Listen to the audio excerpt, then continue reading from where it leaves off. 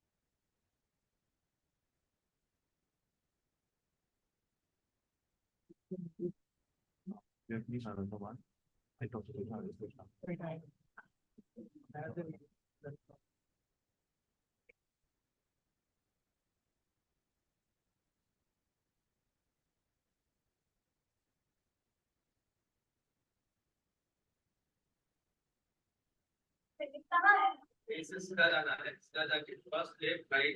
Give up left right now.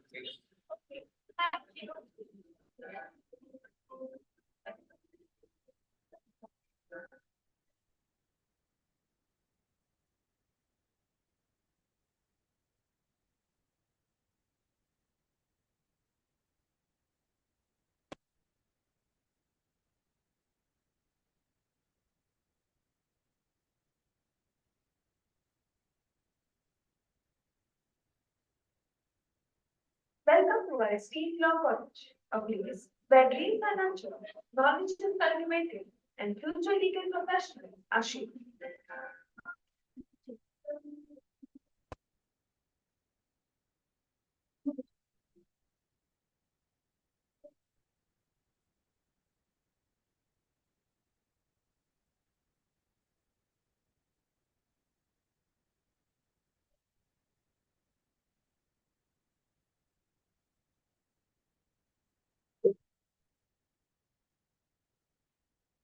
The curriculum is designed to equip students with the necessary legal knowledge, skills, and ethical values that will enable them to become competent legal professionals of the future.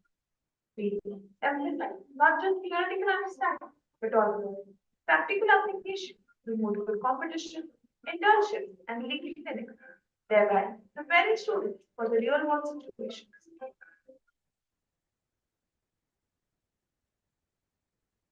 Here at UMLA, we believe in fostering students in an environment that promotes academic excellence, critical thinking, and holistic development. Our dedicated faculty members, renowned for their expertise in their respective fields, strive to provide our students with a well-rounded legal education. But UMLA is more than just academics and even practical knowledge. We believe in nurturing the overall growth and development of our students, shaping leaders rather than followers. Our college offers a plethora of extracurricular activities, clubs, and events that enable students to explore their interests, showcase their talents, and build lifelong friendships and connections.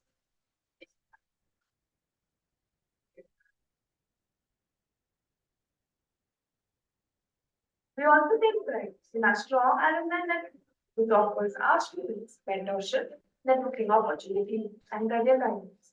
Their success in various fields, both nationally and internationally, continue to inspire and support the next generation of legal professionals from our college.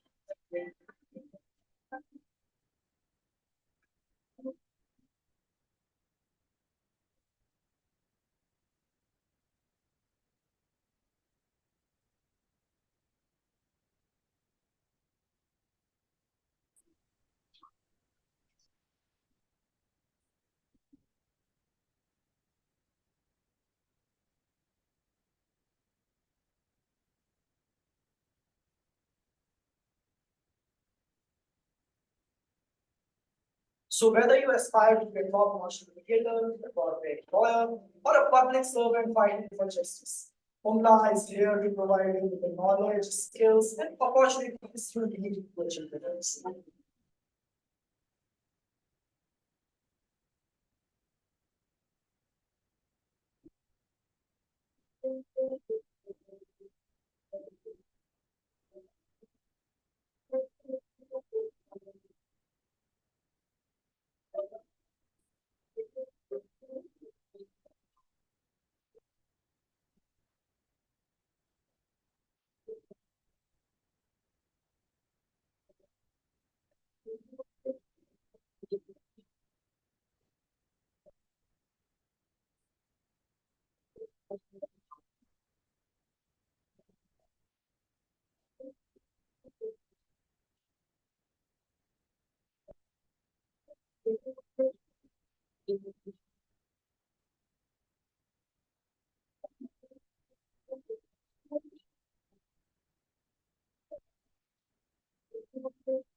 As well on this exciting journey and learn, remember your time here will not only shape your career, but also transform you into responsible, ethical, and compassionate legal professionals who will make a positive impact on society.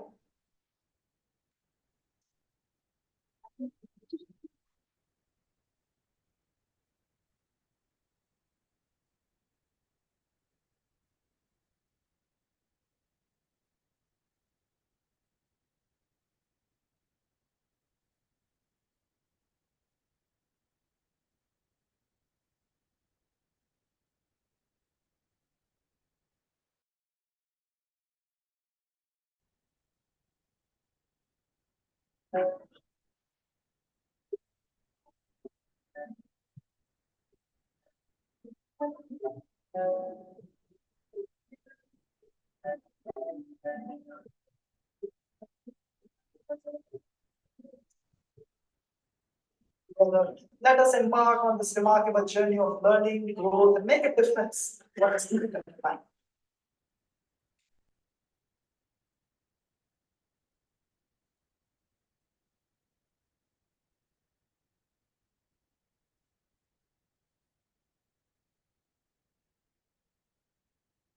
न तत्र त्यागो न च विक्रिया न तपोगानं न च क्रिया यथा पयो भगवतो भीष्मते तथैव नित्यं प्रतिकुर्वन्ति. This slogan emphasizes the importance of compassion, hospitality, and support towards those affected by disaster, rather than resorting to self-destruction or neglect.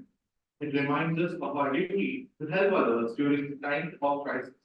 Good morning, respected dignitaries, chief guests, guests of honor, honorable director ma'am, and fellow participants. Welcome to the National Conference on the Legal Framework of Disaster Response and Sustainability, Challenges and Opportunities. I am Arnab Rankar, and I am thrilled to be alongside my co-host Anusha Kaur.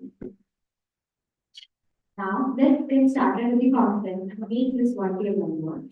I request all the honorable dignitaries to kindly come forward for light and sound.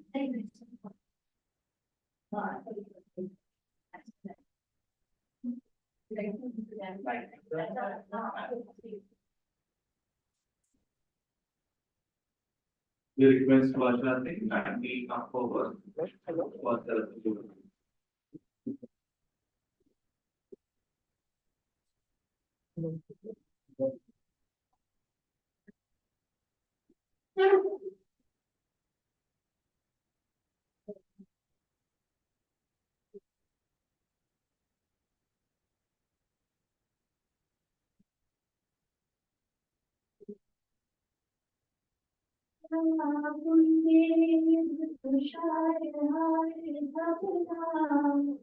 या शुभ्रवस्त्राविदा या वीणाकृतमण्डितकरा या श्वेतपद्मासना या ब्रह्माच्युतशङ्कर प्रभृतिभिः देवै सदा वन्दिता सा सरस्वती भगवती निषेविता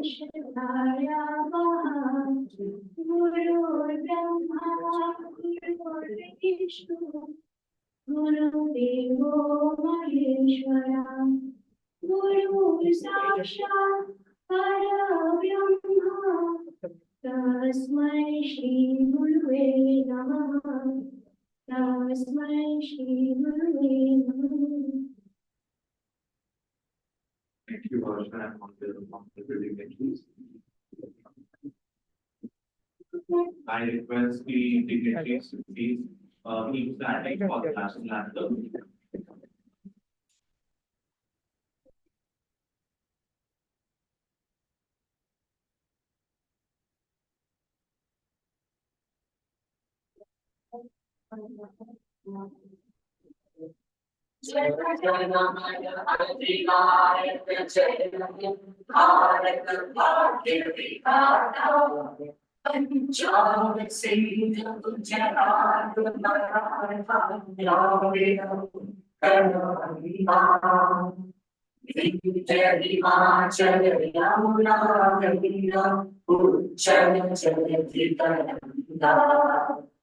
तव शुभ नामे जागे तव शुभ आशीष मांगे गावे तव जय गाथा जनक मंगल जय हे भारत भाग्य विधाता जय हे जय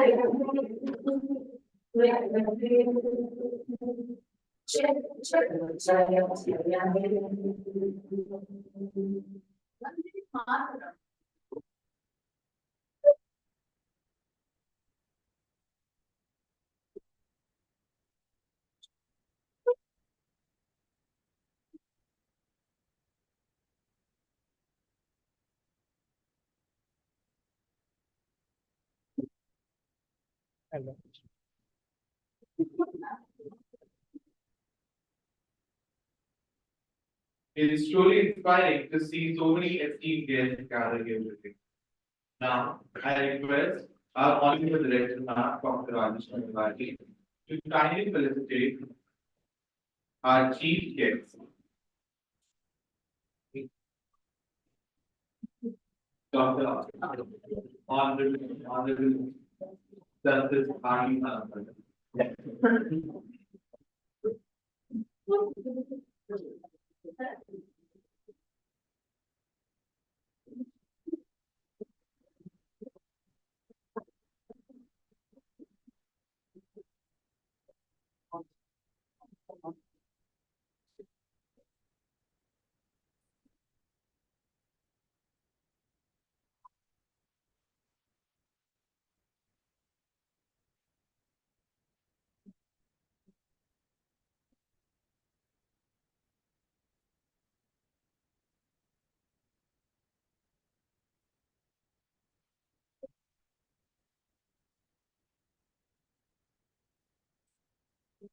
Now I would request Dr. Rajesh Nagwati to felicitate Dr. Smita Sundar.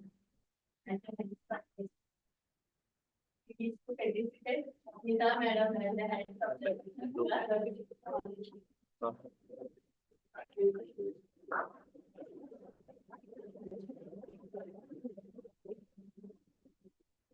Madam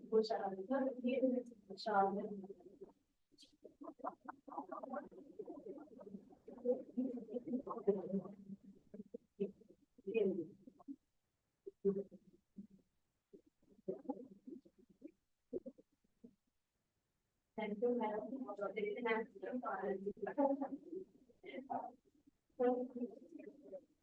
Ma'am, could you please felicitate Sir and ma'am both, please, could you please felicitate Kavita Rajasthani, ma'am?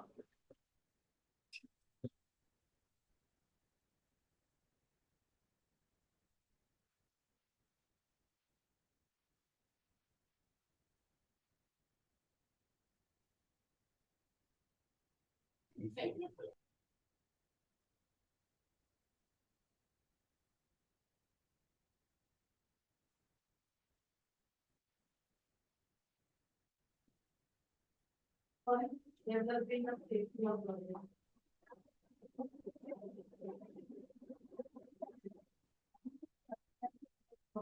Now I request both Sir and Master to illustrate Sunday order.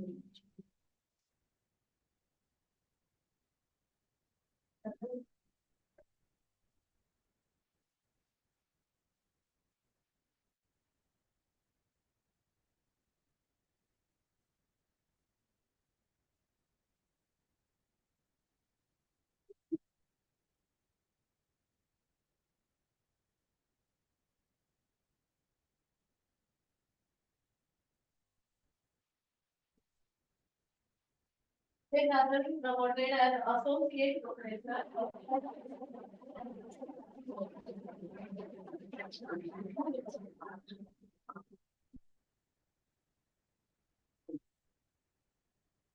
Now I would request Sir and Master.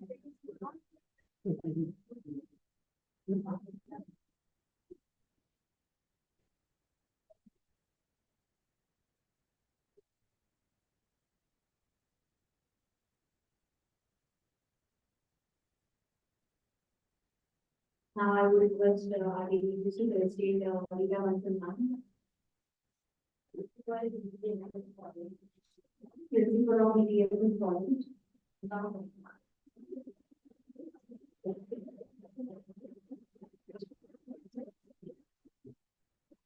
Special appreciation of Dr. Rita for her hard work and dedication. Because of which she achieved our most of the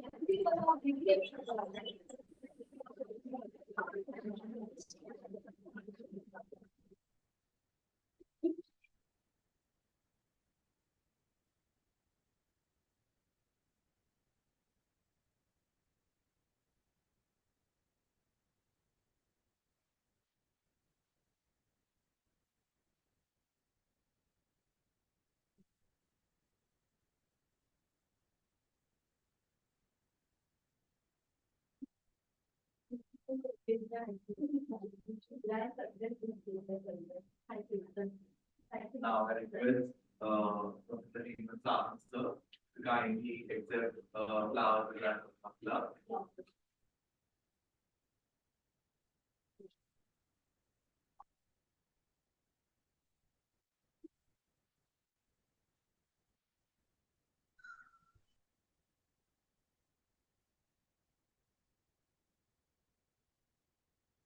We request Advocate Bhushan Mahadik sir to kindly come forward and accept the flowers and that will come down. And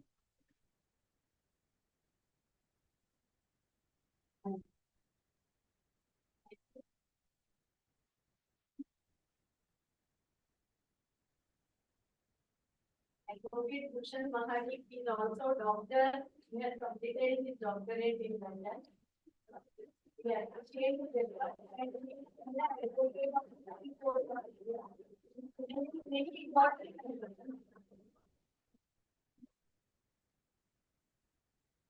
thank you so much, Tikiti. We request you to please raise the child. And it will be our honor and with very graciousness, we request Justice R.D. Raghavan sir to please felicitate Dr. Rajiv Baradi, our very own beloved director.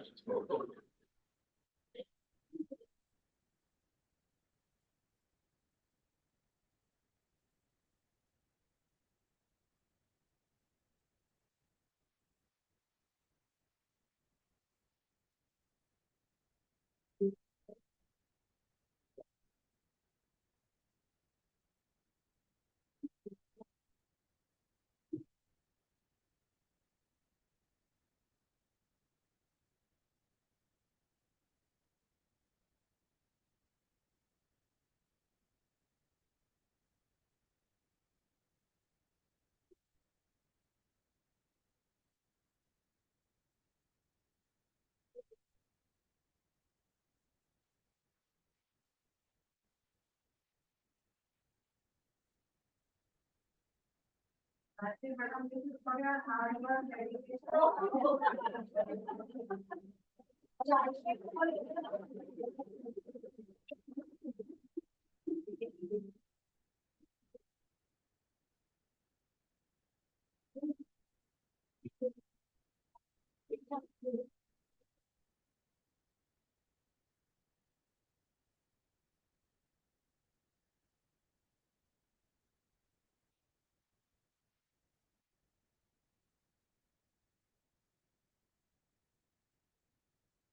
Thank you all the degrees. Now we will give us all the degrees to create the habit. Can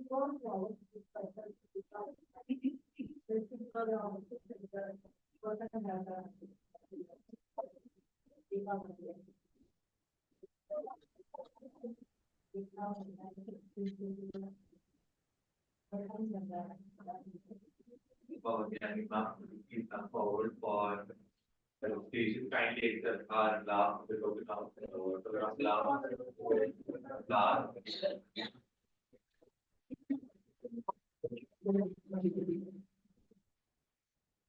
We are very happy to felicitate the all because they are directly related with the Department of Law and 2002. They were my students and now because of their dedication and hard work, they became principals of law faculty. It's a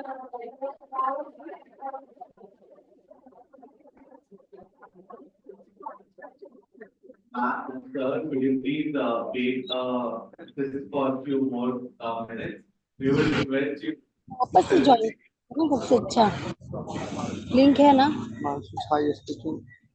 Mani Harema. Class.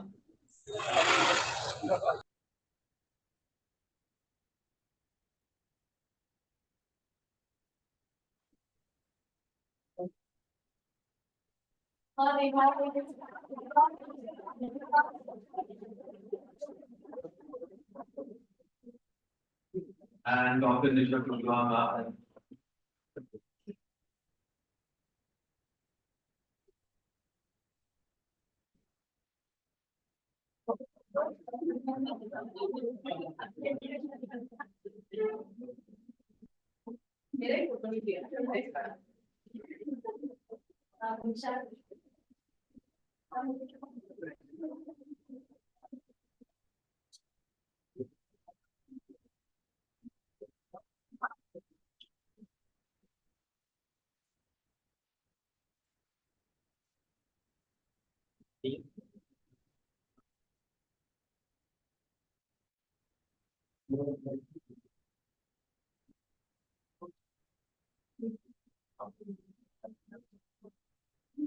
I really appreciate their hard work.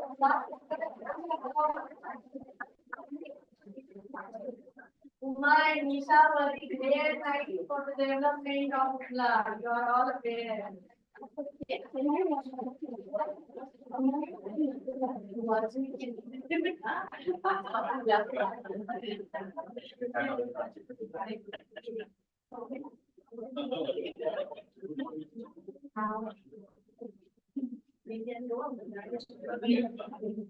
Now I will all the degrees to be on page the diet.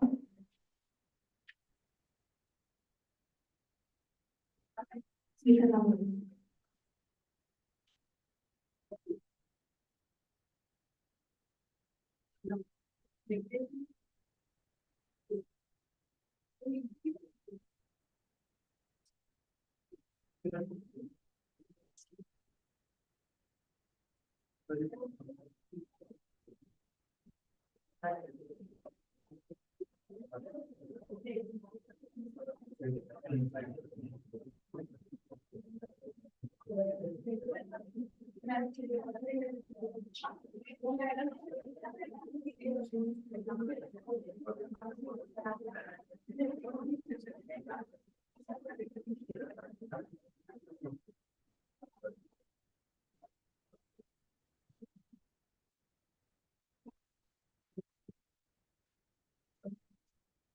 Now I would like to begin the session.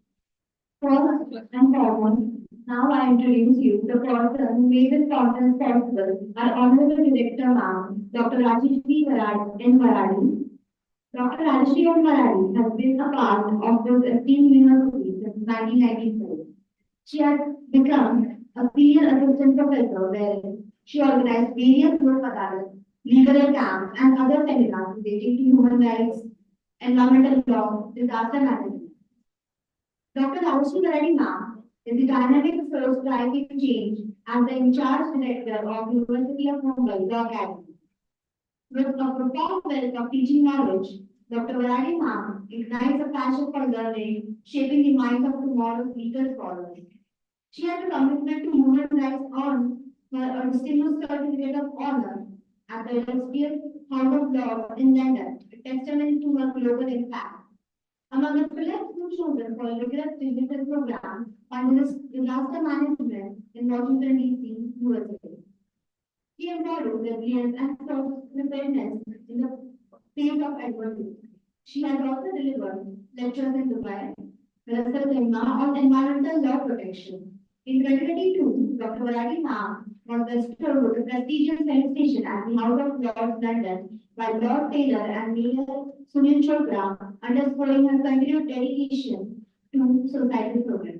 Apart from that, she has also written and edited various books on human rights, law and social transformation, future progress.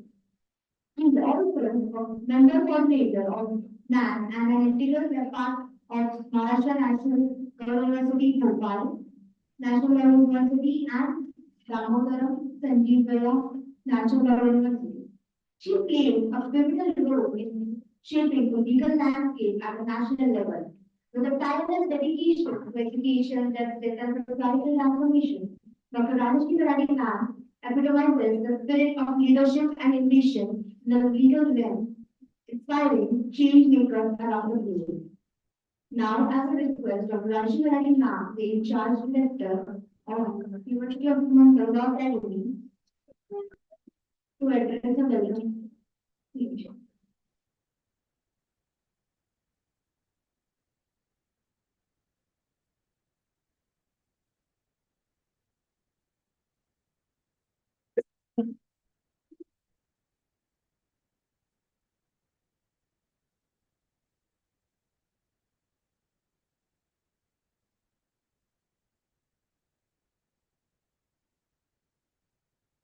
Good morning, everyone. Honorable Chief Justice Anukata, former Chief Justice of Bombay High Court, Dr. Meeta Shukla Madam, Director of IK Dinesh Bhavani Institute, and former Director of WRC IT Gujarat, my dear friend of the Kavita Lalchandani, Principal of KC Law College, Dr. Rita Bansal, Principal of DPSS Law College, Deepa Vagyani, Principal of Matanada Patil College, Uma, Dr. Nisha, Advocate Gadkari, Dr. Sanjay Yadav, Mr. Advocate Bhushan Mahadi, Mr. Mahadi, other distinguished guests, and my most dear students.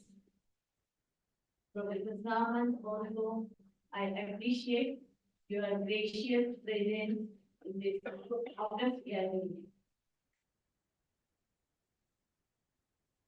I appreciate this response given by all the participants at national level on the occasion of UMLA organized National Conference on Legal Framework for Disaster Response and Sustainability Challenges and Opportunities. This theme is a vision of central government to create awareness about disaster management. We are grateful to Honorable Chief Justice R.D. Manoga, former Chief Justice of Bombay High Court, for accepting our invitation to be the chief guest of this national conference and inaugurate it.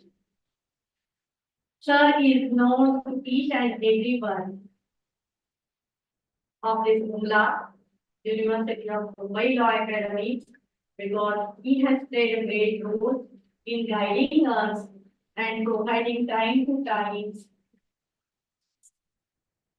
vision, how to develop UMLA, how to give training to our students so that they can become a good lawyer and good judges in future. Sir, I'm really thankful to you for giving your constant support and guidance to the University of Mumbai Law Academy. I'm grateful to Dr. Smita Shukla, former director of WRC ICSSR, for providing us sponsorship to organize this national conference, without which it was impossible to conduct such kind of national conference. Madam, apart from this role, she always gives us guidance, motivate our students, and sometimes jointly also we have organized international conference and other workshops. I am really grateful to you, madam, and I will highly welcome to you in this academy. I welcome Dr. Kavita Sangani, my dear friend, principal of KC Law College, for always there being with us whenever we organize such kind of seminars, conferences, and you are aware, time to time we are organizing collaborative programs with KC Law College. I welcome Dr. Sanjay Jadhav, Associate Professor of the Department of Law, for gracing this occasion. I welcome Advocate Bhushan Mahali and his business for gracing this occasion. Thank you, sir. Apart from your busy schedule, you are here with us to inaugurate this conference. Thank you. Hearty welcome to Dr. Rita Hansel for gracing this occasion. Thank you. Professor Saman and Deepa, you are also welcome, and all other distinguished guests, including Advocate Director here.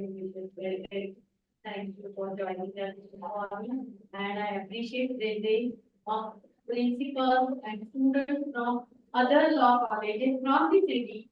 And this conference is of course in hybrid mode, online also. We have people from Jammu, Delhi, Ludhiana, Kochi, and many other states. Friends, I will happy to say you that we planned this event for 100 participants, and we have received more than 230 registrations.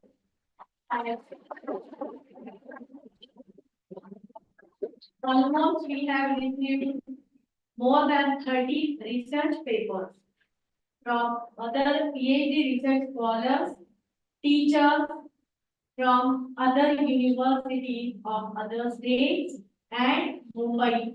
I especially appreciate student participation from Garwale Institute of University of Mumbai, and of course University of Mumbai Law Academy students are working day and night under the guidance of myself and Uma and Nisha. They are working very hard, which shows, and that is why we have achieved so many participants. I really appreciate all volunteers' work. Big applause for them.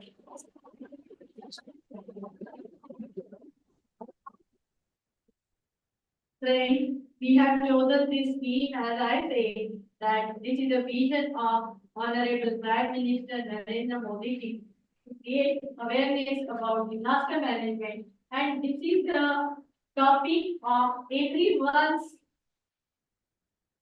day-to-day life. As I had completed my international visitor program in 2004 on the topic of disaster management sponsored by Washington DC, USA, where special training was imparted to us in 1 month, and only 13 people from the world were selected, and I represented India.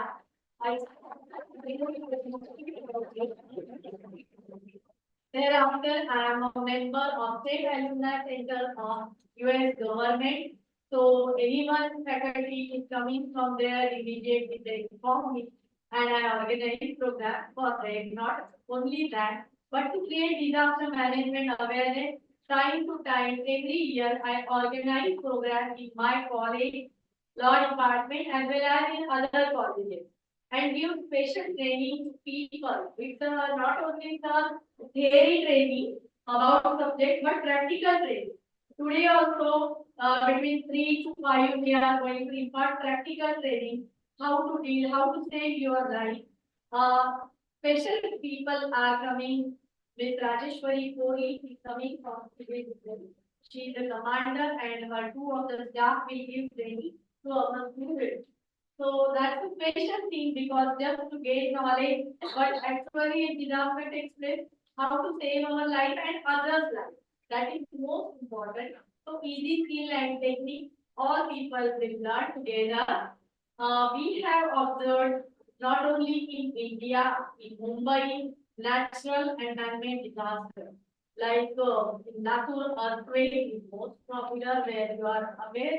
So many casualties were there and so much discussion of property was also there.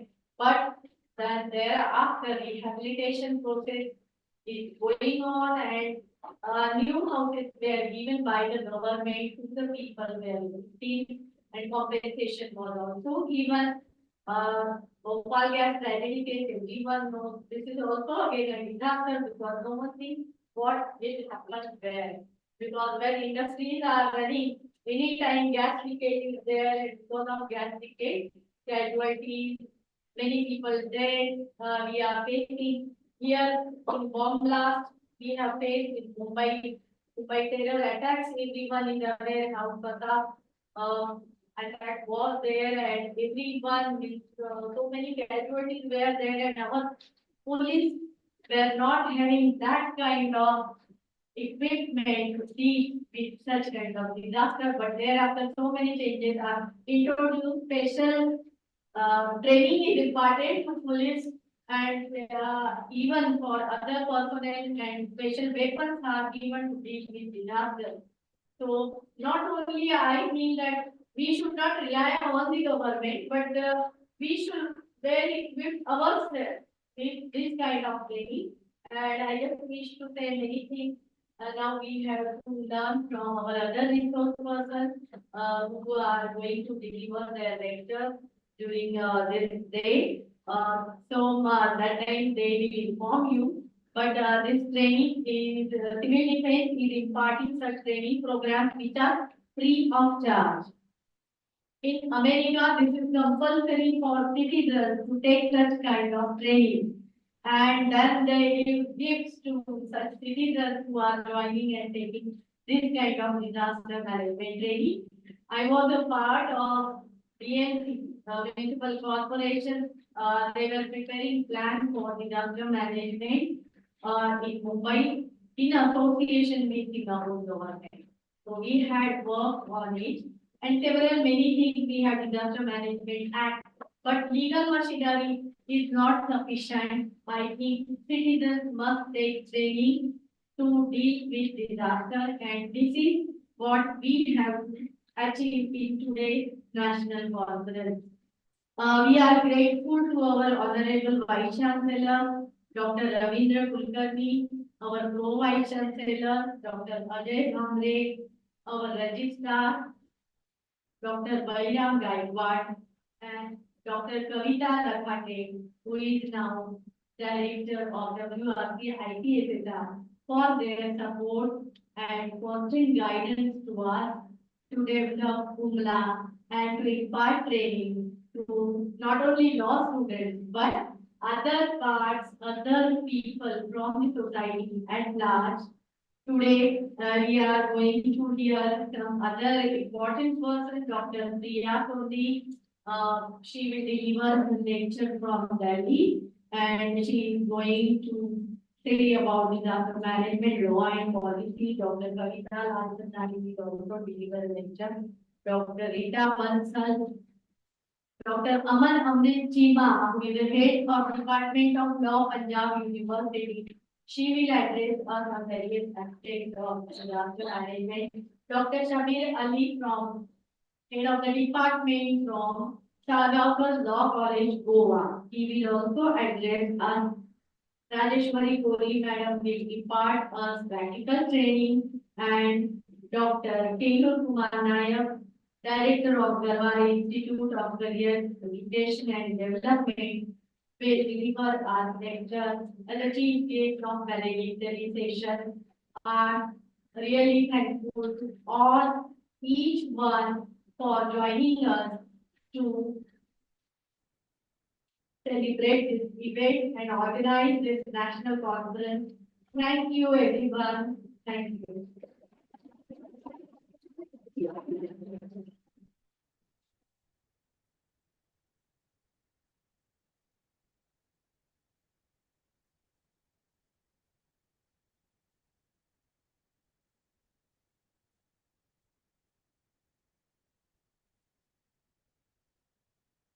Thank you, ma'am, for enlightening us with the words of wisdom and once again heartily welcome you to this national conference.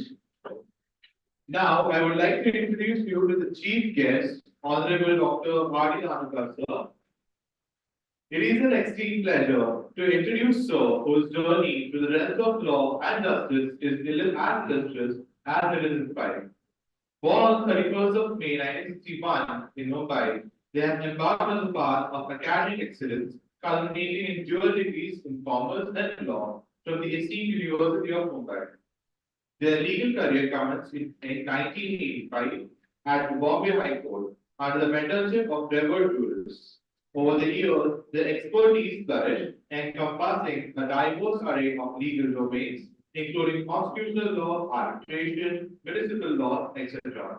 Their dedications and proficiency were recognized through appointments of prestigious roles, including a position in the Senior Council panel on the additional judge of Bombay High Court, solidifying their commitment to the cause of justice. Their journey culminating in their elevation to the esteemed position of the Chief Justice of Bombay High Court in 2023. He epitomized the ideals of integrity, vigilance, and unwavering commitment to the principles of justice. Please join me in acknowledging the esteemed accomplishments of our Chief Justice, our Chief Justice. We are pleased we invite you to speak a few words.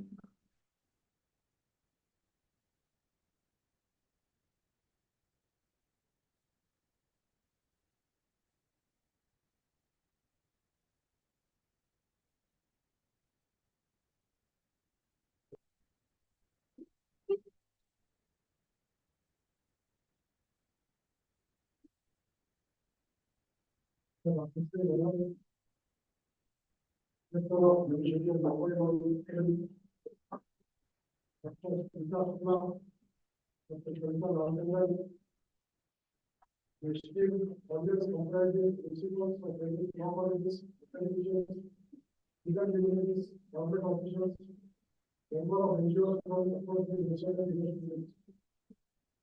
And Dr. R.D. Anukar. So I have registered myself as PhD in Dr. Rajeshwari. I'm prepared, Because of sort of that, we were trying a very perfect with complete my PhD. I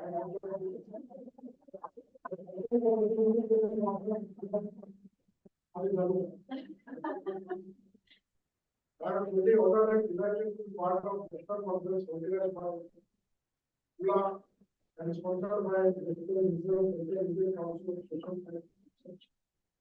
I am joined by the Deputy President and Director for the University of the Global Council. I am honored to represent the conference of legal member for research and response.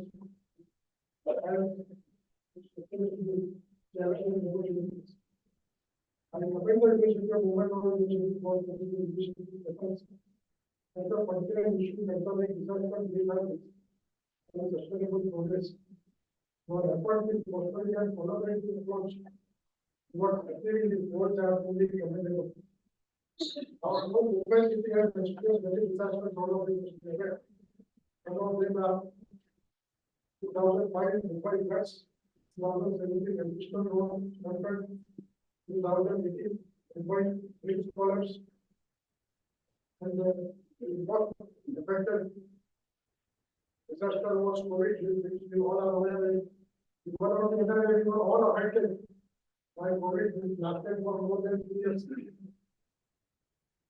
These disasters underscore the challenges faced by movement in its cooperation, engagement infrastructures, and vulnerability in mental and mental health. They also emphasize the importance of proactive and preventive measures and the infrastructure upgrades, disaster preparedness, and effective urban planning to mitigate these can address incidents in the face of future effects. There are various ways of disasters.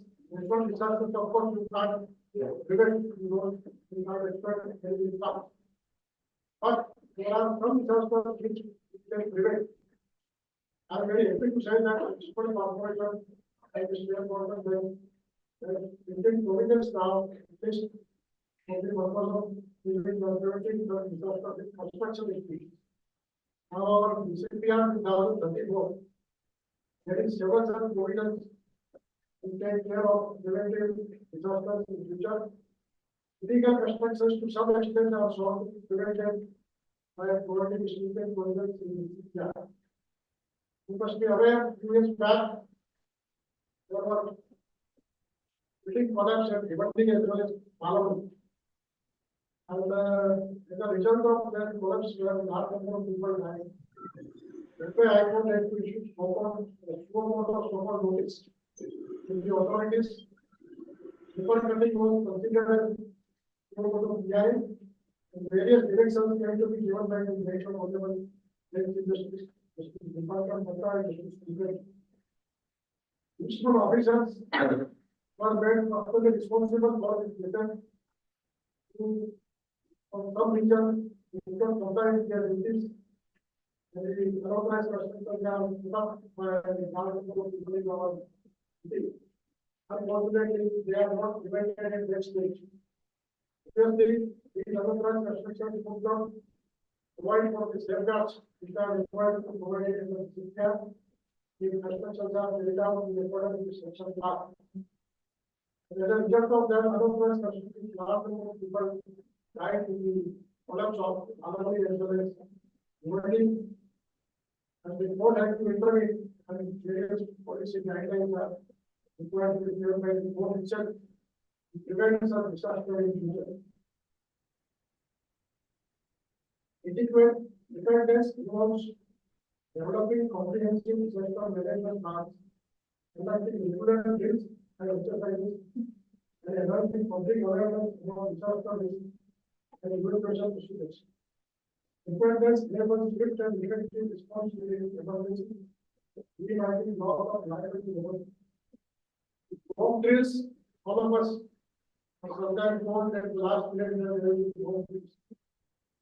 You are aware that there will be home drills, you will take it very lightly. And if you are not told that this accident, there will be some eventualities also.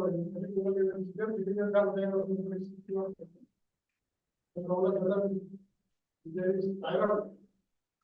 You are asked to evacuate. That time there can be some eventualities.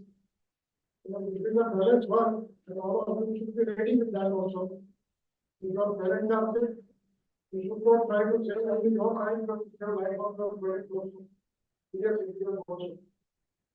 The Disaster Management Act of 2005 marks a significant step in India's approach to disaster mitigation, emphasizing the integration of disaster management to the development process across all sectors. Despite noting disaster encompasses both national and economics, where resulting significant loss of life, property, or development of communities, competing capacity.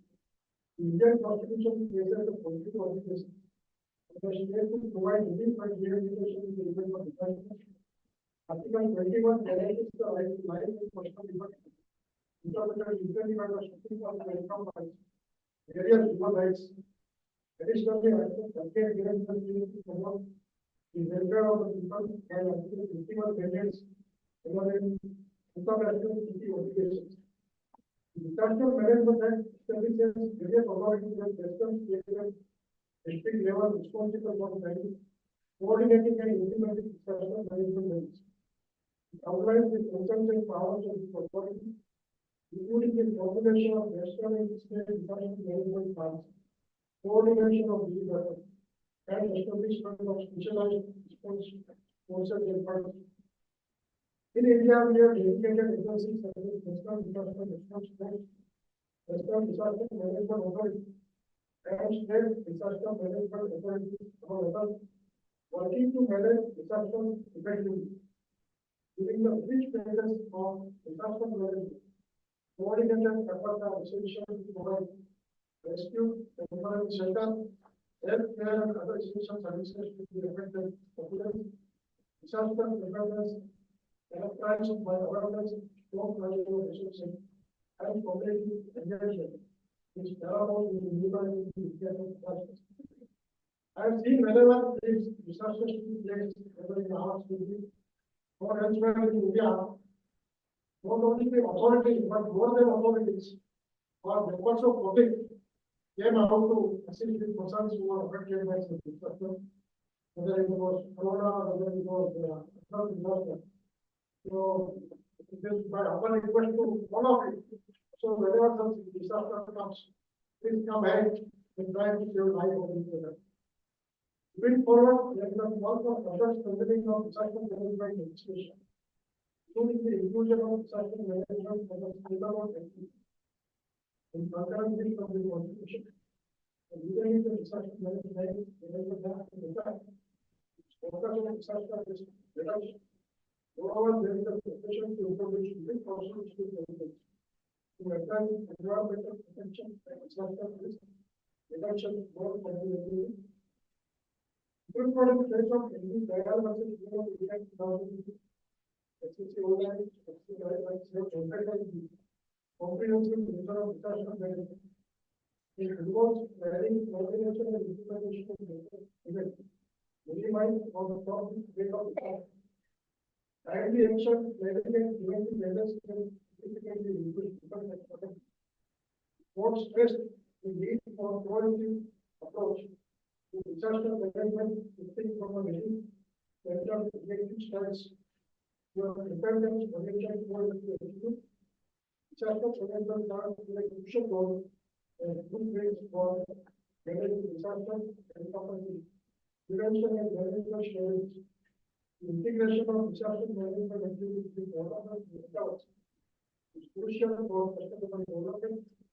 Here, members of public also are entitled to make suggestions to the government.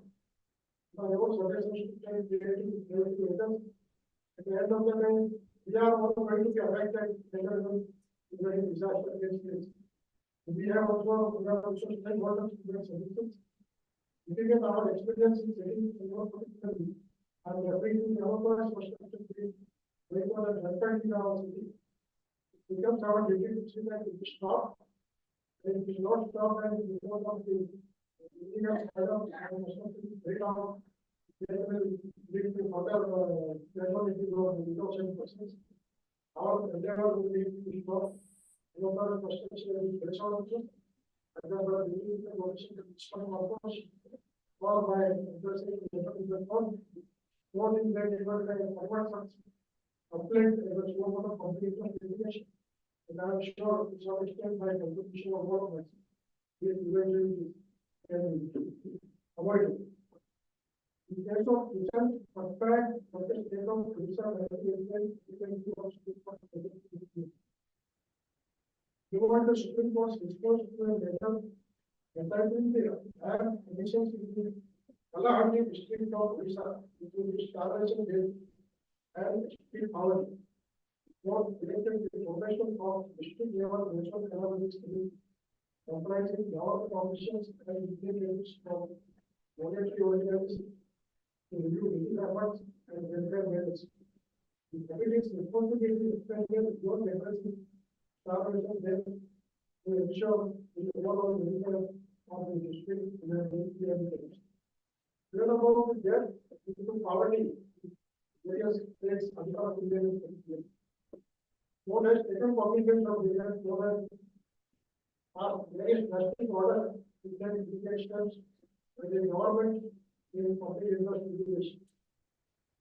We have seen during the COVID pandemic, large number of adolescents in the past, and the order of Supreme Court and also by High Court followed. You see that the persons affected by COVID are granted immediate reliefs. Wherever court found there was some regulation or some election on the part of the government. The court because they everywhere sometimes even for required to ask orders to see that no one was able to be avoided and the persons who are affected and their families are affected. They immediately get relief. Whether it was by way of providing grants or by vaccines and all that, they simply orders not very door to door, vaccine was also required to be provided. And also put place only because of the patient who taken by our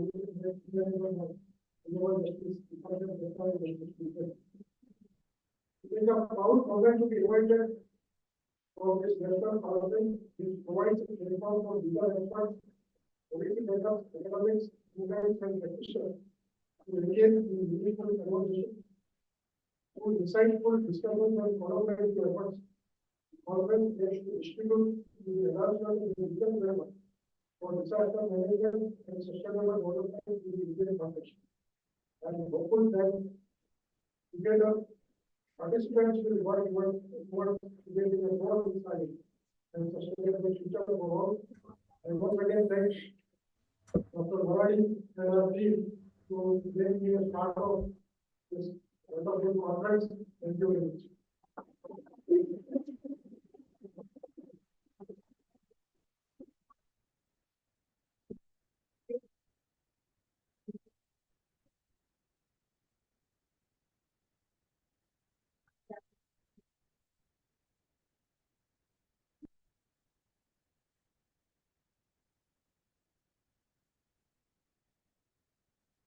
I request Honorable Councillor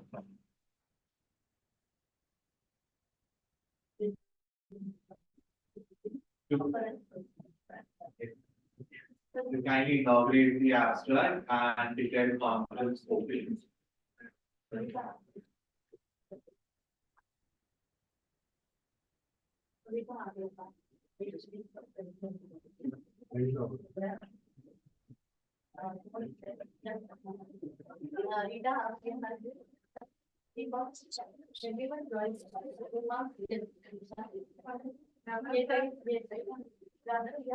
I request all the guests of honor, please join the floor.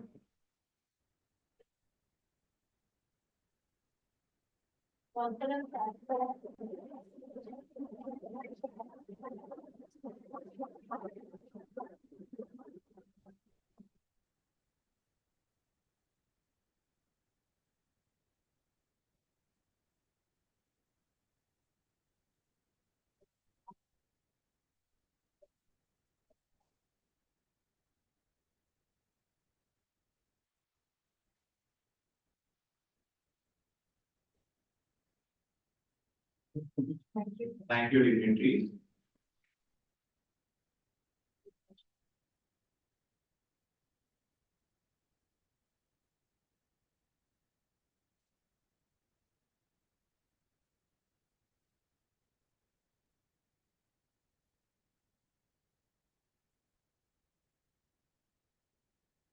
Our guest of honor, Dr. Smita Shukla, Director of Dinesh Modi Institute of Financial and Management Studies. Dr. Shukla is a distinguished academician with a wealth of experience in the field of management studies and economics. She currently serves as a professor and director at the Dinesh Modi Institute of Financial and Management Studies, University of Mumbai. Additionally, she holds the position of Director of Internal Quality Assurance Cell at the University of Mumbai, where she played a pivotal role in steering the institution to achieving an impressive A++ grade accreditation during the third cycle of NAC accreditation. Ma'am, academic journey is marked by excellence. She holds postgraduate degrees in both economics and business management. And her academic progress is recognized by the prestigious university gold medal for her outstanding performance in her management program. Her passion for research led to complete PhD in management, focusing on the economics of private equity market in India.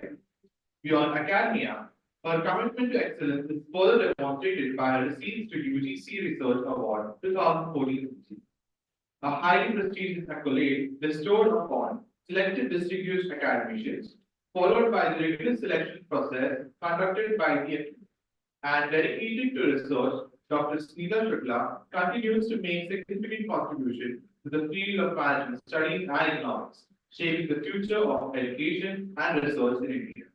We would now request Ma to kindly speak a few words.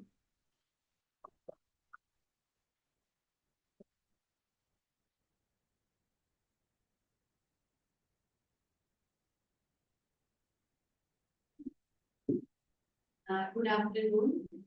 Uh, Let me, right at the onset, first extend my greetings to Honorable Justice Adi Dhanuka, former Chief Justice, Bombay High Court. My greetings also for Professor Rajni Varhadi, HR Director, University of Mumbai Law Academy, Professor Kavita Lalchandani, Principal KC Law College, my colleague Dr. Sanjay Raghav, Associate Professor, Department of Law, other dignitaries including principals from various law colleges as well as teachers from various law colleges, practicing advocates who are participating in deliberations today, students of UMLA as well as other law colleges who are also participating and I understand also presenting papers today. Let me first of all congratulate UMLA for organizing this very successful national conference on a very pertinent topic. So today's conference is discussing legal framework for disaster response and sustainability. And as I understand from what I have been hearing from Professor Varhadi, that this has received tremendous response from entire India and also from other parts of the world. I myself can see more than 70 plus participants online right now. There are more than 200 registrations.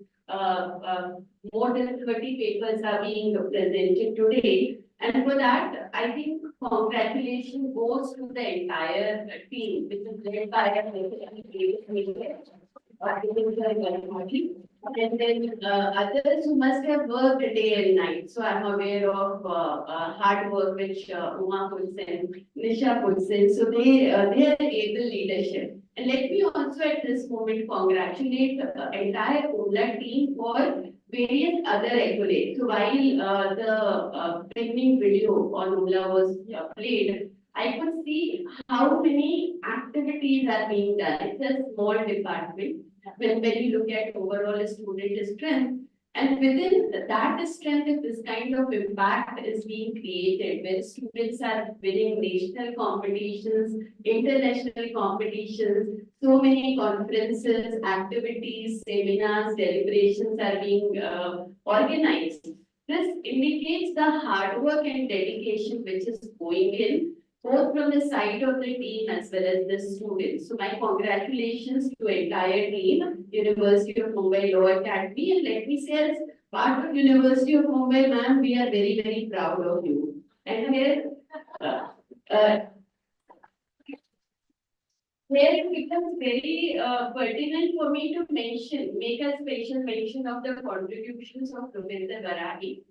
So while a resume was being read, and yes, there are several accomplishments which Madam holds in terms of her academic qualifications and various awards, accolades which she has received. Let me talk about my personal interaction with her and learnings and the moments of wow I've experienced while I interacted with her. So, as my introduction was being made, I also tend to head what we call as internal quality assurance cell at University of Mumbai. And the role and responsibility of this cell is to ensure that while NAC and such kind of assessment and accreditation initiatives are held, you need to check that all departments are compliant to whatever are the requirements as far as the UGC framework or say, for example, Bar Council framework, etc. is concerned. So while we were applying for national assessment and accreditation grading third cycle, there were certain compliances which were needed.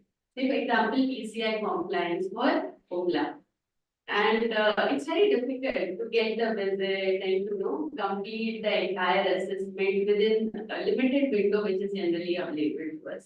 So my first wow moment was that. When I spoke to madam and I said, ma'am, for UMLA, it seems like there are certain compliances pending. She said, no, we will do it, we'll get it done. And within a matter of, I think, ma'am, less than a month, the team visited, inspection was conducted, report was presented, and successfully UMLA got the kind of recognition it needed to get. It was difficult, very, very difficult because Bar Council is a very, very strict organization. All principals who are sitting here are quite aware of that. So, pending for 4 years. Yes, it was pending for 4 years. So that was my first wow moment. Then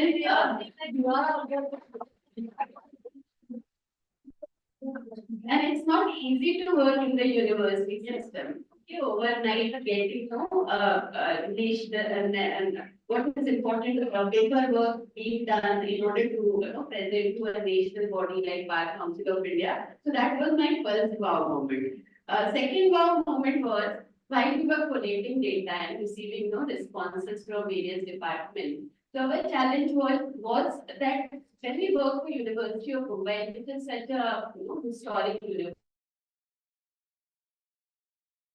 our grades cannot be low. These have to be good grades.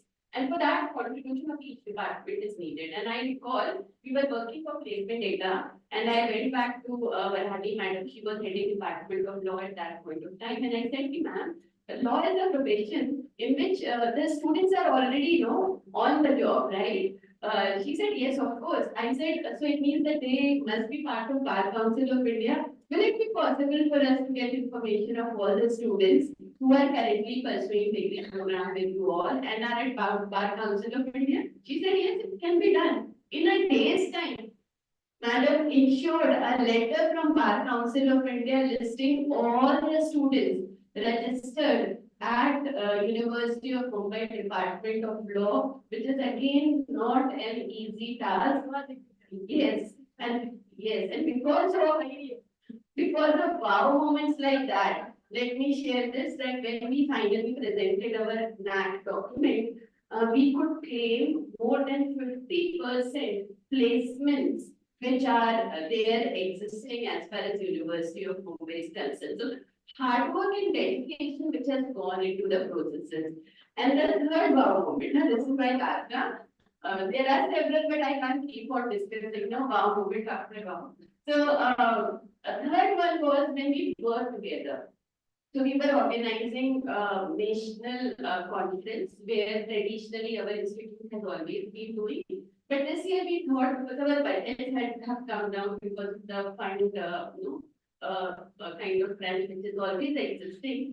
So we said that can we work together? We are neighbors, right? Our institution is opposite to that. So we said, can we work together and organize national, international management and law research conference, and making that possible within the limited budget we had and ensuring that it goes well. There is so much of learning which I have had from her while I saw that how she manages.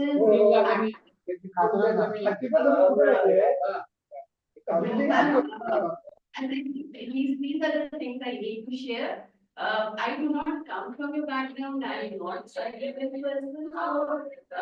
This is the way, I look at your institution.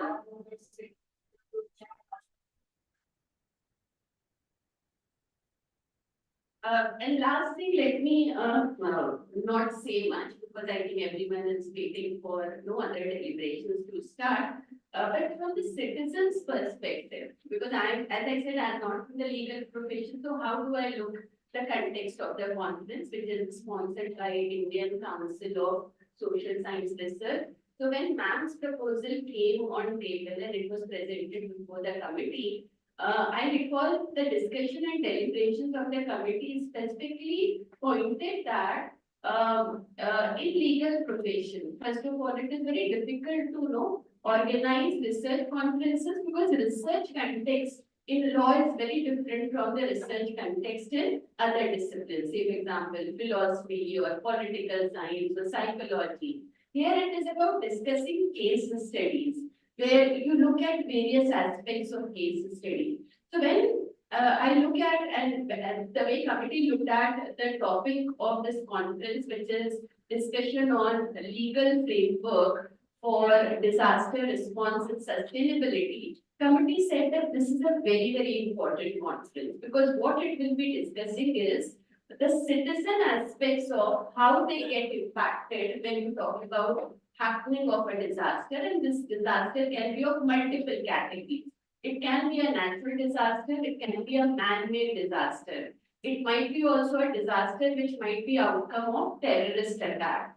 So the experiences of citizens where maybe they have experienced curtailment of their rights, or where on account of disaster they have been displaced, or on account of disaster they have been impacted in terms of monetary setbacks, and how do they reclaim back their lives. Law becomes a very important crutch for them, very important support from them. At the same time, case studies will also be discussed where we are looking at governance aspects. So say, for example, COVID-19 pandemic, the government also had to deal with that challenge. It used law in order to establish law and order, and in order to ensure that the kind of services which were needed for the citizens were reaching them, while citizens were being advised to stay at home, don't move out. So imagine the aspects of governance which are involved when disaster happens. Sustainability also, when we are looking at the context of citizens' perspective, governance perspective, and sustainability and commitment towards environment itself.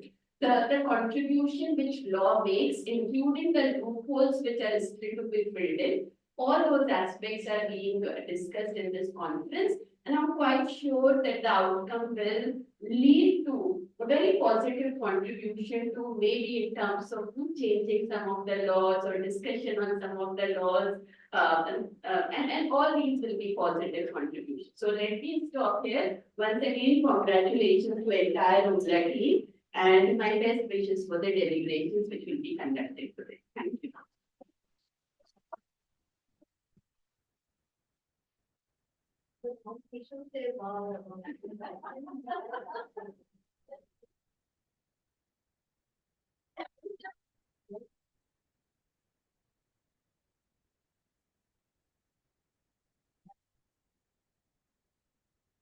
We have come to the end of the inaugural session. I would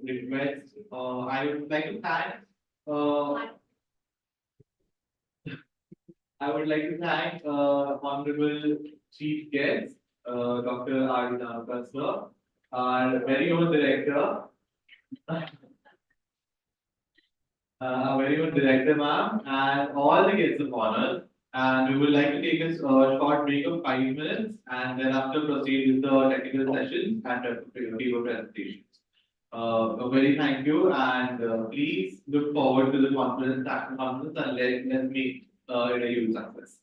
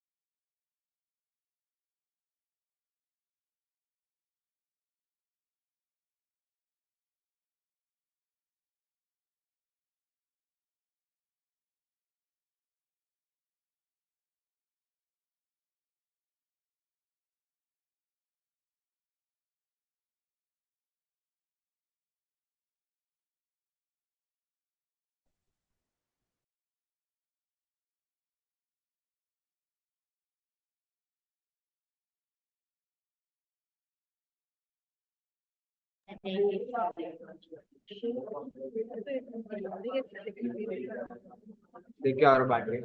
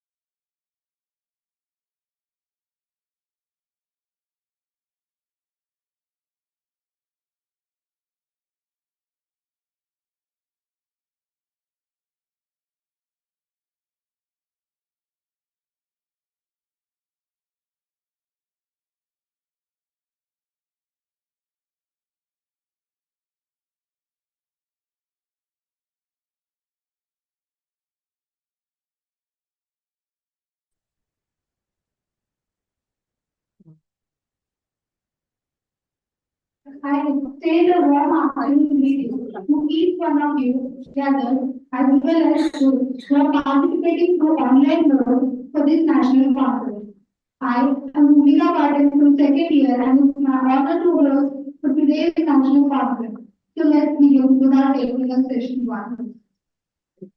As we delve into the critical topic of legal framework for disaster response and sustainability, today I'm honored to introduce our chairperson and true visionary in this field, Dr. Priya Tondi Ma'am. Madam has obtained master's degree in law and PhD in critical analysis of law and policy relating to disaster management from Rashtrakuta Tukaji Maharaj University, Nagpur in 2004 and 2017 respectively. She is a former professor at School of Law at University, Delhi. Notably, she has served as a former member of Maharashtra State Government Committee for formulation of the rules under Disaster Management Act 2005. Her dedication has been recognized through prestigious awards like Excellence in Teaching and Research in India Achievers Award 2023. In addition to her esteemed publication, she is also author of several articles including Central Framework for Disaster Risk Reduction 2015 to 2030 and Indian Perspectives in 2019.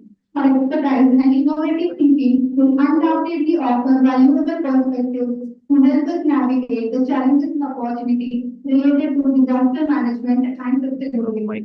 Please join me in a memorial with Dr. Priya Sonde ma'am.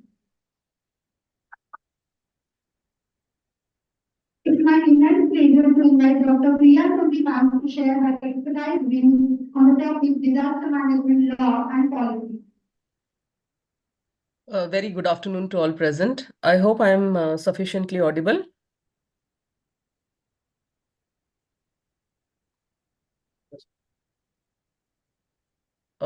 I hope I am audible. Yes, ma'am. You are Yeah. audible. Okay, thank you so much.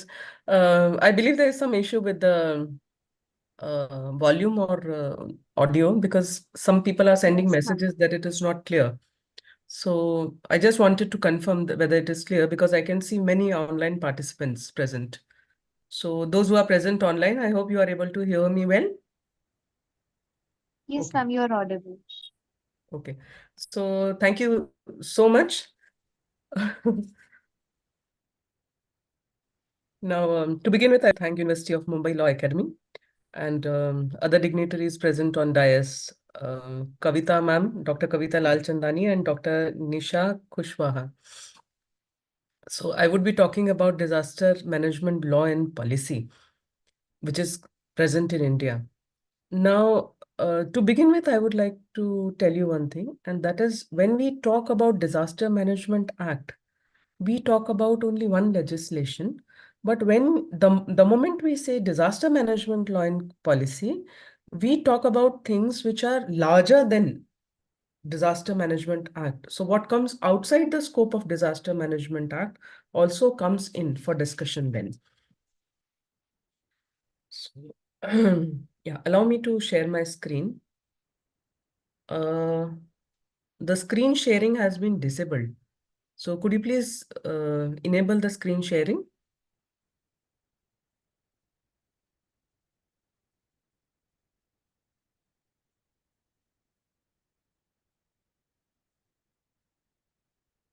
Ma'am, only the host can do that, so I guess.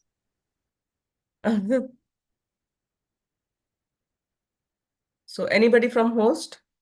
Mumbai Law Academy?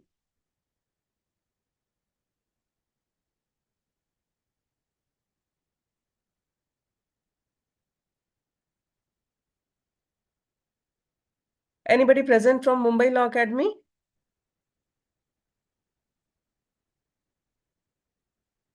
Okay. So shall we start without screen sharing? You would be able to understand things? We are okay with. Yeah. In any case, It is always actually always better to that no present in I'm sorry. your presentation is very important because your oral submission is good. I'm not saying that, but presentation is more better than. But there's no option to screen share, sir. So So maybe that somebody is there. Those will. okay, now ma'am, you can share. Someone has co-hosted you, so you can share it now. Okay.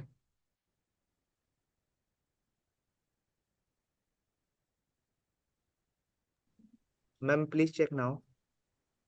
Yeah. Yeah, I believe now you are Thank you, able ma'am. to see the screen. Yes, thank you, ma'am. It gets easier because there are so many things in disaster management law and policy.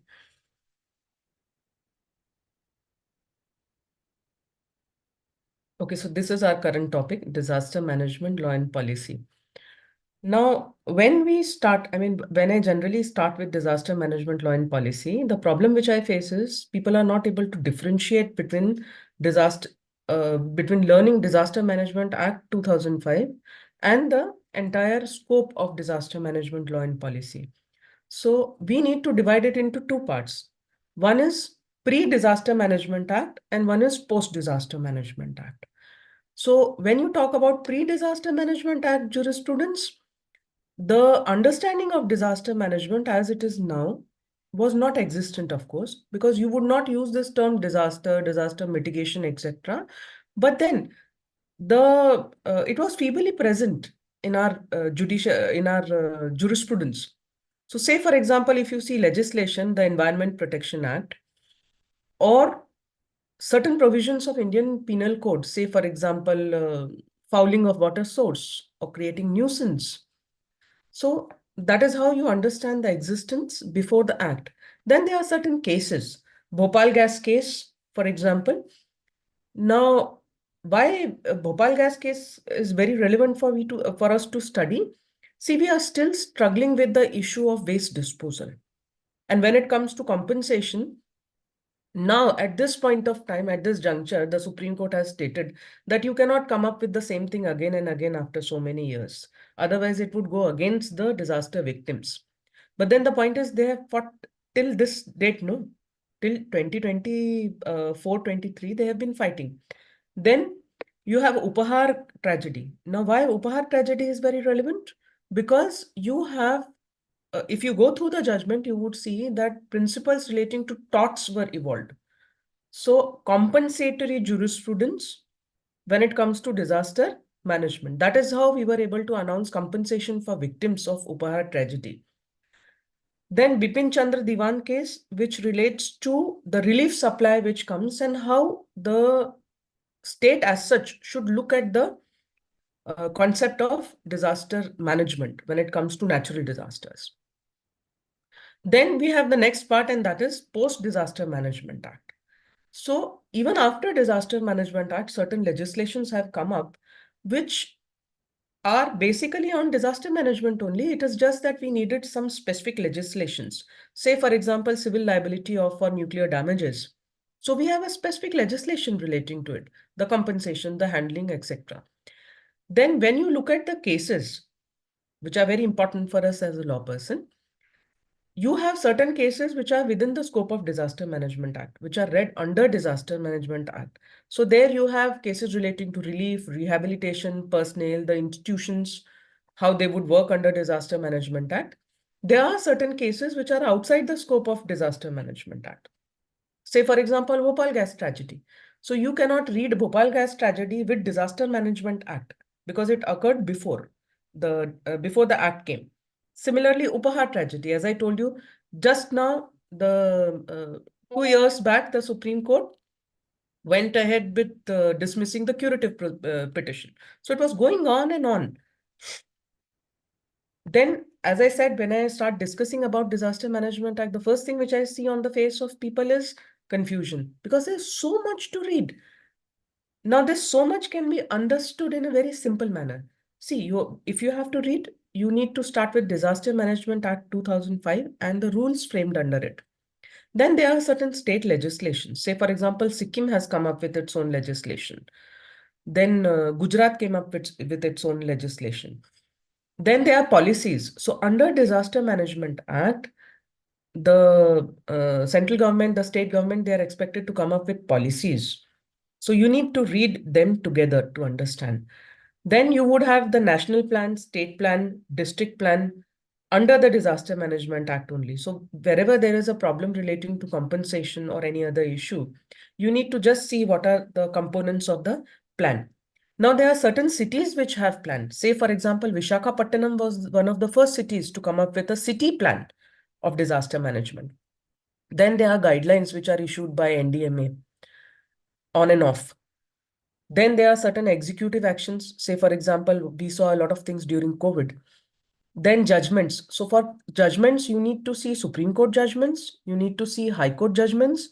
You need to see GT judgment, that is National Green Tribunal judgments. Then DM authorities. So the disaster management authorities.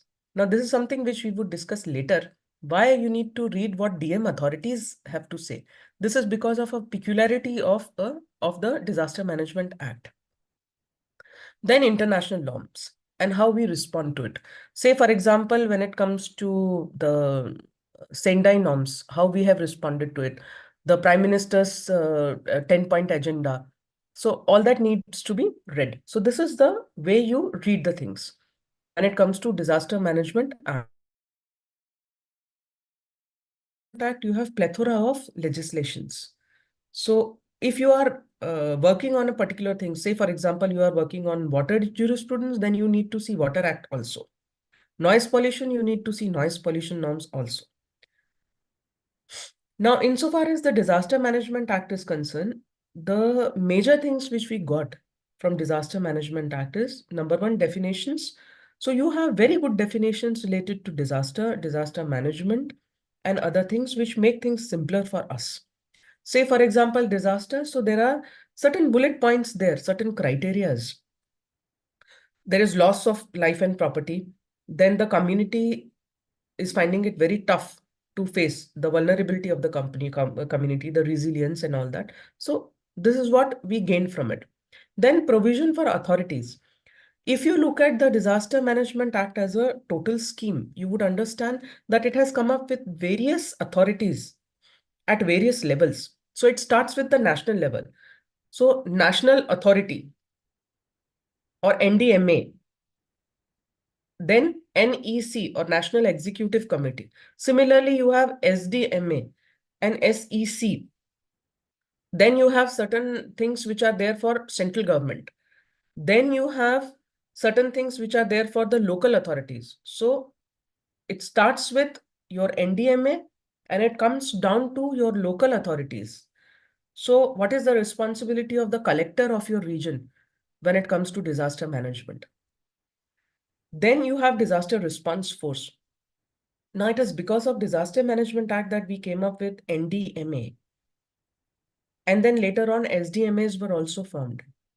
And you would be happy to hear that the way we have trained our disaster personals, that is our NDMA, that is National Disaster Response Force. When it comes to disasters which happen in other countries also, we are able to assist. So when there was tsunami in Japan, we were able to send personnel because there was a problem that there could be a nuclear disaster also. So if you see the news which was published in the Japan Times at that particular point of time, they thanked us like anything. Then you have disaster response and mitigation funds. So from the name itself, it is clear that one is for response and one is for mitigation. Now, insofar as the authorities' point is concerned, there's always a confusion amongst people. Somehow, say for example, during COVID, a lot of people would ask me, what is Prime Minister's office doing? What is NDMA doing when it comes to COVID? Because the guidelines which were being issued either by the Ministry of Family Welfare or it was being issued by the Home Ministry. So people were very worried. What is NDMA doing? What is the worth of Disaster Management Act then? Now, please try to appreciate this. Under the entire scheme of Disaster Management Act, NDMA is the authority which is primarily concerned with formulation of policies. And it is the NEC which has to assist when it comes to implementation of these policies. So naturally, the body NDMA, which is chaired by the Honorable Prime Minister, has to do only the policy formulation work and let NEC handle or execute. Now, NEC has secretary of the ministry or the Department of Government of India, which is in charge for disaster management, as the chairperson. So he would handle. So that is the reason why you would always get guidelines which either came from Home Ministry or other ministries. Now, Home Ministry is responsible primarily. Now, under the scheme of the Act, they can give instruction to any department or any ministry to carry out a particular work. So that is the reason why, if you see the first order, which comes on the screen, this is signed by the Home Ministry, the Home Secretary, and it is very clearly written. Whereas under the directions and aforesaid order of NDMA and in exercise of the power conferred under Section 10(2)(1) of the National Disaster Management Act, the undersigned, in his capacity as Chairman NEC, because they are the implementing authority, not the NDMA. Then them as implementing authority, they can give instructions to some other ministry. Now, when it comes to disaster management under COVID-19, it was the Ministry of Health and Family Welfare which was chosen to work. So that is the reason why you have certain guidelines issued by them. So this made people wonder, what is NDMA doing? When actually they started commenting without reading the Disaster Management Act well. Now, when it comes to other things under the Act, there is civil jurisdiction and there is criminal jurisdiction. Now you have a compensation factor when it comes to comes under Disaster Management Act. So requisition of vehicles, requisition of your houses when it comes to disaster management. There it is civil jurisdiction. Then criminal jurisdiction. So if you have to file complaint against a person who is mismanaging the things, there is misappropriation, that comes under criminal jurisdiction. Then there is a prohibition against discrimination, which is a very important thing. And that is, you cannot discriminate between people belonging to different genders or any differentiation or discrimination on the basis of caste or any other social issue is something which is not allowed under Disaster Management Act. Now, this is very important for us when it comes to disaster jurisprudence because contrary to the ordinary belief, disasters divide. So these issues which are always existent in any society, they increase even more when it comes to disaster. So this is the only reason why, say for example, when we have to distribute relief supplies, we will never do it near a well, specifically in rural areas. Otherwise, it would be very difficult to manage. Then there is bar and jurisdiction. This is something which is very interesting, which you need to know when it comes to Disaster Management Act. As per Disaster Management Act,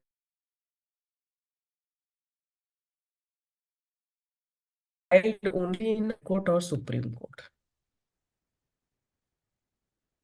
Now, if you are talking like this, so you need to file a case only in High Court and Supreme Court.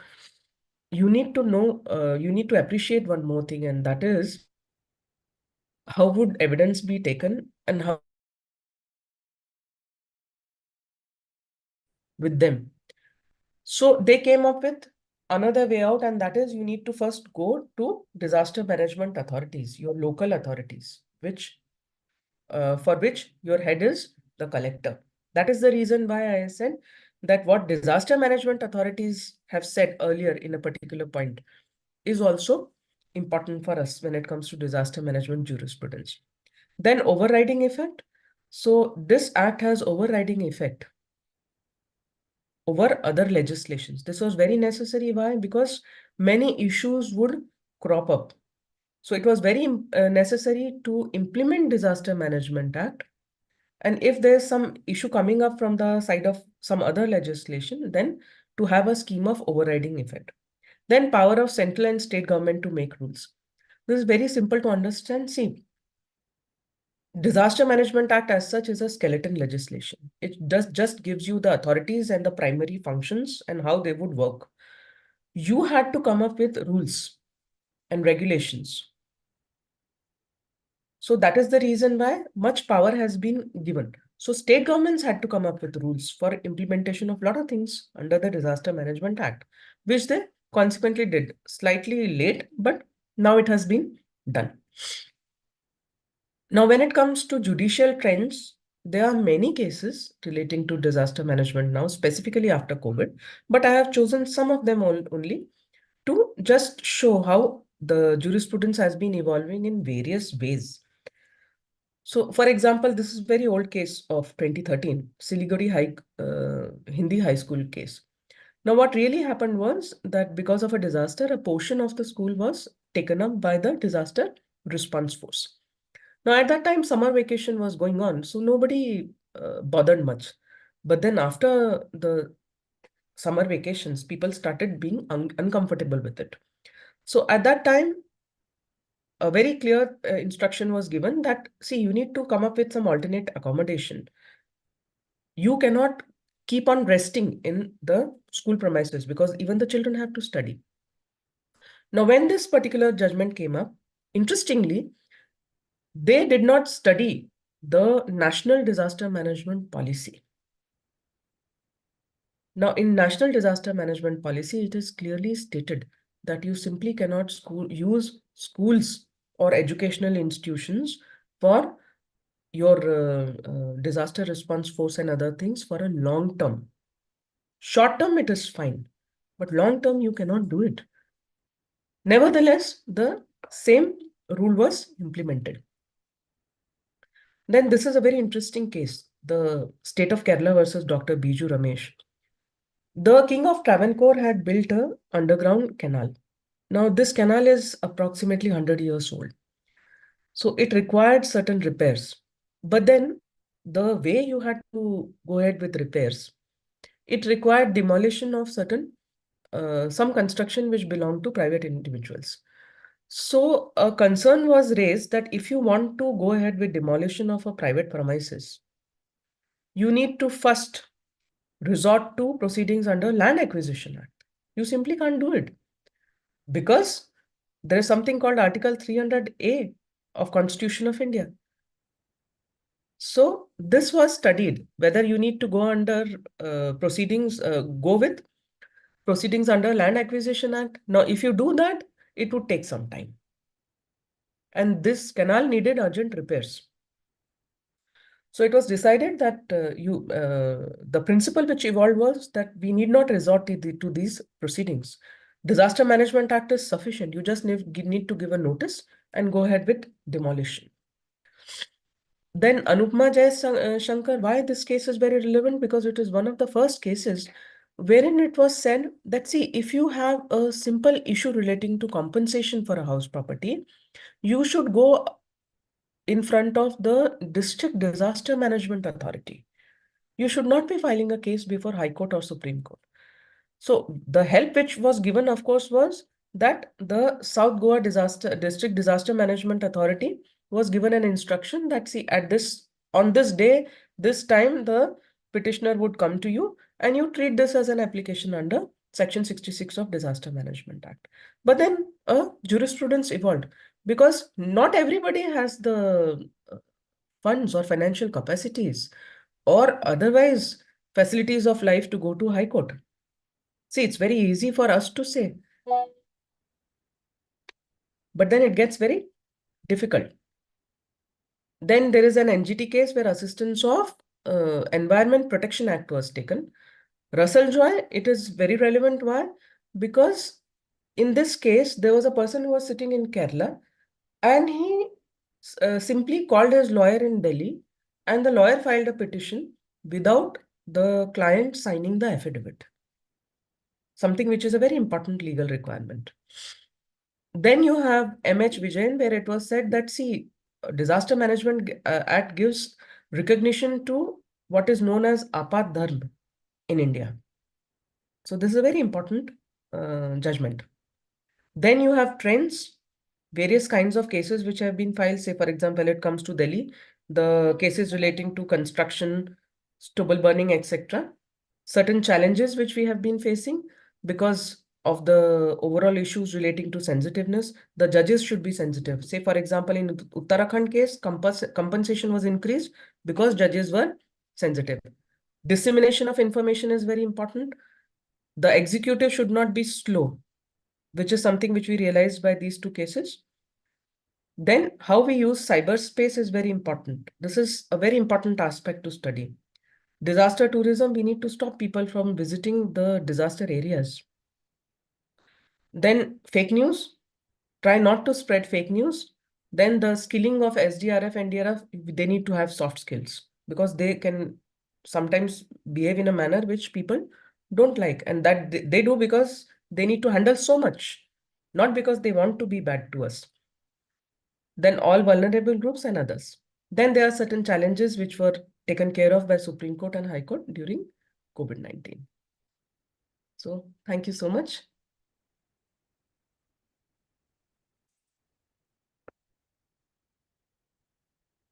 So we are free to proceed the way the Mumbai Law Academy wants. Sondi madam, thank you. You are always welcome, ma'am. Thanks for joining us online and enlightening our participants on this occasion. We You're really always appreciate you accept our invitation as well as you join us on this occasion. So we are ma'am, starting with other people, paper presenters are there in this I can session. understand. So please So observe. Yeah, yeah. that is the reason why I Thank had to you. wrap up soon. In any case, Yes. it is very difficult to say no to Yeah, you. within by 115, 120, we have to complete Correct. it. So only two Correct. Very right. presentations are here, and simultaneously in other class, other presentations are going on because two technical sessions we have kept. Yeah, Correct. Correct. I'm aware. yeah. Thank you so much, So, ma'am. yeah, thank you, ma'am.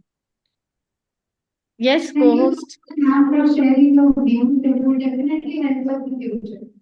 Moving ahead, I would like to introduce Dr. Kavita Rajendra ma'am, a highly esteemed and accomplished individual in the field of law. She is the principal at AC Law College in Mumbai as well as the dean of the Faculty of Interdisciplinary Studies and the former registrar of SNC University. With an impressive experience of over 29 years, she has displayed an unwavering commitment to the subject of law, particularly in the areas of family law, human rights, and issues related to women. Her contribution extends beyond academia, as she also serves as a member of the Mumbai Legal Aid Service Authority appointed by the Government of Maharashtra. Furthermore, she has been recognized as a guide to PhD candidates in law at the University of Mumbai and JJT University, Rajasthan. Her extensive experience and profound knowledge in the field of law make her an invaluable presence in today's conference. Please greet her with a round of applause.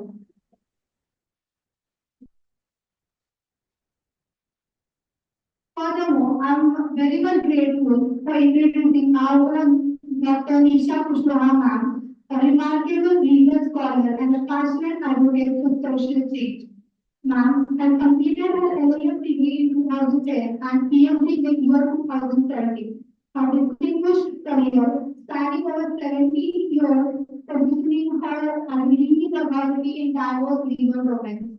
She worked in SSCT Women's University as an assistant professor in the law school from 2010 to 2016. At present, ma'am is an assistant professor at the esteemed University of Mumbai Law Academy. Her expertise encompasses intellectual property rights, property law, contract law, and alternate dispute resolution. Moreover, ma'am actively participates in seminars, conferences, and legal awareness initiatives promoting legal knowledge and social justice. She serves as an active trust board member for the Ramchandra Rajiv Trust, which runs a prestigious degree college for girls in Mainpuri, Uttar Pradesh. Through this leadership role, ma'am champions access to quality education for younger women, contributing to their empowerment and advancement. Please join me in a warm welcome to Dr. Nisha Kushwaha ma'am. Now I call upon Christy to introduce the rest of the chief guests.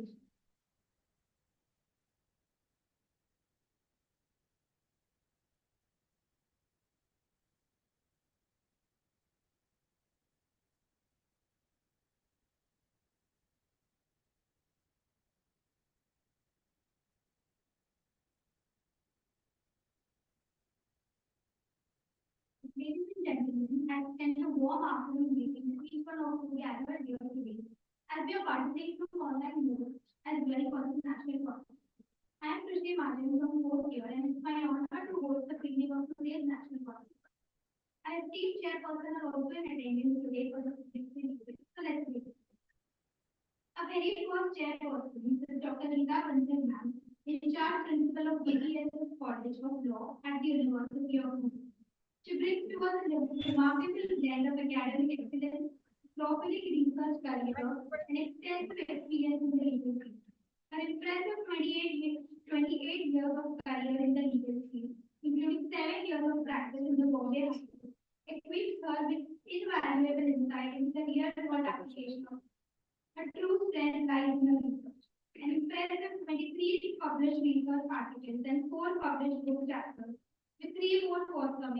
showcases her insightful contribution to the legal landscape.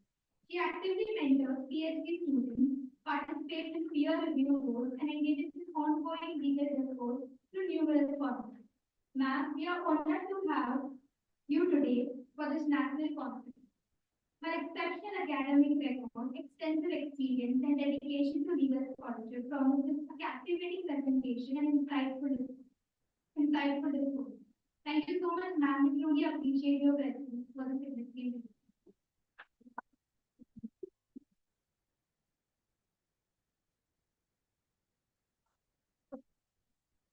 Our next chairperson is Swati Rotera, ma'am. Ma'am is a professor and head department of law and in charge director, Law Academy, University of Mumbai.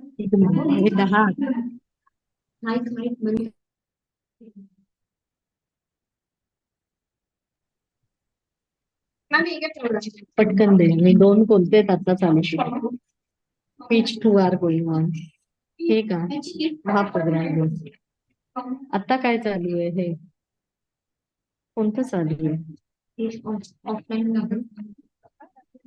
नाही मला online मध्ये कोण आहे Research areas include socio-legal implications of assisted reproductive techniques, surrogacy agreements, and personal services status. She has participated in several national and international conferences and has published research articles in various journals. She has delivered guest lectures in various institutions to create an awareness in constitutional law, international treaties, and their implications, intellectual property rights, rights relating to women and children, social justice, and protection of traditional knowledge from bioethics. She has also edited the biannual peer-reviewed journal Law Quest and is associated director for SCLC Law Review at Shankara Law College, Pune, India. Thank you, ma'am. We are grateful for your active participation in this national conference. 1965 hello तिचं नाव काय तिचं चांगलं माझा आवाज जातोय सृष्टी there are 3 participants whose presentation is there, right? Yes, ma'am. Yeah, Mayank, Kumawat, Samiksha Kargutkar and Nikhil Bene. Ma'am, these are in technical session 1. This is 1A only These are in introduction. The one. rest event mug will 1A take कोणतं आहे 1A. So you are handling 1A. Yes, ma'am. खूप आहे. So there are many people, but see now as time is less, 1:15 actually we have to finish up this session. So what we can do, you continue up to 1:30. So now only give opportunity to 3 who are ready, and then remaining we will take after 2 p.m. after lunch time. Okay. So Gargi is ready. Gargi, we were ready for the ceremony. Session in the other room. Ma'am, just hold me. We are arranging it. Yeah. Only now and 5 minutes give because already 1:17 is there. 1:30 we have to declare lunch break. Otherwise schedule no will collapse almost. Please continue. Yes. Yeah. Uma is there, no? Yes, sir. I will. Yeah, Uma. Just manage it because they will be hungry, no? Then again they have to go for lunch. So how many you can complete, but just give 5 minutes. Let them give brief presentation. Okay? Yes, ma'am. Yeah. Thank you.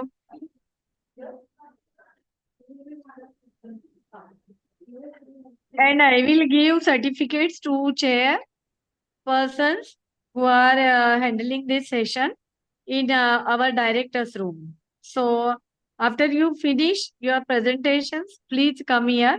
Let the chairperson should conclude it. Thank you.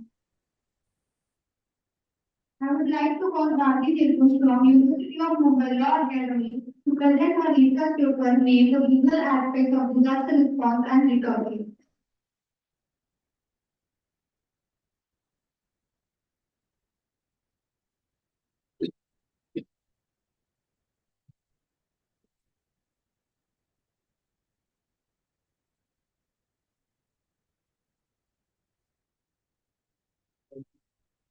Section one for people who own the transmission, they made it like. Please.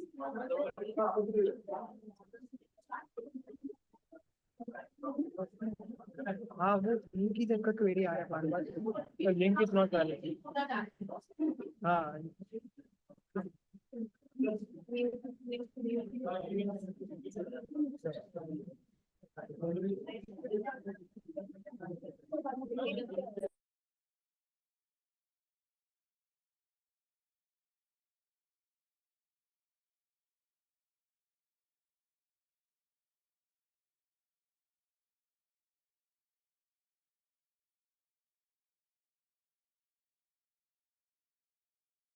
Karna Pratama and Shruti Nagane are supposed to go in technical session 1A.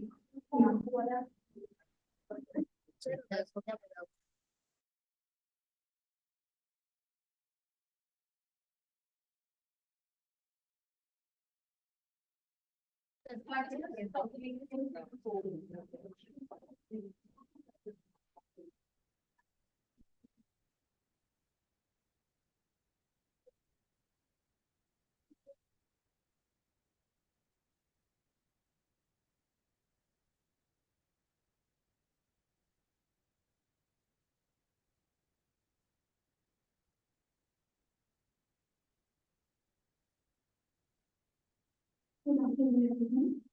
I'm Bharti, and the topic for my research paper is the exploring the legal dimension in disaster response and recovery. This paper specifically analyzes the legislative and legal framework of disaster management in India, including the Disaster Management Act of 2005, its function and working. This paper is based on the symbiotic working of the legal dimension and the formation of the regulating bodies. With the rising carbon emissions in the developing countries, the rapid climatic change seems inevitable. Climate change in the atmosphere has given a significant rise in the disaster and national calamities. The COVID-19 has been the same. Coming to the history and formation of the same, the unprecedented earthquake on 26 January 2001 in Gujarat was the worst ever disaster seen in the last 50 years. Nearly 1.2 million houses were damaged, about 30,800 people died, and 1,67,000 people were injured. Facilities like schools, hospitals, and centers, public buildings were suffered with massive destruction. The utility of infrastructure, which included water supply, electricity, telecommunications, were also disrupted. The government of India, recognizing the importance of disaster management as a national priority, had set up a two high-powered committee in August 1999 and a disaster national committee in 2001. However, after the Indian Ocean tsunami of 2004, the government took a defining step in the legislative history of the country through an act of parliament that created the National Disaster Management Authority to supervise and implement a holistic integrated approach.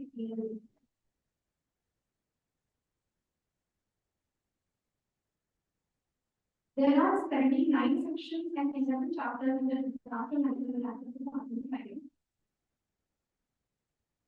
The Act also calls the Ministry of Home Affairs and Local Ministry overseeing the national comprehensive disaster management. The Act also includes provision for monetary systems such as establishing funds for disaster relief and other urgent situations.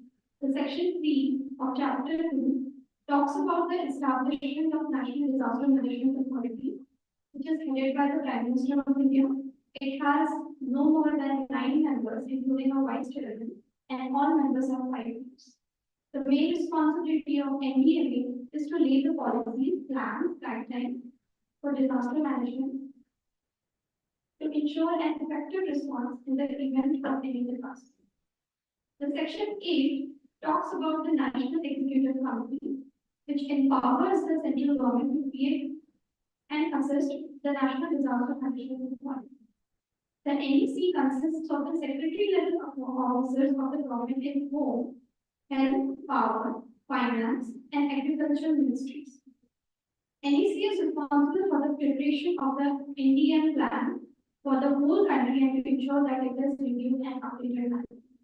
So section 14 talks about the state disaster management authority, which is responsible for the disaster management plan for the state, and it consists of chief minister, who is chairman, and 8 members appointed by the state. The section 28 ensures that all the departments of the state prepare the disaster management plan as prescribed by the national and state authorities. Talking about the union budget of the disaster management, it is allocated by the Ministry of Home Affairs, and it is presented in the union budget every year.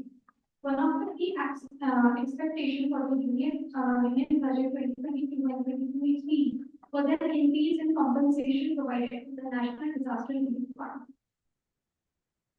However, the allocation for relief operations for national disaster has been reduced to rupees 1,511.93 crore, which was earlier as 1,538 crore. A report released by the State Bank of India in 2021 revealed that the natural disasters have impacted 1 billion people in India since 2001.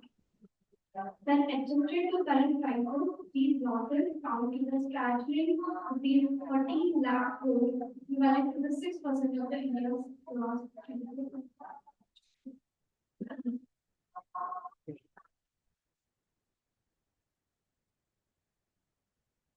Now I call upon Mayank Kumar to present a beautiful paper named Deforestation, a critical and devastating problem needs to be addressed to save the planet.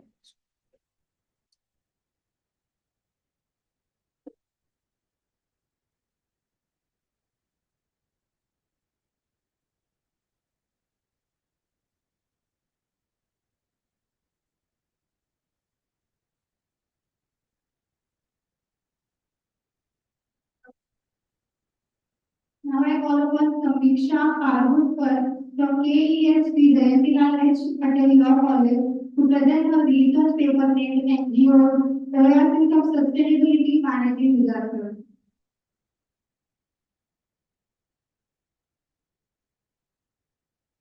I call upon Nikhil Nene, Sub-Engineer of PMC to present.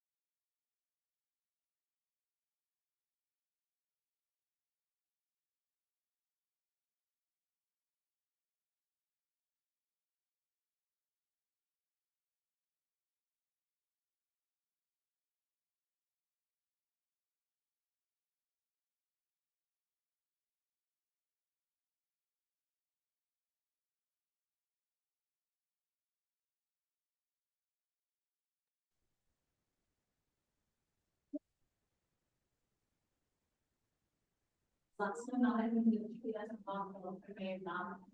But I have prepared a research paper on disaster management because regarding the in Uttarakhand we had seen a terrible floods which had come, and today also we see the mountains which got terrible and many people down. And recently also one of our his family member passed away because the bus landed down the mountain, and it was Hindi में हम खाली बोलते हैं और English में it's just below the terrain the bus went, and I think more than 20 to 25 people died in that. terrible accident. So, when we are talking about disasters, disasters are natural disasters and disasters are man-made disasters also. So natural disasters, it can be flood, it can be earthquake, it can be, like cloud burst, where, due to cloud bursts and rains, when they fall sustainably, then in those incidents, many people become the victim of those circumstances. But there are today man-made disasters, and man-made disasters, we ourselves are responsible for creating these kind of disasters. So we are seeing constructions which are being constructed on the banks of the river or the foothills of a particular mountain or a terrain without even evaluating whether those mountains can sustain. So even in Himalayas, when we are seeing today that there is a lot of tunnels which are being made, there is a lot of pressure which is created because you have to blast in order to create a tunnel. And with that blast, to what extent or what extreme the nature, the impact is on the nature and the impact is on the people who are living in those surroundings. So in Kedarpati, when we are here in North, there is a whole valley where the villagers were living. They have been vacated because the tunnels are being constructed. But with the tunnels, we are not even now understanding how far the disaster of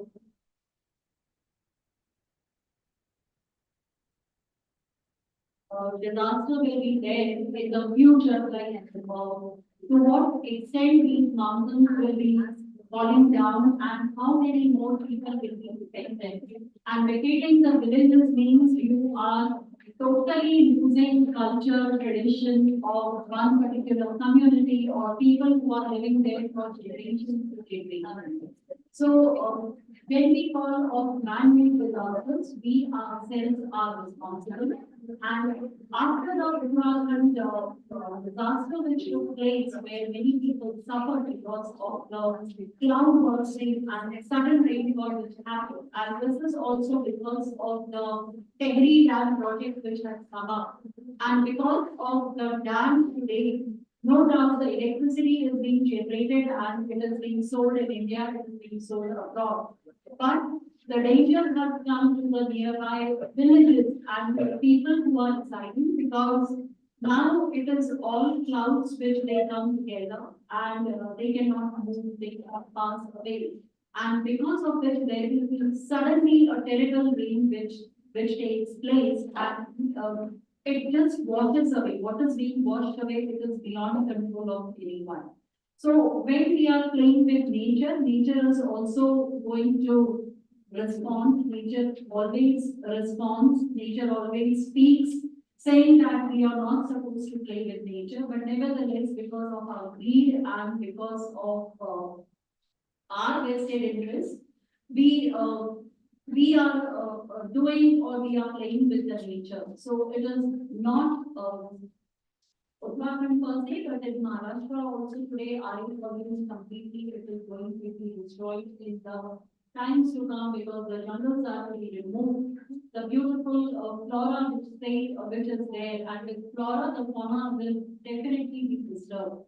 So when we are going to have, nevertheless, we want to over there grounds where the trains will be moving, will be kept and will be restored. But having a jungle in the midst of man-made jungle, that is the constructed areas which we see. Now, what kind of forest will be evolving? What kind of forest will be developing? And that is a necessity in the city. Because what we are breathing today is not the fresh air, but what we are breathing is all the polluted air out of the construction sites which are being there on us. So no doubt we have the Disaster Management Act. It is playing its effective role. There is a lot about mitigation. Moment you hear about the tsunami, you hear about the flood, all the monitoring teams, they are made active. They go to those regions to see to it that evacuation is done immediately.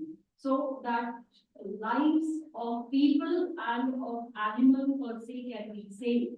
So this action plan, it has come into action after 2014, but a lot is to be done. And in case if we are destroying trees, if we are destroying the flora, it is our own responsibility to see to it that we have the flora rebuilt or reconstructed as we have the Ikagi forest in Japan, where you can walk for hours and hours in the forest without being disturbed. So that kind of systems have to be built or it has to be built. No doubt the government is making effects into it.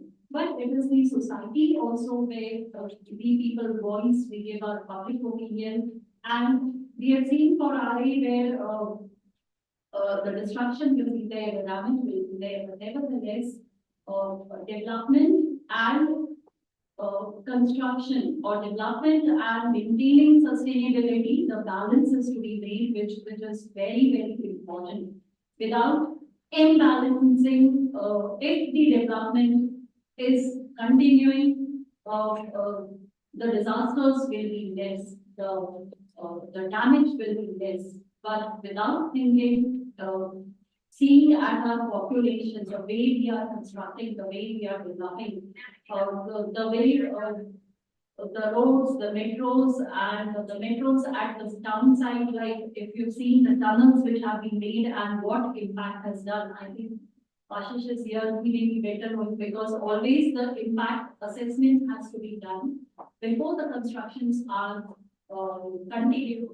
And one has to be honest when it is being done, rather than being dishonest about it, whether it be the government or be the authorities who are into those projects. Because ultimately disasters, they lead to damage and they lead to sadness. So mitigation, sustainability and development, when we are speaking, there has to be a balance between the development and construction. So this is what I can say. And sustainability is of prime importance because it is not today we are the only generations to sustain. It is for the coming generations who will be living and who will be continuing. So if we are going to destroy everything now, it will be difficult to continue. So sustainability is the key with disaster management. Thank you.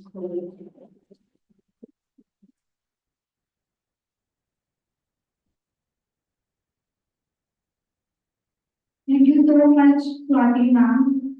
I call upon Mayak Kumar to present his research paper named Deforestation, a critical and devastating problem needs to be addressed to save the planet.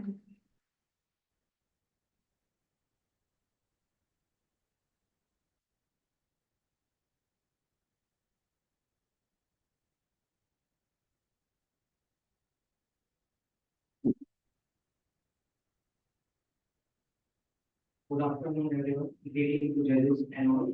Myself, Nayan Kumar from LRTI Law College. Today, I'm here to present and discuss about deforestation. So basically, my topic title is on deforestation, which is critical and devastating issue which we have to discuss to address to save the environment, ecosystem, and overall the planet and its life form. So firstly, start with introduction. Importance of forest. As we all know, forests provide essential services like food, water, goods, oxygen, and many more. It also plays its role in providing services which gives local to global benefits and provide huge contribution toward those benefits. Deforestation and forest degradation. It is a wide threatening to environment and ecosystem and its living. It disrupts the ecological stability of the planet. If you talk about international initiative and which they have made on their initiative for the conservation of forests by making rules, regulation, acts, and mainly through sustainable development.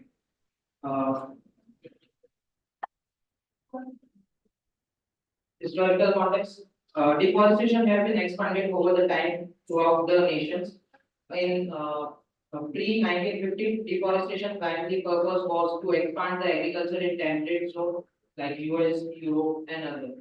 After post-1950, the tropical deforestation started, which impact the forest in countries like Brazil, Southeast Asian countries, and others.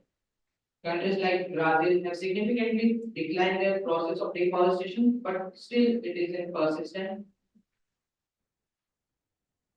Causes of deforestation. There are several causes and drivers which led to forest degradation, namely expansion of agricultural lands. It is the primary factor behind deforestation. It contributes over 70% of deforestation rate. Livestock grazing, meat production constitute significant factor in deforestation. Farmers frequently clear extensive land to establish grazing for livestock. Logging, wood harvesting, and intensive crop cultivation. Timber extraction and wood harvesting are the primary drivers of the deforestation globally, particularly in North America and Russia. Urbanization and expansion of cities. Continual growth of cities exerts significant influence of deforestation. Next, human population growth. As population grows, demand of resources also grows simultaneously, which directly influence the forest. Increase in need and over-exploitation of natural resources. Same escalating demands of resources act as primary catalyst for deforestation. Expansion of manufacturing and industrial estate. The global expansion of manufacturing and industrial facilities stand as a significant force driving deforestation. Socio-economic and environmental effects. Deforestation led to consequences like social, economic, and environmental impact. It led habitat loss, biodiversity, and climate changes. It also plays impact on local and indigenous communities. Global perspective. There are huge annual deforestation rates which impact negatively, and in past to present it has been seen. India's deforestation. India is at second highest position in deforestation, 6.67 lakh hectare annually. Conservation method. Afforestation and deforestation stopping harmful farming practices, using of sustainable forest management practice and international and national cooperation. National and international summits, policies, implementation, evaluation of global policies to conserve forest through Rio Earth Summit and other. Main findings are one thing, the public trust doctrine. The doctrine states that resources like air, water, forest have great importance for people as whole, and it would be injustice to make them subject to private ownership, and it is duty of government to protect the natural resources. But in recent issue of forest name Hasdev in Chhattisgarh, the protest against the government, so the question is that is government really implementing this doctrine, and is government acting as proper trustee to save what they have. The forest cutting is adversely affecting flora and fauna, and it is done for coal mining. Is government itself following the act rules and regulation? Countries like a country like US also have the act to preserve habitats and forests, and they also have the act to stop illegal importing of resources from forestry. So why India is lagging behind despite of having so many acts and regulations? Thank you.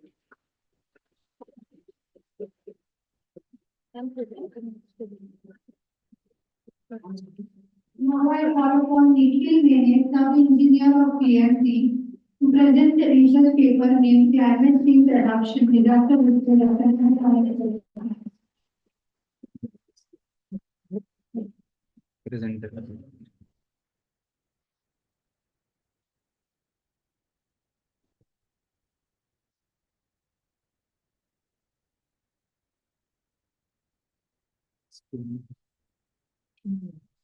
It's the conference folder.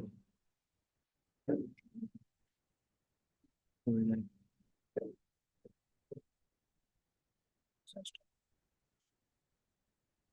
Video ocean. Find it. Sorry, change climate.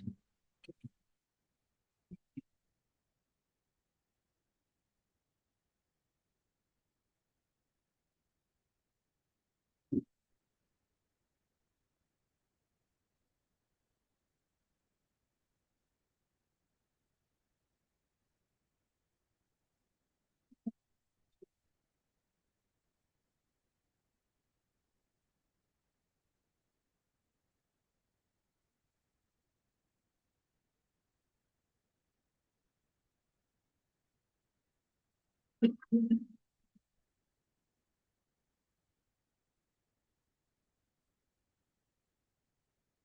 name is Nikhil Mene. I'm basically by profession a mechanical engineer with an MBA in operations management. I have done my postgraduate diploma in disaster fire and industrial safety management from Garhwal Institute, Mumbai University. Currently, I'm working in BMC from last 10 years as a sub engineer. Previously, I worked with solid waste management department. Currently, I'm working with water supply project department. And from last 4 years, I'm associated with disaster management department in various localities. I'm also guest faculty for the postgraduate diploma course in Mumbai University for disaster management. Just a second, just a second. Today, I'm here to talk about climate change adaptation, disaster risk reduction, and law enforcement. Just a second.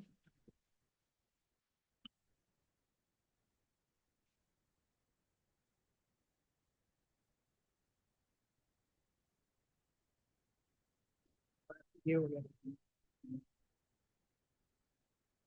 Lag हो गया उधर screen freeze हो गया connecting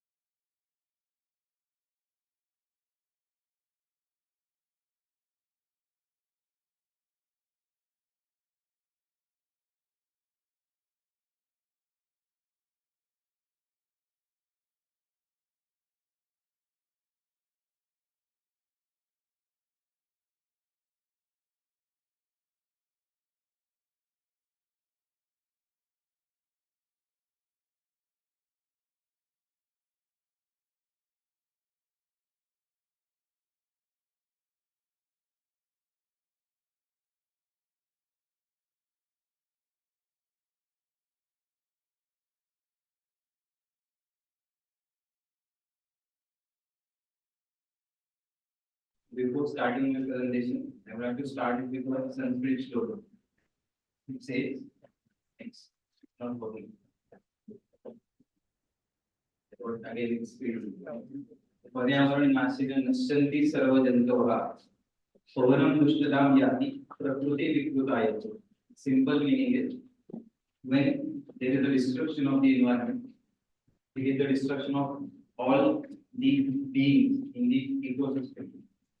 The air and the winds become polluted or vicious, and the nature becomes hostile. I more often talk about environment protection, disaster management, and waste management. So I came across this wonderful quote from a Canadian astrophysicist whose name is Herbert Rees. He has quoted one interesting thing. Let us read. Man is the most insane species. He worships an invisible God. He worships God which is invisible and slaughters a visible nature. But he is unaware that without realizing the nature he slaughters is the invisible God he worships. I hope you understand this. We worship the invisible God, but we are destructing the visible nature. So, what is the problem statement? Why this research study has been conducted? There are many environmental laws, acts, rules in place in India, but the most important thing is their effective implementation.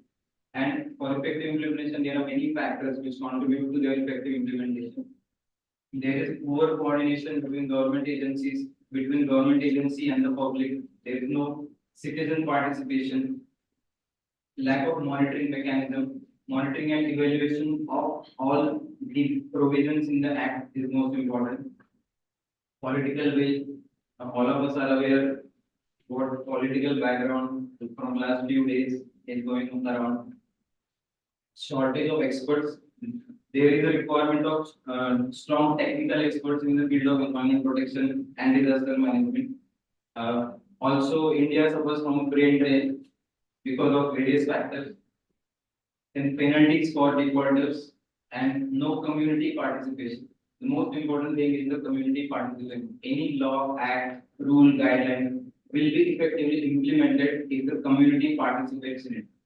The overall success of any of the act or law depends on the community and their positive contribution. Then what is climate change adaptation? As we all know, climate change harmful effects are here. The global warming is happening, the temperature is rising every year, melting of glaciers, greenhouse gases are increased, pollutions are increased, and ozone layer is depleting. So because of that, there are many impacts which are very harmful because of which the disasters are increasing, their severity is increasing, nature is increasing. So what is important is behavior modification. Behavior modification of the community can positively contribute to reduce the impacts of climate change and to contribute to disaster risk reduction. Then most important thing is efficient use of resources and energy conservation. We are all using different types of resources, but we are not giving it back to nature in any form. Optimum utilization of natural resources is the need of the hour. And energy conservation, everybody knows, but we have to implement that in practice. Then capacity building, the capacity of the community is to be enhanced so that it will reduce the impacts of the climate change and also contribute to the disaster risk reduction. Now, what is disaster risk reduction? To identify different types of risks and their measures, how can that risk be reduced? Then when it comes to disaster risk reduction, concrete targets and indicators are there. As all of us are aware, there is Prime Minister's 10-point agenda on disaster risk reduction.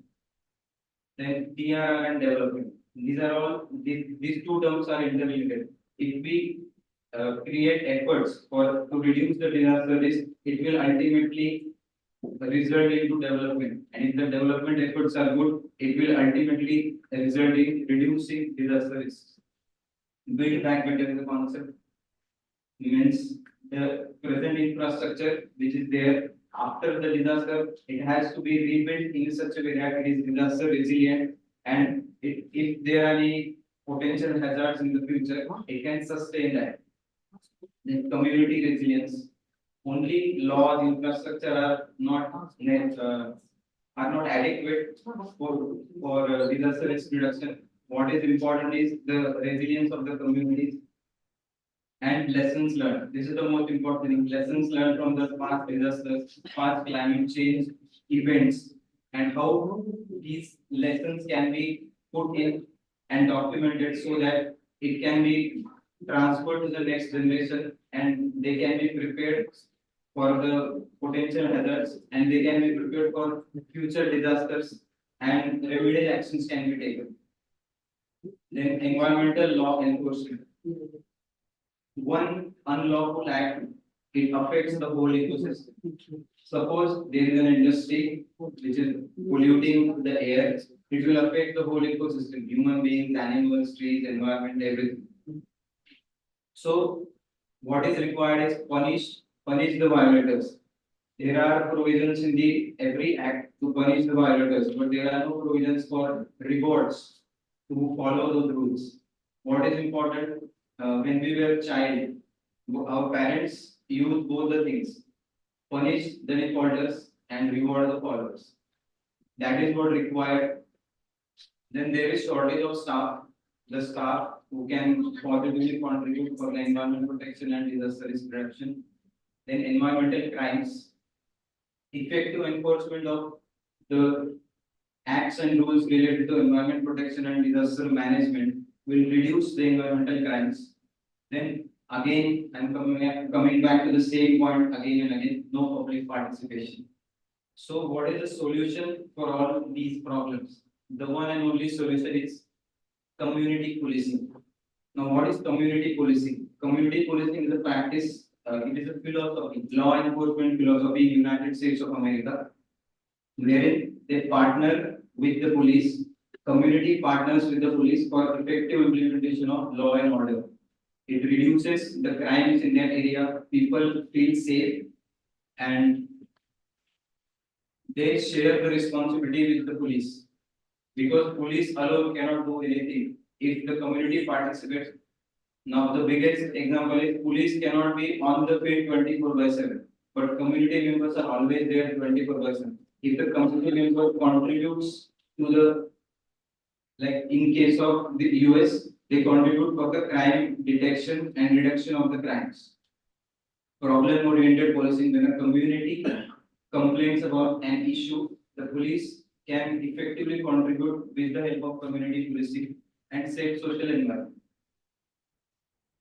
Now everybody has talked about all these acts and laws. There are many provisions in the Constitution of India regarding environment protection. Then Environment Protection Act, Disaster Management Act, then Municipal Corporation Act, Solid Waste Management Rules, then Biological Diversity Act. I'm not reading everything. Then there are policies and plans related to disaster. Then water pollution, air pollution, noise pollution. So the problem is the provisions are already there, but their effective implementation is the challenge. Now there are various international treaties and agreements related to environment protection and disaster risk reduction. We all know Sendai Framework, then United Nations Framework Convention on Climate Change, Paris Agreement, which talks about reducing the global temperature and limiting it to 1.5 degrees. And then Montreal Protocol, which talks about the ozone depletion, Kyoto Protocol, which talks about reduction of greenhouse gases. Then there are international summits, Earth Summit or Rio Plus 27, Conference of Parties 28, which happened in 2023 in UAE. Then there is Intergovernmental Panel on Climate Change, something called as IPCC. The IPCC sixth report has been published, and if you go through it, you can get a whole detailed information regarding the climate change and disaster risk reduction. Now, what is the institutional framework for environment protection in India? Very simple: national level, state level. National level, there is Ministry of Environment, Forest and Climate Change. Then there is the State Department of the Environment, Central Pollution Control Board, and State Pollution Control Board.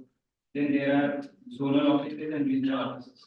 Same thing is mentioned here. Here the role of NGOs, university, research and technical institutions, and international agencies is also mentioned. Next. Thank you. Provisions related to environment protection in the Constitution of India. So the presentation is much longer. I will cut short it. There are provisions in the Constitution of India, Environment Protection Act, and Disaster Management. I have put in few of the provisions where community policy can be implemented.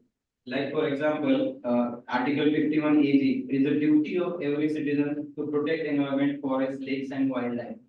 We all talk about fundamental rights, but nobody talks about fundamental duties. It is our fundamental duty to protect our environment and to give the next generation a safe, secure, and what we say disaster-free environment.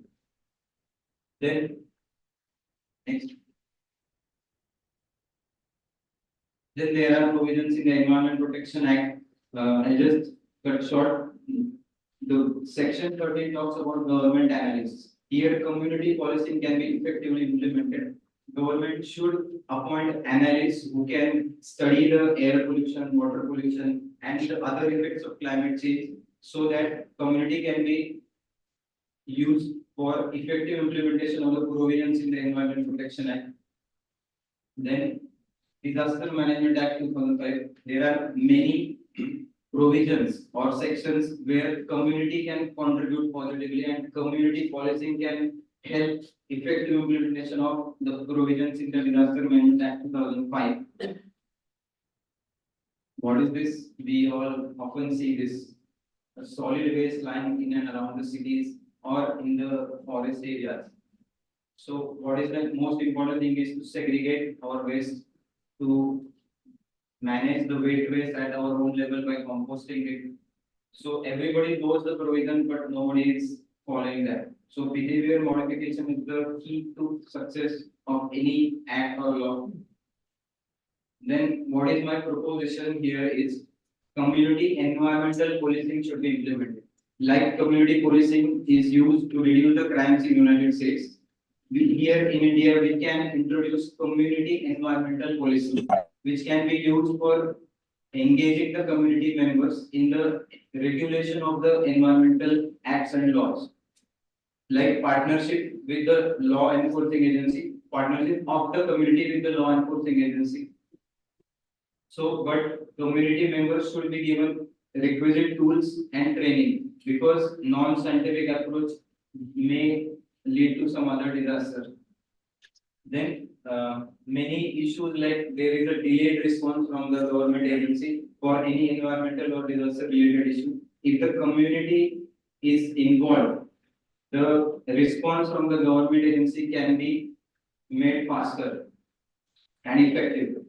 Then participation in emergency response. The cost of monitoring and evaluation is very much. If the community is involved, the cost can be reduced to some extent. Then we all know there is corruption in many of the departments. Safe limits of the air pollution are not maintained. Then preventive patrols, like when there are elections, there are patrols who are flying squad, we say, they are monitoring the area. In this way, same concept can be implemented for the environmental policing. Preventive patrols will help monitor the area, and possible crimes can be noticed and reported to the concerned law governing authority. Then, as I said, reward and punishment. Then, if the community participates, they can participate in the policy debates and regulatory discussions. Monitoring teams and networks can be formed. For example, if air quality monitoring team is prepared, so they can monitor the parameters of the air, and if there is a fluctuation in the parameter, they can report to the concerned state pollution control board or the other law enforcing agency, like suppose municipal corporation. Then a new culture is to be formed, like enforcement with privileges. The community will be happy in contributing to the environment protection and disaster risk reduction as it is affecting them and their family members also. Then accountability of the government agency can be improved. If the community is involved, they will take the continuous follow-up and the accountability of the concerned government officer will be improved automatically. Then incident oriented to problem oriented approach. Now, what happened in the past was just like fire brigade. When there is a fire, it is extinguished by the fire brigade. But if the community is prepared for the disaster of fire, the losses can be reduced, the precious lives can be saved. So, problem oriented approach, the problems of the community can be heard by the concerned law enforcing agency and preventive measures can be taken. Then information exchange on critical issues. As community is involved, they can continuously follow their concern and environmental issues with the law enforcing agency and effective implementation of the provisions of act can be achieved. Now in BMC, in Mumbai Municipal Corporation, we have something called as advanced locality management. So what happens in this, we create a group of volunteers. Those volunteers in connection with BMC board office work for betterment of their area. For example, they take cleanliness drives, they create awareness regarding importance of cleanliness, segregation of waste. Then they beautify their area by planting trees and other initiatives. So same thing can be done with the help of community environmental policing, wherein the enforcement of the provisions of the act can be effectively managed. Then last few words, disaster resilient, climate adaptive and environmentally conscious community is the requirement of today's world to save our planet and for sustainable development. Why community is important? Because they are the first responders, they are the front liners. When the disaster happens or any harmful impact of the climate change happens, they are the first responder and they may be victim also. Education and awareness of the community will improve the performance. Then this will lead if the community is trained, they are prepared for disasters, their behavioral change for the environment protection, it will automatically lead to sustainable development. Reactive to proactive. As we all know, as I have mentioned, the reactive approach of disaster management and the proactive approach is disaster preparedness. We all know disaster preparedness is always better than disaster management. It is a collective responsibility of law enforcement agencies, community, NGOs, other governmental organizations, then educational institutions. That is why community environmental policing is what the solution for effective implementation of the provisions. Last two slides only. Prime Minister of India, Honorable Prime Minister Shri Narendra Modi had coined this term lifestyle for environment in COP26 summit in Glasgow, where it is a massive movement for environmentally conscious lifestyle. Today, our lifestyle is such we are not thinking about nature anytime. We are throwing garbage anywhere. Like the importance of civic sense is also very much important. Then the more emphasis was on energy production, energy conservation, and sustainable living. If I have to give you an example, we are living in the era of e-commerce. We are shopping online, many of the things. Now, if I have to buy this online, this will create a lot of waste. Why? Because this will be wrapped in a paper cover. First plastic, then paper, then it will be wrapped in a box. Now, when it comes to my home, I only take this and others is waste. So the huge number of waste is generated because of our lifestyle. And we have a like use and throw attitude, which I'll cover in the next slide. Now, what is the important? If environmental policing is to be done, the community is to be trained and they have to be made aware. The development of green habits is most important. Now, what are green habits? First is avoid plastic. Everybody knows it, but they are not following it. Like everybody knows exercise is most important, but 90% of the people are not exercising regularly. Then Plant trees, save energy, save water, use public transportation, segregate waste. Segregation of waste is must for effective solid waste management in the area. Then avoid use and throw attitude, home composting, reduce, reuse, recycle. There are many things which can be reused. Create awareness. Like if I am aware about the environment, I can create the awareness. Each one, each three, I will say. If I change the surrounding will automatically change. Lead by example. And last is be the change you wish to see. Last slide, conclusion and recommendations. So for effective implementation of the laws, acts, rules, guidelines, community environment policing is the best solution for today's world. Voice of communities can be heard and mechanism can be developed so that the environmental concerns are heard and the remedial measures are taken. Lack of participation. If the community does not participate, it is a failure of the law enforcing agency. So if the responsibility is shared and they are encouraged to participate, it will automatically affect the effective implementation of the provisions in the act.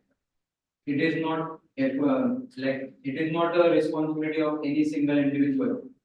Now, just for example, if I am a government officer, if I am a citizen, what I say, government officers are not doing anything. They are corrupt. They are lazy. They are not cleaning the area. Now, and if I am a government officer, what I will say, citizens are not doing anything. Citizens are not segregating. They are throwing the waste. So what happens is a blame game. Nobody gets benefited. So what is important as an individual level, what I can contribute for the environment protection and disaster reduction is most important. For sustainable development, again I have said disaster resilient, climate adaptive, and environmentally conscious community is the key. At last, I will say save environment and save mother.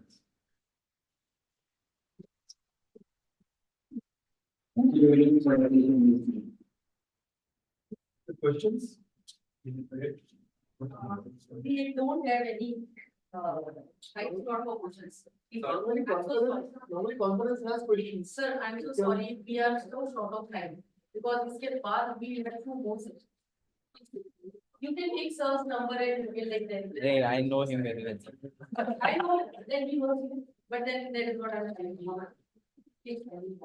Now I call upon Samisha Harvodkar from KES Lal H. Patel Law College to present her research paper named NGOs Voices of Sustainability and Managing Disaster.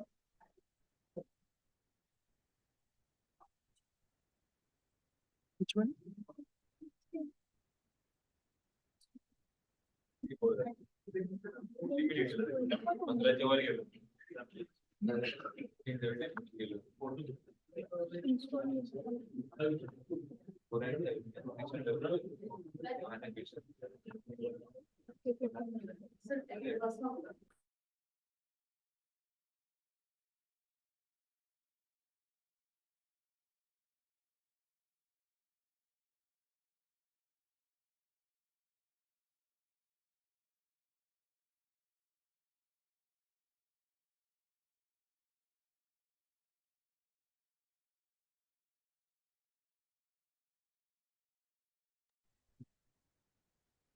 My presentation presenting here today. So Director myself Samisha Harvodkar from KES H. Patel Law College. I'm a second year BA student and I am honored to present a paper on NGOs, OSs of sustainability and managing disaster.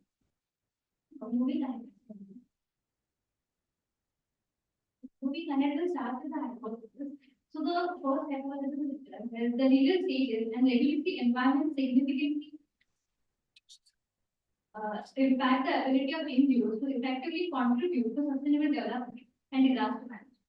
The second hypothesis which I wrote my paper on is the interplay of political dynamics and legal framework shaping the role of NGOs in influencing policy and governance and sustainable development and disaster management.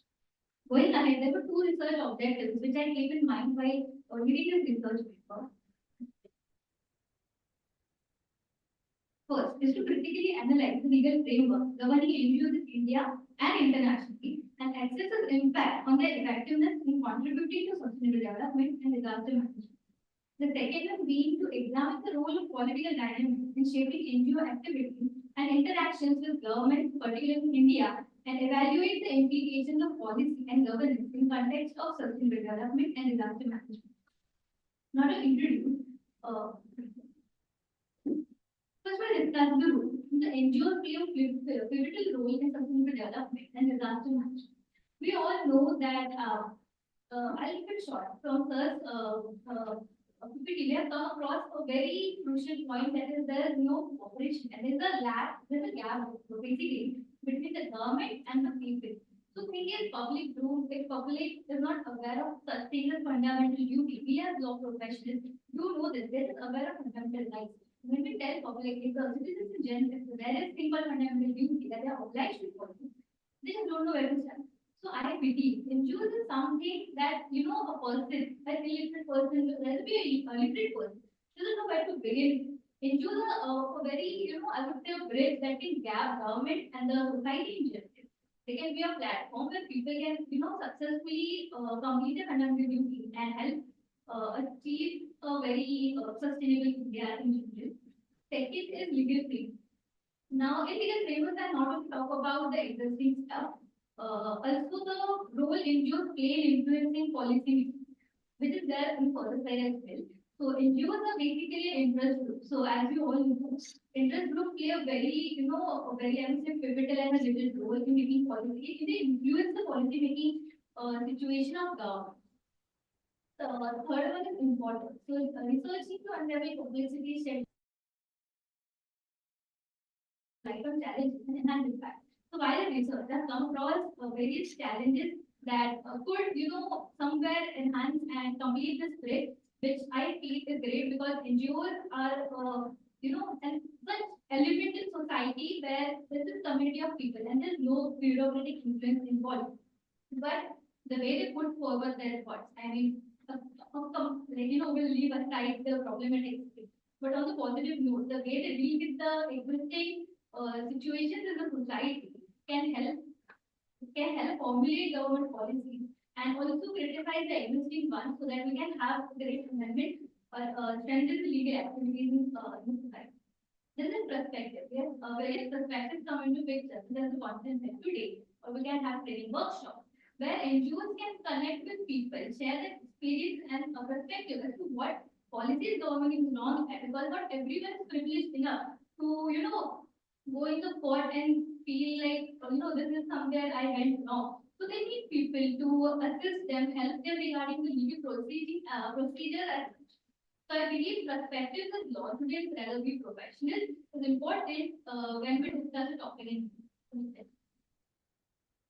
okay, now a point to discuss. First, we'll discuss with the legal framework of NGOs. So the primary NGOs are governed with the Societies Registration Act of 1860, and then the Indian Trust Act of 1882, and then the Companies Act of 2000. So these laws provide a legal basis for the formation and operation of NGOs, outlining the requirement of registration, governance, and accountability. There's also another act, that is Foreign Contribution Regulation Act of 2010, which regulates the acceptance and utilization of foreign contributions by NGOs. Now, the next point is impact of NGOs on sustainable development. Now, to keep it short, I'll explain it to the examples. There's this NGO called Greenpeace. It's an environmental organization known for its advocacy and campaigns. Now, it's an international body, but also has an, I would say, branch of franchise in India. It is very active when it comes to sunset, when it comes to environmental activities in general. Greenpeace is a great, I would say, example of that. And then another one that we have is Afrosha Foundation. Now, this foundation has done various activities when it comes to the marine, I would say, encompasses the marine borders as such, and also a beach cleaning, I would say, it was in the news as well, news article as well, where our Prime Minister, Mr. Narendra Modi, addressed his contribution. So these local NGOs that are starting from very fresh and beginning have a lot of funding and can bridge the gap between the societies and I would say the government. It also plays a vital role because NGOs can, basically have a ties with education institute as well. So when it comes to the education, I would say in India, The students are the young generation, the young minds are somewhere the innovation fosters. So when the NGO size of the schools, colleges and universities, it will give an, I would say, an open ground for them to do the fundamental duties and basically come with the ground reality that India has to offer when it comes to sustainable development. And moving ahead with the disaster management. So I would say there's another example called Red Cross, which is a humanitarian aid, which provides humanitarian aid during emergency. And another example would be Medicine Sans Frontiers, that is Doctors Without Borders. They also provide medical assistance. Now, when it comes to India, we have the Sakal Relief Fund. It's in India since 1942. It has been providing funds to disaster relief, I would say, victims and also to the project. There's also rapid response, which has won various awards for its contribution. Now we all know the situation that happened last year, that was in Odisha, the train crash situation. So in the, I would say in the the opening speech, the chief guest basically pointed out how our national relief, I would say, the force is active. But surprisingly, when I read the news about Odisha train accident, it wasn't the national the national relief force, it was rather the Odisha disaster force, that the local force that acted, state local force that acted faster than the national force. That was something I could take in the back. Like national force that has done various international operations was defeated by that state. And as to why, when I researched on it, is because Odisha is a very disaster-prone state. So the local management, the local disaster management there, has been trained as such to take quicker action. Then the national, I would say, the national team as such. Also, if we see another state, country as such is Japan, where there's like, Japan is a country that's like well known for its earthquakes and other disasters. If you see the disaster force that operates there, it's not just the disaster force, but also the infrastructure and the training given to the young people, as well as the others in general. So I feel somewhere down the line, the government of India should implement such things, because if we see why if you critically analyze, why did the Odisha state force was quicker than the national force? It's not because it was the state, but other than that, it was accomplished, they knew like how to act on it when the disaster comes on the point. No, no, they didn't take the time to need to be quick on the toes action. But while comparing to the other states which are less prone to disaster, the force that the state force that acts on it is way more, I would say, laid back, not completely laid back, but it's like the disaster are not less prone. They don't know how to act about it. And if a sudden disaster does happen, like that happened with humanity, that's a real example of the state force takes a time to digest what has happened and then act upon. So I believe the training that is given, I mean, yes, it is good, but there still needs to be improvement as to how to take quick on the go action. And then the next point of action is political and legal perspective. Now, as I said, NGOs are also an interest group, so they do play a vital role when it comes to policy making, and they might sometimes help and hinder. Both the coin has both sides. So we have one such as we all know better. So PETA basically. So it the influence that NGO has had on the animal rights. And when it comes to, if you see any beauty product and such right now, there'll always be a better, it should be better approved, so that we have a guarantee that no animals were abused in that and no harm was caused such on the environment. Now, other is, it's not an example of India, but actually of Japan.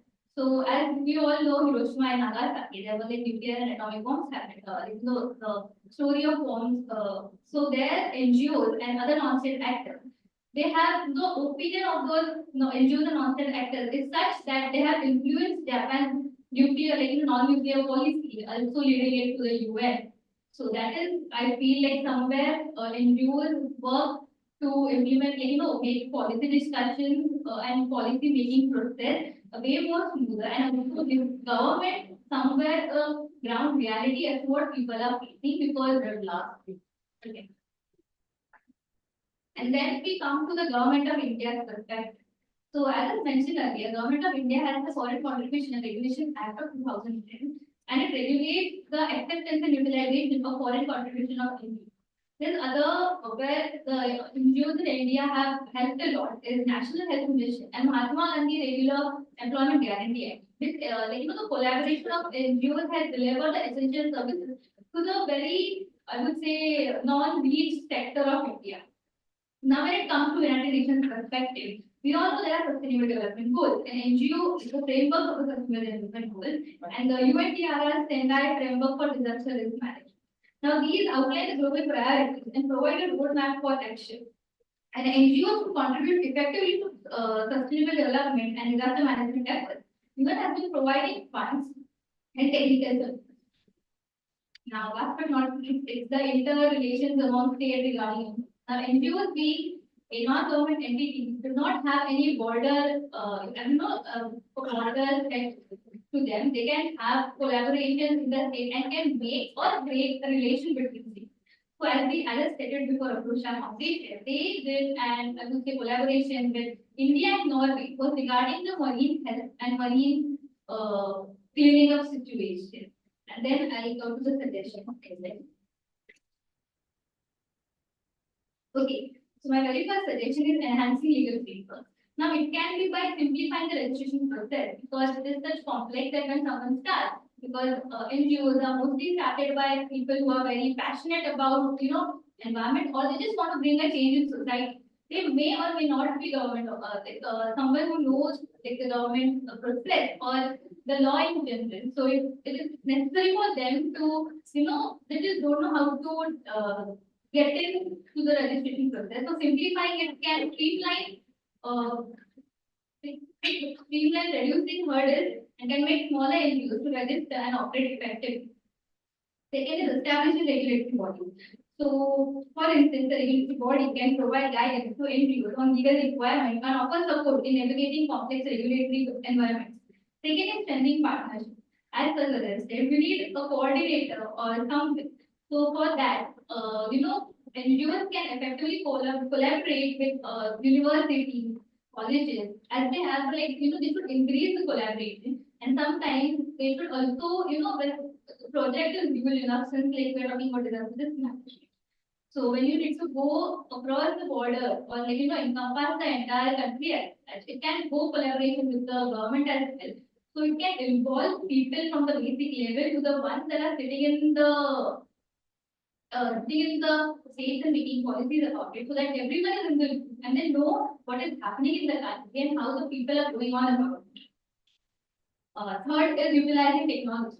Now, as we have been going ahead with Digital India, I feel NGOs should also use this time to take in technology and, for example, make apps. There are few apps, but the thing is, when I visited those apps and websites, they lack in various aspects wherein they don't know how to put a user service.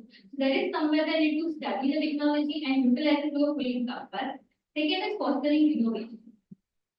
For example, when we have like Instagram, YouTube, they can make use of this platform and successfully portray their thoughts and their experiences shared so that other people, the viewers, which if you see are basically young generations that are on the Instagram or the social media platform can get encouragement when they view this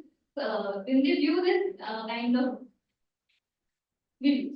And the fifth one is we are learning from past experience. I mean, everyone needs to put forth their history to create their future. So when we learn that, there have been so many instances in the past, COVID-19 being one of the greatest one at that, we need to learn that how to identify gaps when it comes to disaster preparedness and the response can help NGOs prepare a future crisis. Again, we can create a contingency funds for emergencies and can ensure NGOs and the government have resources available when needed. Not to these were the suggestions that I'll to conclude with and to say a few lines. To say a few lines is that despite its challenges, NGOs continue to play a critical role in promoting sustainable development and management disasters. Their advocacy, innovation, and collaboration with government and other stakeholders have been instrumental in driving positive change and building resilience in communities. Thank you.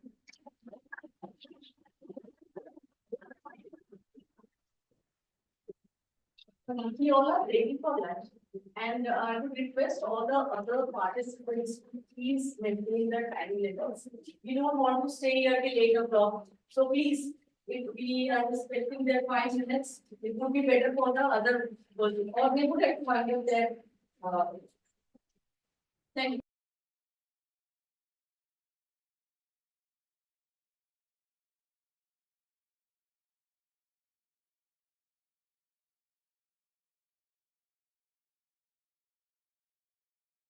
Guided us through this session. She had a very kind word. I would also want to mention Kavita Lansandani ma'am was here guiding us all in this session. And, excuse me, can you just find a minute? So thank you ma'am very much for this. Thank you.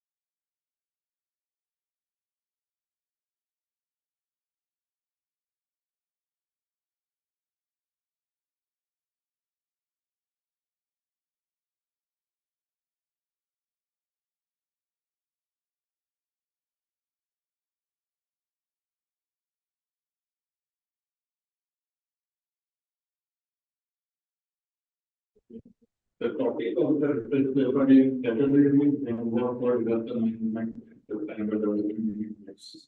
This research paper has been contributed by me and Ankita sitting here. I'll go through the aspect of the research paper.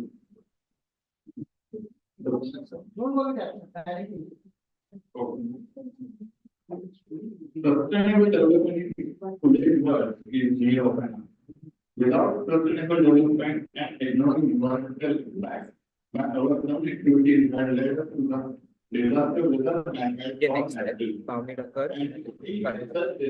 We have developed disaster management system. We have a robust and effective disaster management system. We should have a structural legal statutory framework. To go deeper into the subject, we must find out rules in the system. To simplify it, do we act wisely in continuous development? The answer is no, especially in the recent century. As the mind evolved through the era, there is a continuous development that human beings to make our life easier and better. It involved lots of industrialization, mainly in the development phase, which impacted environmental and living species very largely. To understand the impact of the industrial development to the environmental, which took the several years. The issue is not only related to the country or region. Due to the globalization, the development is happening at very fast pace throughout the world. The industrialization and management development have developed effects to the environment to result in the disaster we have faced during the last 2 decades. Disasters are being consequences of inappropriate management risk. These risks are products of both hazard and vulnerability.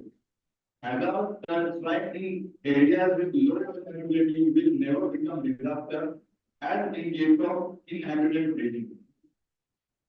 So we have developed the mechanism to deal with it. The National Disaster Management Authority, headed by the Prime Minister of India, is the other body for the disaster management in India. Setting up by NDMA and the creation of enabling environmental for institutional mechanism at the state and district level is a mandate mandated by the Disaster Management Act 2005. NDMA is mandated to lay down policies, plans, and guidelines for the disaster management. In India, division the development of equals of prevention, mitigation, preparedness, and response. The Disaster Management Act 2005 is the guiding force behind it. National Policy on Disaster Management 2009 again gives the underlying for this mechanism. Disaster disruption progress and destroys the hard and good developed through the efforts of the man. In the quest of progress, back by several decades. Thus, the efficient management of a disaster rather than more responsible to their occurrence has in a recent time received increased attention both within India and abroad. This is as much a result of recognition of increasing frequency and intensity of a disaster, as it is acknowledgement that good governance is theory and civilized society need to be effective with the devastating impact of a disaster. On 23rd December 2005, the government of India took defining steps by enacting Disaster Management Act 2005. Okay. Just to give you a set of international things before we come to the conclusion. United Nations has set up the Sustainable Development Goals. Those are the 70 numbers of goals. I am not going to read that. And they have kept the 2030 agenda for the sustainable development, which is the goal for the international and national level. Similarly, at the national level, under the guidance of Narendra Modi, we are following the same way. Conclusion: if we try to compare the present national mitigation measures and goals of the United Nations 2030 Sustainable Development, we are way behind the way we are progressing. Though the initiative has been taken to accelerate the development to meet the international requirement, we believe there is plenty of scope to improve. Thank you.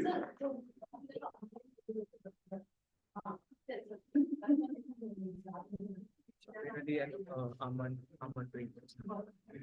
exit करे फिर क्या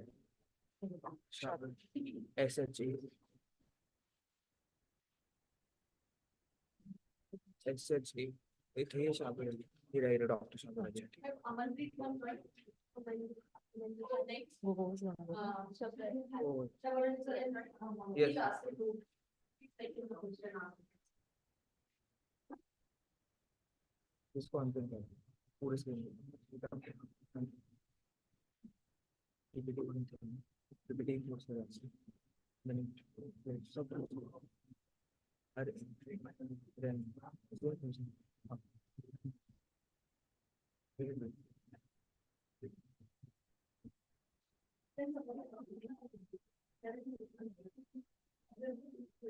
It is our immense pleasure to introduce Dr. Sabir. He is not only the principal of an esteemed law college, but also a passionate member serving on the legal aid team for biodiversity conservation in Goa. Sir serves as the principal of B.M. Salvador College of Law in Tamil, Goa. Additionally, he is the member of managing committee and has been nominated as a member of the legal team of the Goa State Biodiversity Board. He has actively participated in and presented research papers at various international, national, and state level seminars, workshops, training programs, and panel discussions. He was also actively involved in UNDP projects as a researcher on active justice and has visited selected law schools at Madhya Pradesh during May 2010. It is with great admiration and gratitude that we welcome them today, and I invite you all to join me in extending our warm, heartfelt appreciation for their tireless effort in advancing the causes of educational and environmental justice. I request Shabir and Sir to speak a few words on today's conference.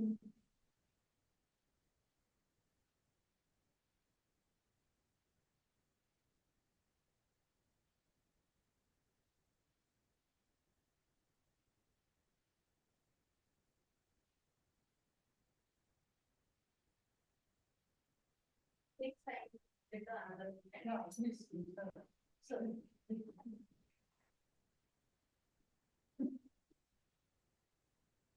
No, I don't want to. I'm a soldier. Basically, I'm a master in agriculture and PhD scholar of Mumbai University. Basically, it is area of my interest and prospective agriculture education. Which show only our story culture. Go and follow important to work in maintaining a balance of nature. Is the foresight of our program. And to precisely conclude my session in 4 minutes, not the time for one of you. At least one of you take 4 minutes, but okay, I will try to finish it.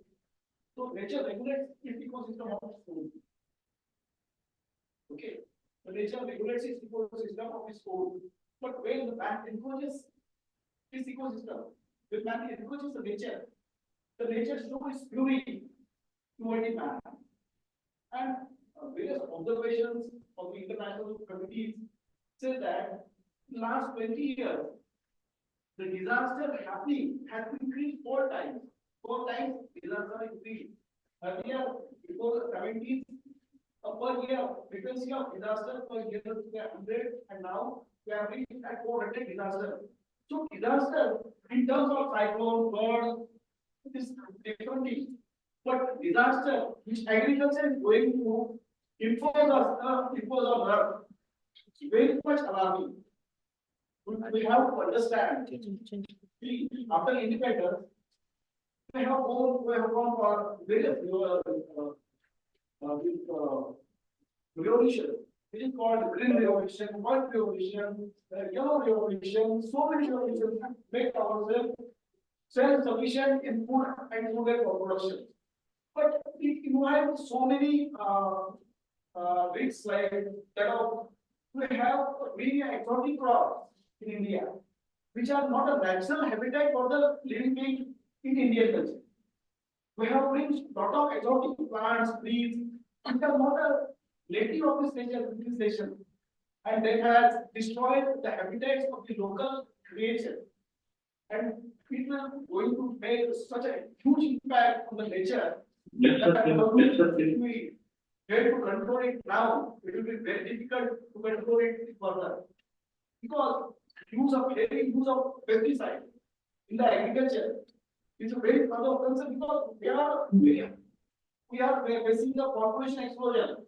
Our population is exploding like anything, growing up and up. And to meet the food requirement of this population, we have no option than using fertilizers, than using exotic varieties. We have to procure hybrid varieties from the international level. Okay, so wait, so just conclude. Another question, right? So it's what I said is not what I do. Just conclude using 1 minute. So the alarming thing is that if we use groundwater like that, if you use a pesticide like that, the contraction to the cancer, what kind of disaster we are going to face in future, the contrast to kind of cancer, that every one of the 10 India, every one of the 10 Indian is going to be a patient of cancer because of this type of agriculture practices were adopted. So that disaster will be very alarming and it will be not possible for us to control. So we have to, by including, I would like to say that we have to minimize our pesticide use. We have to rely on organic agriculture. We have to manage groundwater. We have to manage the temperature of the water. So the message very accurate.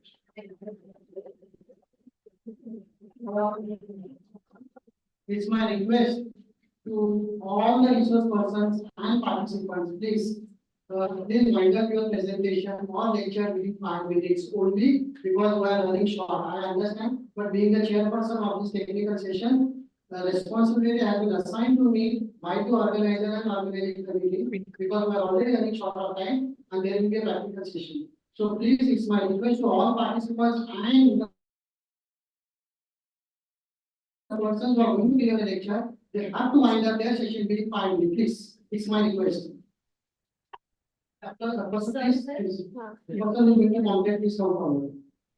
I request Abhay Ali sir to kindly speak a few words on today's conference.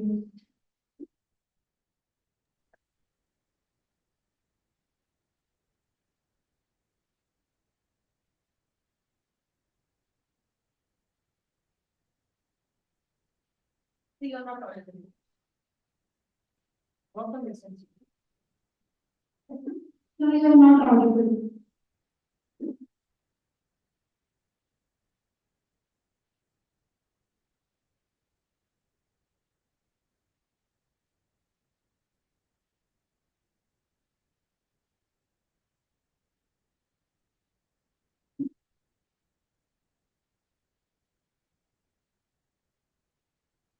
What the message?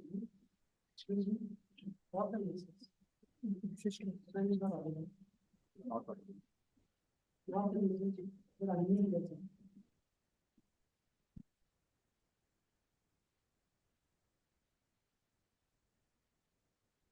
May I request you, sir? You are not audible, sir.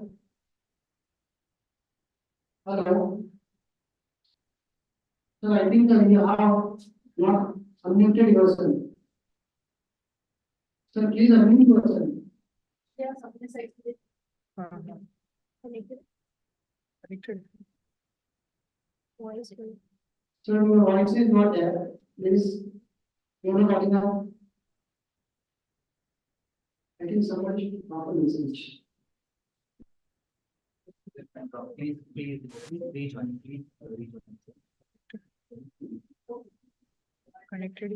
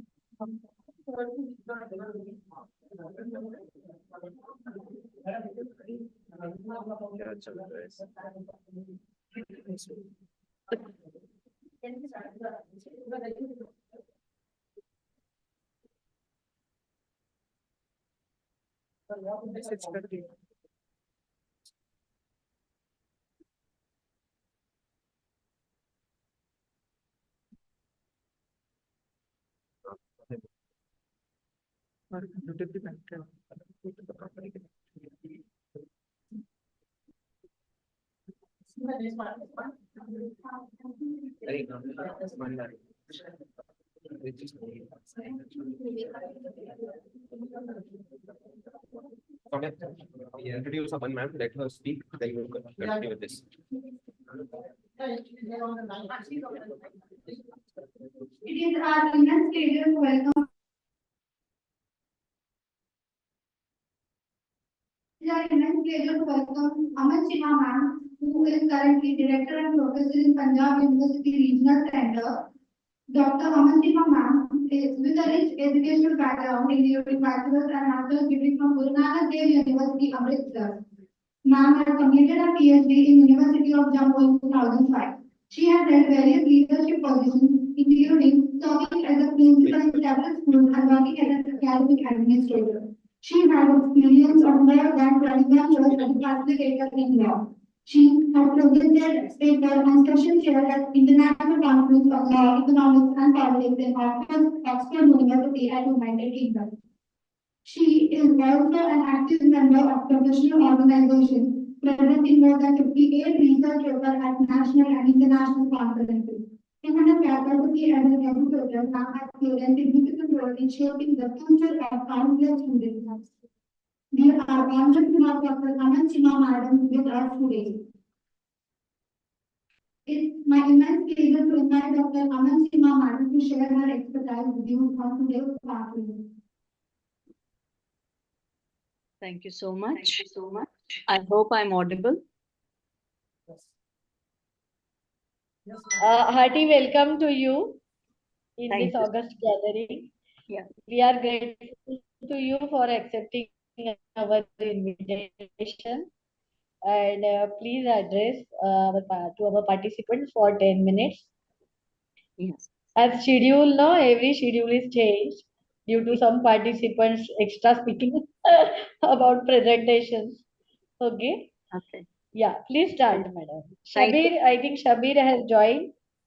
Shabir Ali from Goa, he has joined. I will just welcome him. Shabir, are you there? Professor Shabir? Okay, madam, you start it by the time. Because after your presentation, Shabir, he will chair the session. Yeah. Oh, thank you so much, Dr. Rajshri. It's a pleasure and honor for me to be part of this Welcome. August gathering. Well, as required for me, Dr. Rajeshri asked me to divulge upon this disaster management area. So I wished to have some legal facets attached to it. Now, we all are witness to the fact about cyclone that took place in 1999 and then earthquake in India in 2001 and tsunami in 2004. Now, these were the three consecutive disasters that shook India and heightened the urgent need of the comprehensive management system in the country. The Planning Commission, which is dissolved in 2014, now it is replaced by Niti Aayog, one of the top organizations dealing with the development issues in the country. They recognize the need for a proper legal framework relating to disaster management. And this need led to it made a way for the Disaster Management Act in 2005. Now, before this law came into existence, the handling of disaster situation was done by simply allocating funds indirectly through schemes and plans. Now, these schemes aimed at preparing people for extreme events in India. This Act of Disaster Management in 2005 provides for different facets along with the response mechanism. Well, going a bit in detail about the background of this act. Now, these disasters, both natural as well as man-made, have been occurring with increasing frequency and effect in recent decades in many countries around the world. Now, these disasters, they bring about loss of life. We all know property, employment, damage to physical infrastructure as well as environment. For instance, the tsunami left behind widespread destruction, killing around 2.5 lakh people, damaging natural ecosystem and coastal infrastructure. Now, India is a large, vulnerable country to various natural and man-made disasters. According to this National Disaster Management Authority, approximately 60% of the land mass in India is prone to earthquakes of moderate to high intensity. Out of 7,516 kilometer long coastline that India has, 5,700 kilometer is prone to cyclones and tsunamis. The three consecutive disasters that I have mentioned earlier, they changed the life of India forever. The reactive approach has changed to proactive approach. Also, it is realized that the main investment should be made on preparedness, prevention, and mitigation. And that is more cost effective rather than putting expenditure for relief and rehabilitation.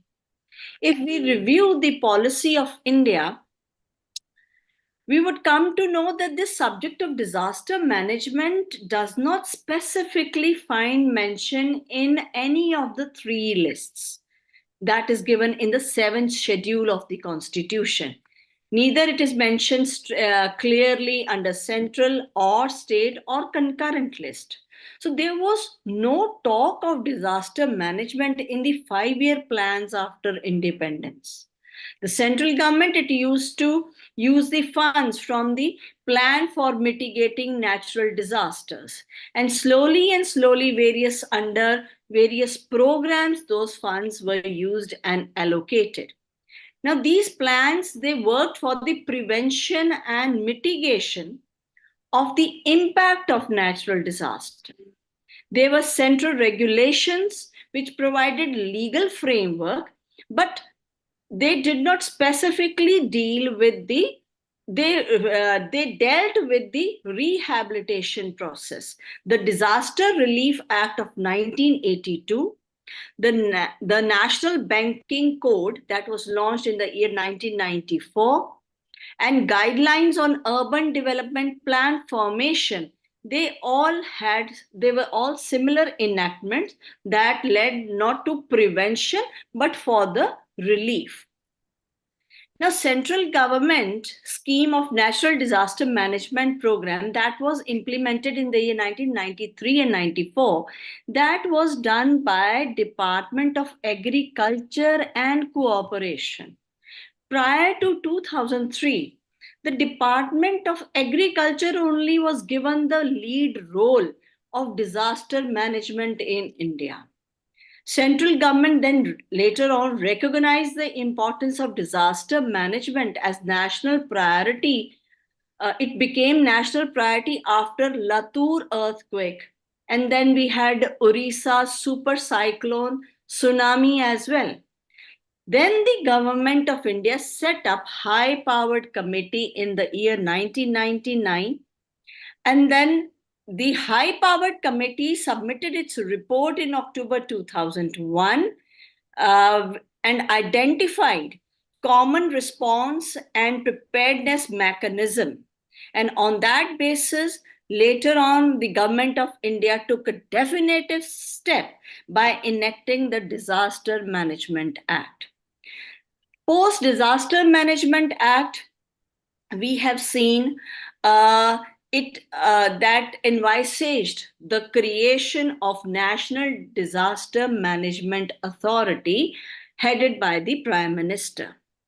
It was a paradigm shift from the erstwhile relief-centric response to a proactive prevention, mitigation, and preparedness drive. Now, that approach that led to the responsibility for laying down the policies, plans, and guidelines for disaster management for ensuring timely and effective response to the disaster. Similarly, the state level as well as the district level also, there are state disaster management authority and district disaster management authority too, which is headed by the chief minister of the state and the deputy commissioner of the district. This United Nations Development Program, in partnership with the Ministry of Home Affairs, implemented a disaster risk management program from the year 2002 to 2007. Now, for disaster recovery, we can take a good example of Odisha state. Odisha, situated on the eastern coast of India, is one of the poorest states in the country, despite having such a rich natural resource base. Agriculture is the major employer of this majority population, which is rural and consists of largely marginal and small farmers. However, exploitation of the natural resource base by mega industrial projects, in addition to several cases of forceful land acquisition from already poor farmers, mainly from tribal communities, has led to creation of more poverty and greater social inequalities. In addition to this, the state is also exposed to mix of hazards, primarily cyclones. And in the last around 25 years alone, we have witnessed several cyclones of severe magnitude, such as super cyclone, Hudhud, and the like.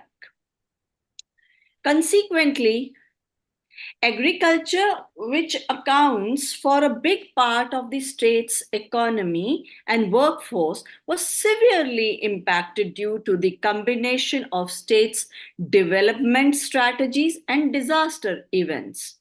For instance, low agricultural productivity due to frequent bouts of high intensity cyclones led to farmers in that district of Jagat Singhpur to take up betel leaf cultivation in state-owned forest lands. Odisha has been constantly improving the disaster risk and recovery management. After the 1971 cyclone, Odisha recognized the outmoded nature of Bihar and Odisha Famine Code. Later on, various amendments in the law have taken place in Odisha relating to that. Now, we find mention that various litigations are also taking place in India relating to disaster management. Courts, they have gained significant role with the introduction of public interest litigation in India. Vinitha Nalla and her colleagues, in their paper, in their work, in the study of legal framework and litigation in Odisha, they have focused on the use of litigation in improving development outcomes. They reviewed the case laws to understand why disaster affected people litigated and to what extent their recovery needs were represented. Their findings were that there are limited number of cases, because for relief, very limited number of cases have come to the forefront. This limited number of cases possibly reflect the inability of disaster affected people to address to litigate, to address their issues due to the cost and logistical barriers. These disaster affected persons highlighted concerns pertaining to lack of livelihood opportunities, access to education, water, sanitation, health facilities, loss of housing, road connectivity, and access to cyclone shelters, as these are some of the primary concerns which these people have. Most of the cases are filed by the litigants to fight for ex gratia assistance only. So the study of the individually filed cases, it showed that these disaster affected persons have to fight for the ex gratia also. In one case, the case was decided in favor of disaster affected person after 13 odd years. A very interesting case of Gaurav Bansal versus Union of India, which was decided by the Supreme Court in the year 2013. The facts goes that the petitions were filed for losses incurred during the 2013 Uttarakhand floods. The petitioners alleged that the impact of the disaster could have been mitigated had there been effective implementation of the Disaster Management Act and adequate preparedness by the state government. In defense, the National Disaster Management Authority informed the court that in compliance with the provisions of the Disaster Management Act, the state disaster management acts have been constituted in all the states and union territories, and the state executive committee mandated under section 20, they stated it has the states have been given all the authority and the states have made an executive committee. Now, state disaster management plans were also formulated for all the states. Now, based on this, the court noted that there has been sufficient compliance with the provisions of the Disaster Management Act, and hence it is not necessary for it to issue any directions to the National Disaster Management Authority. Hence, the petition was dismissed. However, see, this case, it does highlight that despite the fact that the provisions of Disaster Management Act have been complied with by the National Disaster Management Authority, but severe losses were incurred due to disaster. It brings into question, now, if these provisions are adequate, the provisions of disaster management plans, whether they are adequate or whether more accountability needs to be detailed in the Disaster Management Act to ensure effective management of disasters and disaster risks.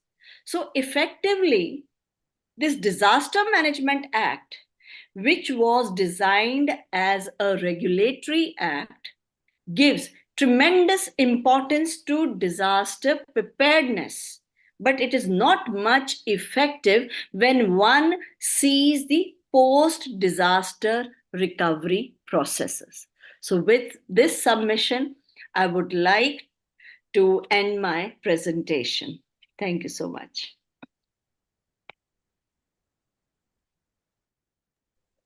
Thank you so much, ma'am, for your kind word.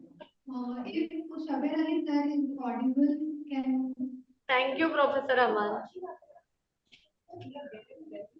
Thank you, man. Thank you. Sorry, I had to actually sum up fast because you had stated. We are sorry we cannot give you more time, but we have to complete other schedule also of the day. Yes.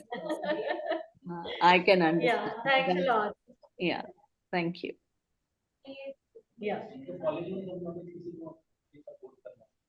Yes, Shabir Ali is there. Professor Shabir Ali.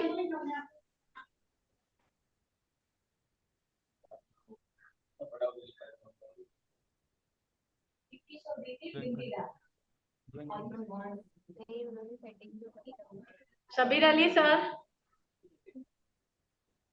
By the time Shabir Ali मैं madam का felicitation करती हूँ civil rights नहीं मैं ये यहाँ सामने ये कर दो मैडम को ये करती हूँ फेलिसिटेट तो वो आएगा यहाँ हाँ इधर ये नाही तुम्ही वरती जायचंय पण हे जरा असं ऍडजस्ट करते पकड काय करायचं नाही अदर पार्टिसिपंट हे असंच पकड हाँ ते कारण इथे 100 पार्टिसिपंट्स ऑनलाइन आहे हाँ थोडं वरती जरा तू जरा बघ बरोबर दिसतंय का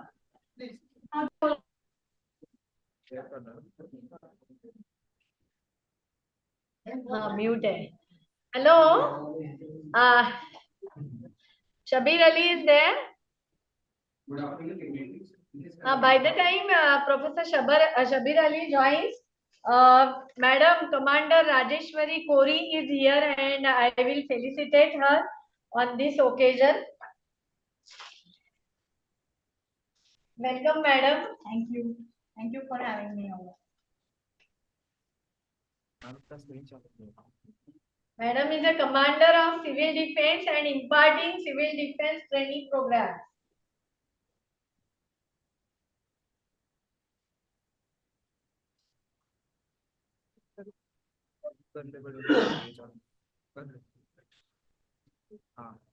थोडस वरती जाऊया आपल्या अर्ध येत आहे नाही असं कर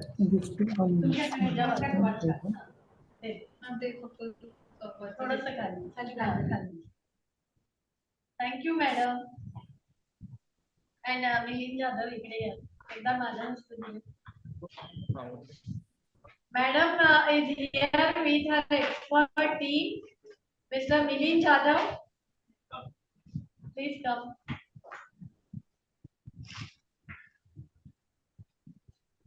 We welcome Mr. Milind Jadhav from Civil Defense who will give us practical training now after your presentations.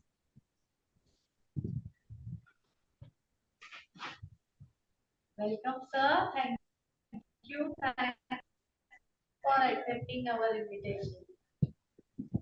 And you say? Now. We also have with us Mr. Prashant Kamble. He will also impart training, practical training for students. Thank you, sir, for coming here. Thank you. Good afternoon. I'm Mayuri from the District Expert in Law College, and we are going to आवाज येत नाही शबीर अली आलेत का NGOs are legally established entities formed by individuals or a group of individuals to operate independently from government bodies and to work for public welfare. The term NGO was coined by United Nations in 1945 to distinguish between private organizations and international organizations. NGO play a vital role in society due to their specialized knowledge and access to key information sources earlier than the government or local. NGO play a crucial role driving social responsibility and positive change worldwide. The objective encompasses a wide range of socio-economic issues with a focus on sustainable development and management of disasters. Sustainable development means the needs of present population is fulfilled without compromising the ability of future generations to meet their own needs. Our research paper objective is that will highlight the issues that the NGO faces and provide the possible solutions for it. So I am going to highlight the rules of NGO further, and my co-author will guide you about the issues and solutions for it. So the roles of NGO in sustainable development and managing disasters can be that the NGOs engage with grassroots level communities. So they have the knowledge about what are the needs and aspirations of locals in that particular area. So they can work better on their welfare. Secondly, they NGO implemented educational initiatives for the local people, especially children, which is also part of sustainable development goal by UN in 2030. So NGOs prioritize both formal and informal education programs to combat illiteracy. Further, they also help in eradication of poverty and environmental protection. Okay. Ma'am, please highlight the issue. The issues faced by NGOs are the very first issue that an NGO faces is lack of funds. Limited resource mobilizes, face difficulty in finding and sufficient and continuous funding. The other, that is the second issue, is poor governance. There is a little understanding of why NGOs are required to have a board on what their roles and functions should be. The third is absence of strategic planning. For many NGOs, it will be hard to develop a strategy during the disaster, and also they need to they have to strategize the instability of the situation they are living in, and that will put them in a stage of challenge. For the findings.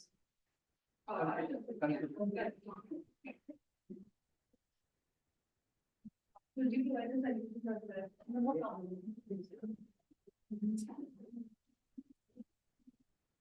First solution that we propose is fostering strategic alliances. Engaging with local governments, community organizations, and fellow NGOs can expand outreach and influence. By convincing the regulatory to pinpoint needs and prevent redundant work and capitalize on strength. NGOs can better be equipped to collaborate effectively in times of crisis. Okay, ma'am. Yeah, who is the next speaker?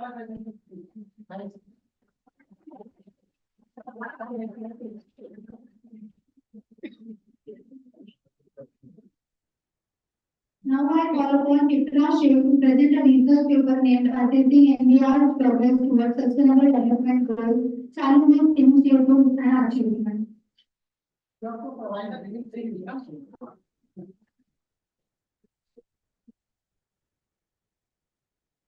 Yes, please.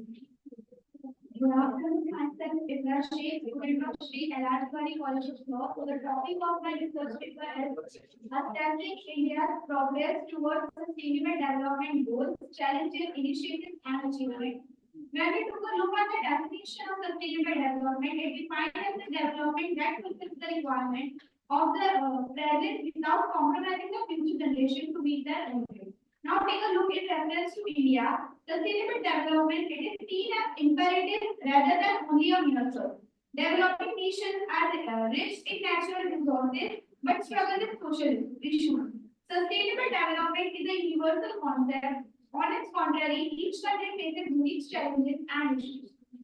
In literature part, when I go through the other research paper, what I found is many research paper or literature have addressed the sustainable development goals and challenges in Indian context. The majority of the work yield similar conclusions such as extreme poverty, unemployment, climate change, and conflict, and establishment of peaceful, inclusive society.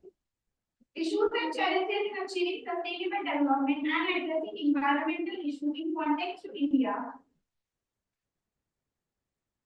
Like one of the most pressing environmental issues in India is air pollution. According to the 2021 World Air Quality Report, India is home to 63 out of the 100 most polluted cities, with New Delhi named the capital with the worst air quality in the world. According to the Intergovernmental Panel on Climate Change, India is the country expected to pay the highest price for the impact of climate crisis. Earth.org and environmental data platform. Okay, ma'am. Thank you very much. Who is the next speaker?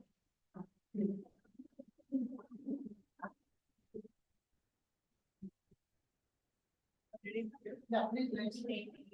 Now I call upon Yash More from University of Law Academy to present his research paper named Quality Skills Strategies and Don't follow this paper.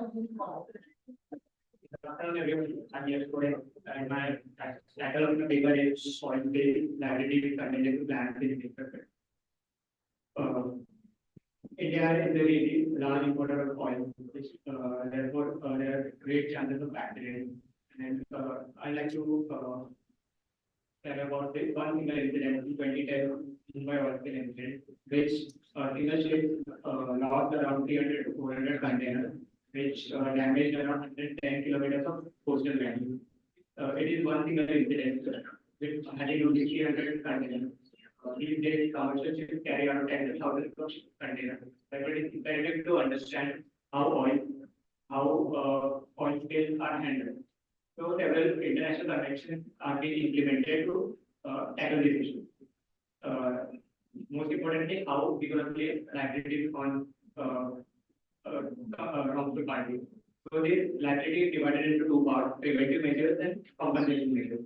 Preventive measures, there is one important convention, which is International Convention on Prevention of Pollution from Ships. It was adopted in 1973. This convention divides itself into three technical sanctions.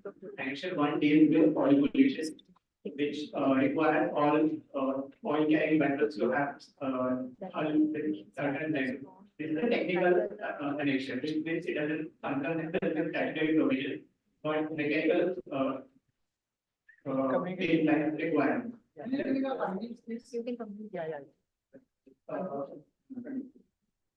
Most of the conventions deal with civil liability. There are many robust provisions for limitation of liability as well. There is provision for international funds. Where if this limitation of liability is imposed, even if this compensation is not enough, then there is provision for compensation measure. Okay, who's the next? Now I call upon Advocate Khan Shabita Praveen Kamar. Please.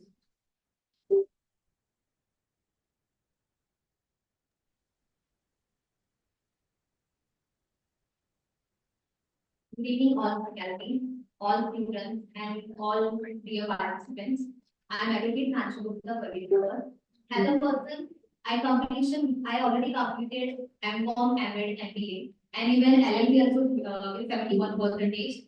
And now I am doing LLM. So, research topic is around national disaster. What do you mean by disaster? Disaster having different aspects, disaster having different perspectives. So many people are familiar regarding disaster.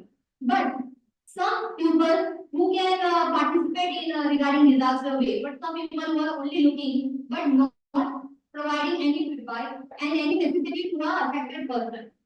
There are two kinds of disaster: man-made disaster, natural disaster. So many people are talking about natural disaster every time. But what about man-made disaster? Man-made disaster, we can control it, but because natural disaster is unpredictable, we cannot say that we say natural disaster can be handled. But man-made disaster are disaster who can not done through by mistake.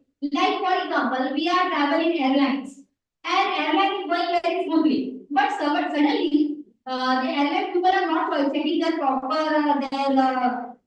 engines and different kind of facilities are there in airplanes.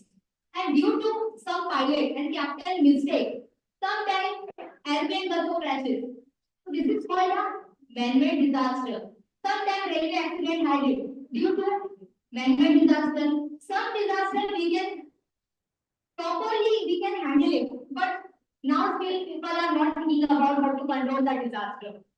NGO plays a very vital role to support the needy person who really affected to disaster. Has a law provision, and I am doing as a social work also. I am working in a Jijau Sanstha, and even I am a vice president of Maharashtra level. That Sanstha helping to a needy person who really affected through disaster. Even so many people are there who doesn't get. Yeah. So my suggestion is that whatever disaster is head on, we need to protect our society as a human being, as an Indian nation. We need to support a needy person, whether they belong to whatever. Okay, thank you.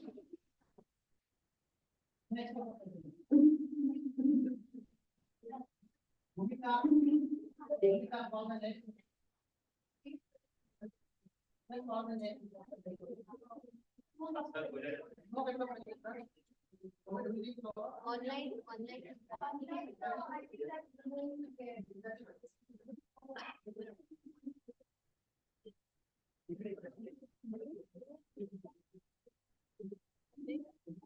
19 very much. At the outset, I congratulate all the paper presenters for presenting their paper and for expressing their wonderful ideas and views on point of disaster management.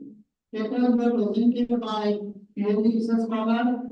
It was presented by the law students from the different law colleges, including students of University of India, students of law college from the Bangalore, right? Some students from other law colleges of the university like the parent, I get it to recollect your name. But once again, I'm telling you, students have made wonderful efforts in presenting their views. I congratulate the organizing team also, the leader of the organizing team, Dr. Rajesh ma'am, for organizing such a wonderful seminar. And I express my gratitude and thankful for inviting me for this session and for sharing this technical session to other results. Thank you very much.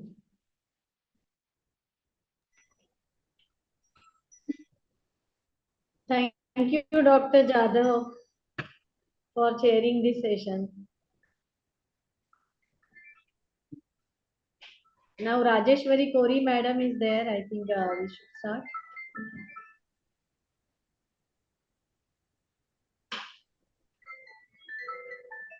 Acha, other presenters are there. Please try to complete it.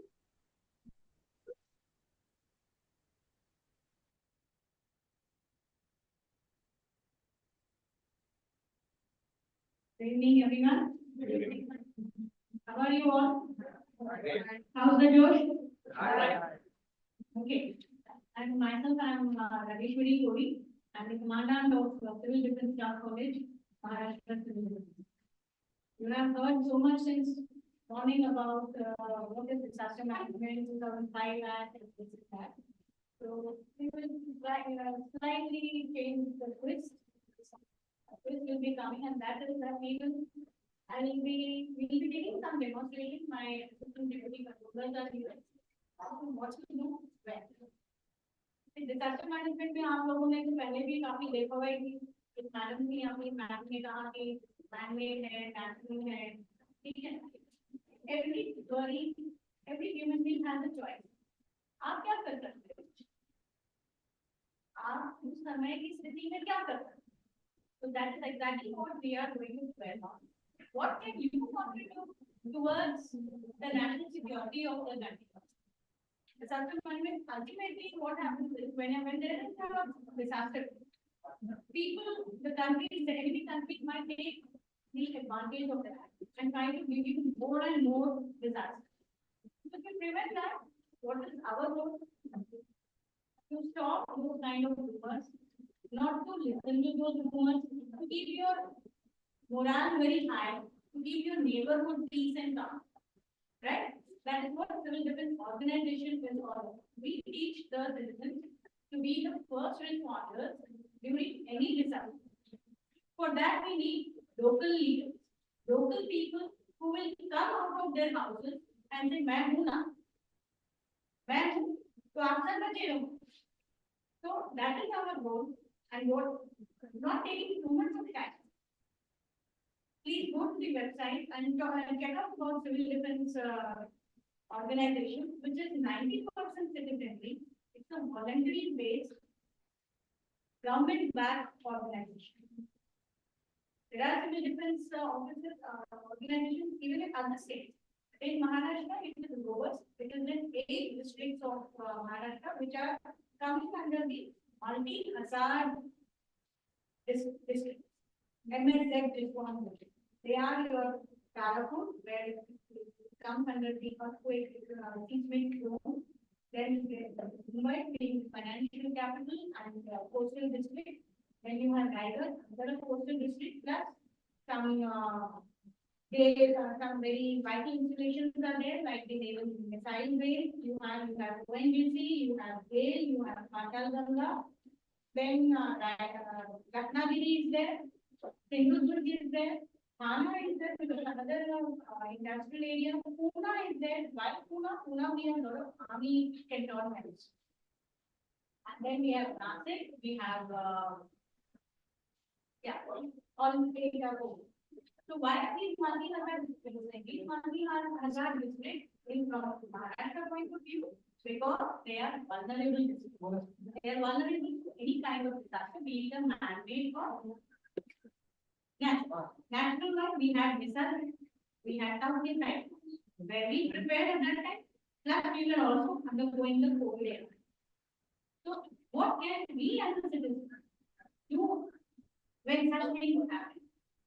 How can I help? How can I reduce the burden of the government? What is my behavior? How should I behave? And instead of saying hi, how can I help first? So this is what our program is for the next 1 hour. Pay attention to it, kindly enjoy it, and also come forward and do the first aid and CPR with us. Okay? Thank you very much.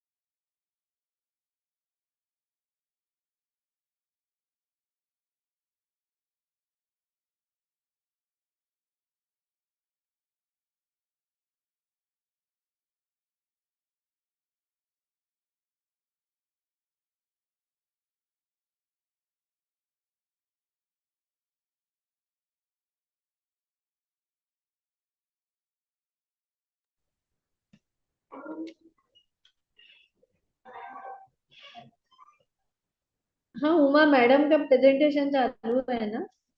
अच्छा, good. प्रशांत कांबळे.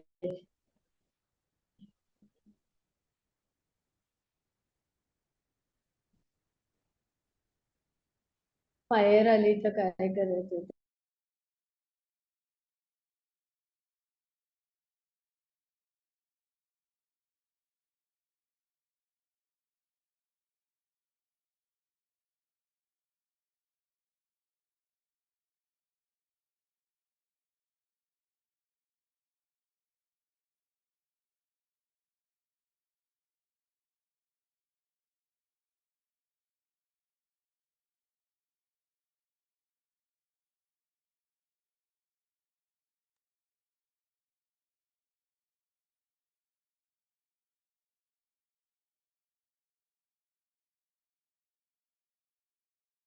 तो बता देता हूँ natural disaster जो है वो हम control नहीं कर सकते, लेकिन होने के बाद जो हानि होती है, क्षति होती है, लॉस होता है, उससे ऊपर हम कंट्रोल कर सकते हैं। लेकिन मैनमेड डिजास्टर है, मैनमेड डिजास्टर हम 100% कंट्रोल कर सकते हैं। उसके लिए हमें रूल्स एंड रेगुलेशन जो है वह पाबंद करना जरूरी है। उनमें से एक डिजास्टर जो है वो है फायर। फिर फायर में डिटेल्स में नहीं जाएंगे हम लोग। What is fire, fire mean क्या है, कैसे निर्माण होती है, फायर कैसे लगती है, कोई बता सकता है? No motivate domination, motivate domination नहीं हो रहा है। फायर मीन प्लीज, हमारे पास समय समय और लेक्चर ज्यादा है, सिर्फ मोटिवेट डोमिनेशन नहीं होना चाहिए। What is fire, fire mean chemical reaction. Okay, fire लगने के लिए कौन से चीजों की जरूरत है?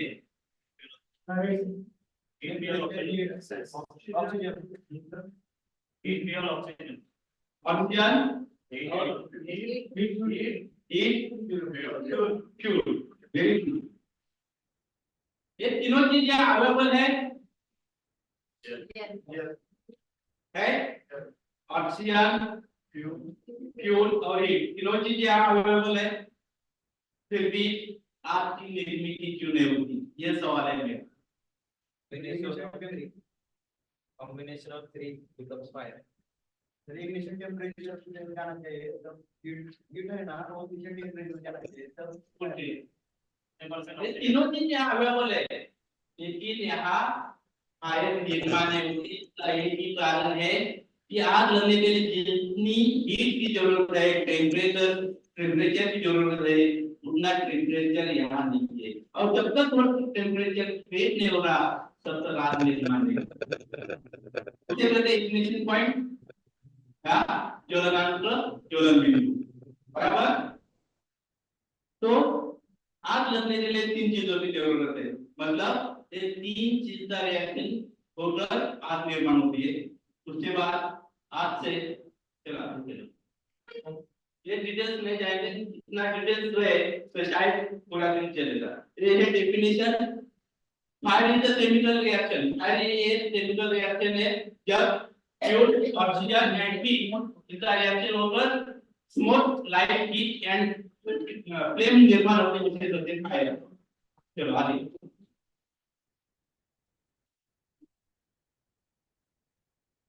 इससे फायर कंट्रोलर निर्माण होता है। क्लिक करो तुरंत। फ्यूल है, ऑक्सीजन है, हीट है, उसके बाद निर्माण होगी वो फायर। क्या रुकी? अब ये आग लगने के बाद आग बुझाने के आसान से तीन तरीके हमें पहले ही पता चला है कि आग निर्माण होने के लिए तीन चीजों की जरूरत है, बराबर बराबर। इनमें से अगर हमने एक चीज हटा दिया, एक चीज कम कर दिया, आग निर्माण होगी नहीं होगी। तो सबसे पहले हमें क्या करना है? जो फ्यूल है, फ्यूल कम करना है। सबसे पहले फ्यूल कम करना है, उसे जल्दी स्टार्वेशन मिलकर हमें फ्यूल जो है, जलने वाली चीज जो है वो हमें वहां से हटानी है। और एकदम इजीली मल्टीप्लाई कर दो। यहाँ अगर आग निर्माण हुई, आप जिस रूम के अंदर बैठे हो, यहाँ अगर आग निर्माण हुई तो आप क्या करोगे? मैडम का रिएक्शन कैसा होगा? मैडम ने वो नहीं, अगर यहाँ आग निर्माण हुई तो आप क्या करोगे? पहला तो जान पड़ जाएंगे बस। कैसे करेंगे? तो फ्यूल का है वो स्टार्वेशन करेंगे। स्टार्वेशन कैसे करेंगे?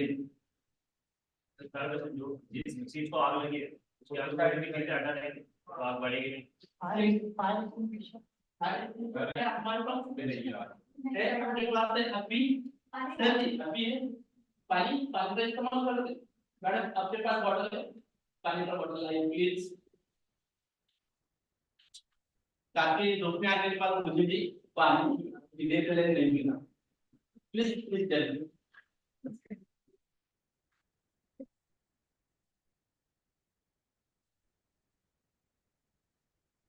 ये 1 लीटर का पानी का बोतल है, ये 1 लीटर पानी की बोतल से कितने आप बुझा सकते हैं? कितनी बोलिए, बुझा सकते हैं? बोलिए, मैं बात नहीं करता, बात में लेते हैं।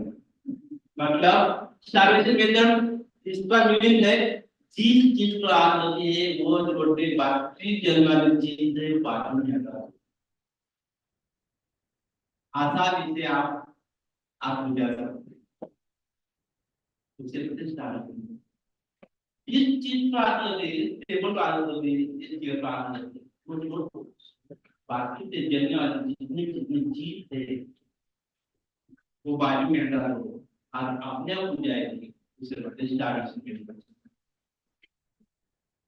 आर्किटेक्ट की हमें जरूरत नहीं, तुझे आहे तुझं माझी परी तू दादा तुझी मराठी समजते हो पडा बोल मराठी म्हणतात तुझं आहे तुझं माझी परी तू दादा चुकला जवळ आपल्या जवळ आहे परंतु आपण काय म्हणतो ती योग्य निवड करत नाही, योग्य निवड न केल्यामुळे आपत्तीची व्याप्ती वाढली जाते, आपल्याला आपत्तीची व्याप्ती वाढवायची नाही कमी करायची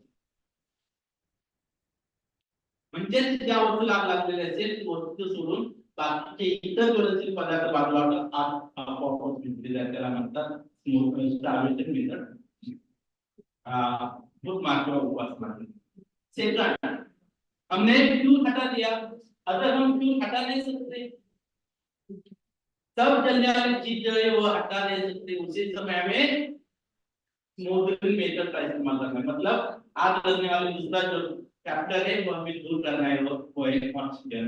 ऑक्सीजन की मात्रा कम करने की जरूरत है, ऑक्सीजन की मात्रा कम करने की जरूरत है। अभी देखिए आपने 7वीं कक्षा में स्टैंडर्ड शिक्षा 7 में डेमोन्स्ट्रेशन देखा है।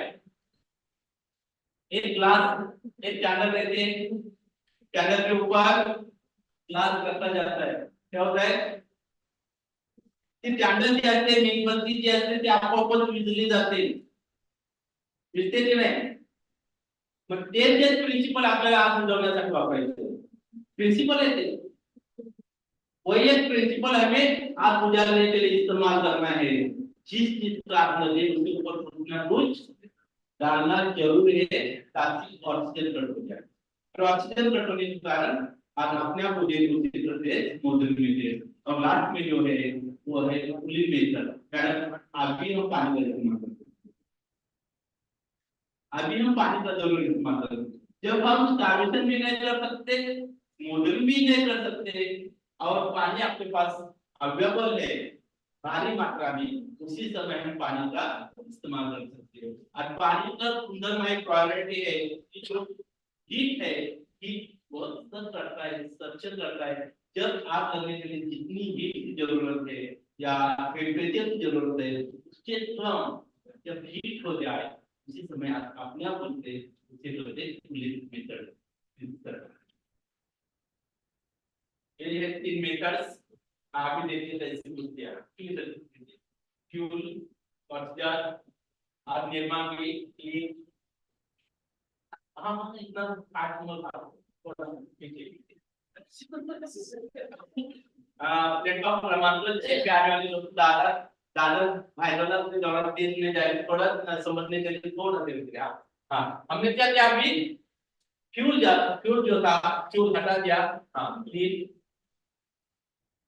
क्या हुआ आप पूछ गई क्लीन उसे करते हैं स्टार्वेशन, उसे क्या करते हैं स्टार्वेशन नेक्स्ट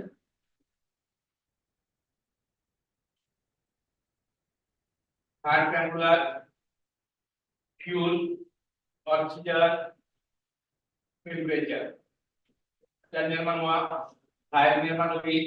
इसी समय हमने क्या किया ऑक्सीजन की मात्रा कम कर दी, बोल रहे हम आगे उस साइड पे जो फायर अपने आप बुझ गई, उसी तरह से स्मोल्डरिंग मेथड राइट।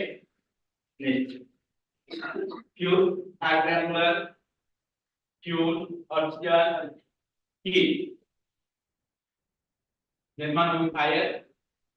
इनमें से हमें अभी टेम्परेचर हमें सेट करना है, इनवाइट करना है कि टेम्परेचर कटवा काय बोलतोय उसे करते कूलिंग मेथड। इस तरीके से हम 3 मेथड का इस्तेमाल करते हैं और आसानी से जो फायर है बेसिक फायर बाद बेसिक फायर हम क्या कर सकते हैं बुझा सकते हैं कंट्रोल कर सकते हैं। ऐसे आपने छोटी छोटी जो फायर बेसिक है वो बुझा नहीं तो शायद होने वाले बड़ा लॉस जो है या लगने वाले जो फायर है वो आपने आप क्या होगी बुझ जाएगा नहीं।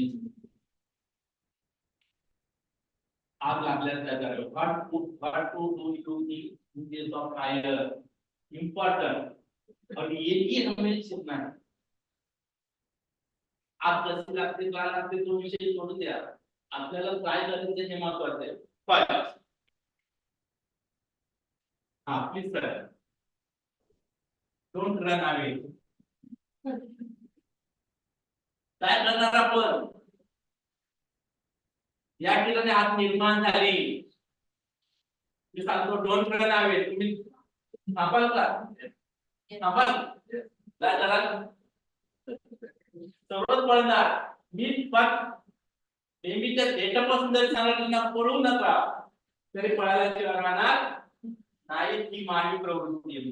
मी वैयक्तिक मला अजिबात दोष देणार नाही पण ही मानवी प्रवृत्ती आहे मी सुद्धा त्यातला एक भाग आहे पळू नका त्याचं कारण असं डू नॉट रन का पळायचं नाही आपल्याला बाहेर जाण्यासाठी पडणे येतच बरोबर आणि सर्वांनी एकदम पळ सुटलं काय होतं चॅम्पियन म्हणजे त्या ठिकाणी सेंट्रल मत्सर जर तिथं पडले ना तर ते वरून उड्या मारतात पण म्हणणार नाही त्याला उभं म्हणतात सांगायचं काय डोंट रन आहे म्हणून नका त्यात कारण असं की जर आपण पळण्याचा प्रयत्न केला तर सेंट्रल आणि ज्या ठिकाणी आग लागते त्या ठिकाणी बर्न कॅलिटी किंवा बर्नमुळे एखाद्या व्यक्तीचा मृत्यू झालाय हा 1% असतो परंतु 99% सफोकेशनमुळे त्या गुदमरल्यामुळे त्या व्यक्तीचा मृत्यू होतो त्याचं कारण असं की केंद्राचेमुळे अनेक जणांनी काढतात म्हणून म्हणजे काय करायचंय की आपल्याला शिस्तबद्ध पद्धतीने काय करायचं इव्हॅल्युएशन करायचं आणि जर शिस्तबद्ध पद्धतीने इव्हॅल्युएशन केलं तर जस्ट तुम्ही 2 मिनिटांमध्ये संपूर्ण बिल्डिंग खाली कराल आणि परत जर सुटला तर त्याच्यावरती एक म्हणून तयार त्या ठिकाणी केंद्राचे जास्तीत जास्त मुख्य प्रमाण जास्त वाढतं दोन पॅनिक आपण मोठ्या प्रमाणामध्ये पॅनिक करतो काय आग लागली म्हणून पॅनिक करतो घाबरून जातो त्या घाबरल्यामुळे काय होतं मनामध्ये भीती निर्माण होते त्या भीतीच्या वातावरणामुळे आपण स्वतःचा म्हणजे योग्य पद्धतीने जीव वाचवू शकत नाही मोठा वस्तू त्यांना Don't wait like go private jewelry. तुमच्या जीवापेक्षा किंवा तुमच्या माझ्या जीवापेक्षा मोठ्या कोणत्या वस्तू आहेत जगामध्ये ऐका तुमच्या माझ्या जीवापेक्षा जगामध्ये कोणती मोठ्या वस्तू आहे ऐका मग हा जीव वाचवायचा जर असेल तर आपल्या घरातील मोठ्या वस्तू ज्या आहेत तो देण्यासाठी वेळ आणून राईट आपल्या कळल्यास ताबडतोब अग्निशमन झालं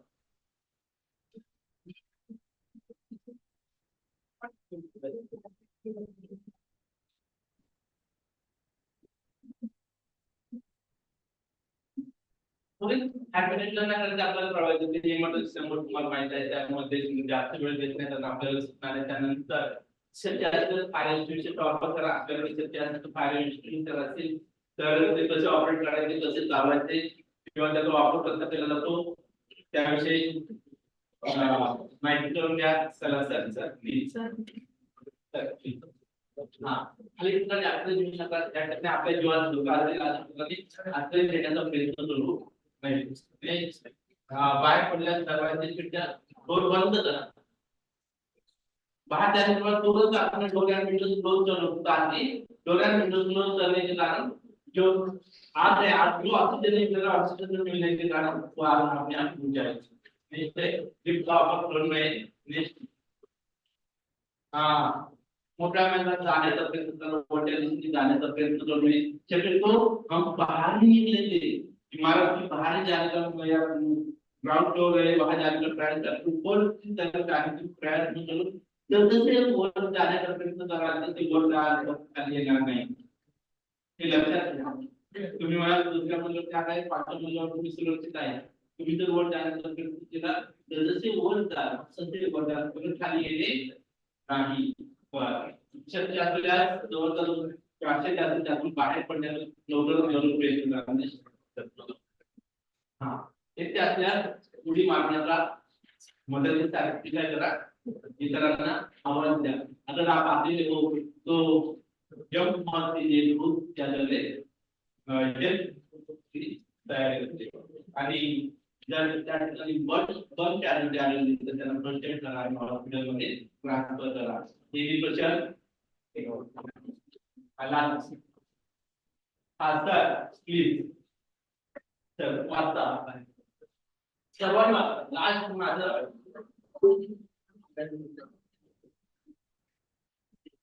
ज्याला चांगली मराठी येत असते त्यांनी प्लीज सर्वांना सर प्लीज सर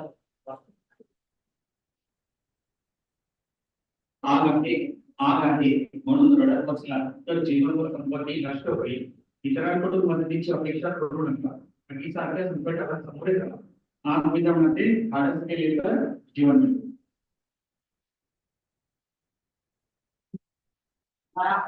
पाठ्यक्रमाचा किंवा याचा सर्वात शेवटचं सारांश किंवा लेखकाचं सारांश वेळ खूप कमी आहे, आग आहे म्हणून रडत बसू नका। आम्ही नेहमी तेच करतो, काय झालं तर दुसऱ्याला दोष दाखवतो, दुसऱ्याला दोष देण्यापेक्षा आग आहे म्हणून रडत बसू नका। बसला तर जीवन व संपत्ति नष्ट होईल, आपकी जो लाइफ एंड प्रॉपर्टी है वो नष्ट हो जाएगी। अब वो तो एक बार प्रॉपर्टी चली गई तो दोबारा कमा सकते, लेकिन किसी की जान चली गई तो वो दुनिया में वापस आने वाली नहीं। इसलिए हमें क्या करना है, याच्यामध्ये लक्ष म्हणजे जीवन संपत्ती नष्ट होईल, इतरांकडून मदतीची अपेक्षा करू नका, त्यामध्ये आम्हाला वाचवायला येईल, तूच आहे तुझ्या जीवनाचा शिल्पकार। इतरांकडून अपेक्षा करणं सतत वाचवण्याचा प्रयत्न करा, सतत वाचण्याचा प्रयत्न केला तर आधी साखळ्या संकटाला सामोरं जा आणि आता कोणते फक्त नॉट ओनली फायर कोणतेच संकट असू द्या, जीवनामध्ये येणाऱ्या प्रत्येक संकटाला सामोरं जा आणि प्रत्येक संकटाला जर सामोरं गेले तर लास्ट शेवटी काय होईल, जीवन मिळेल। धन्यवाद तुमची वेळ।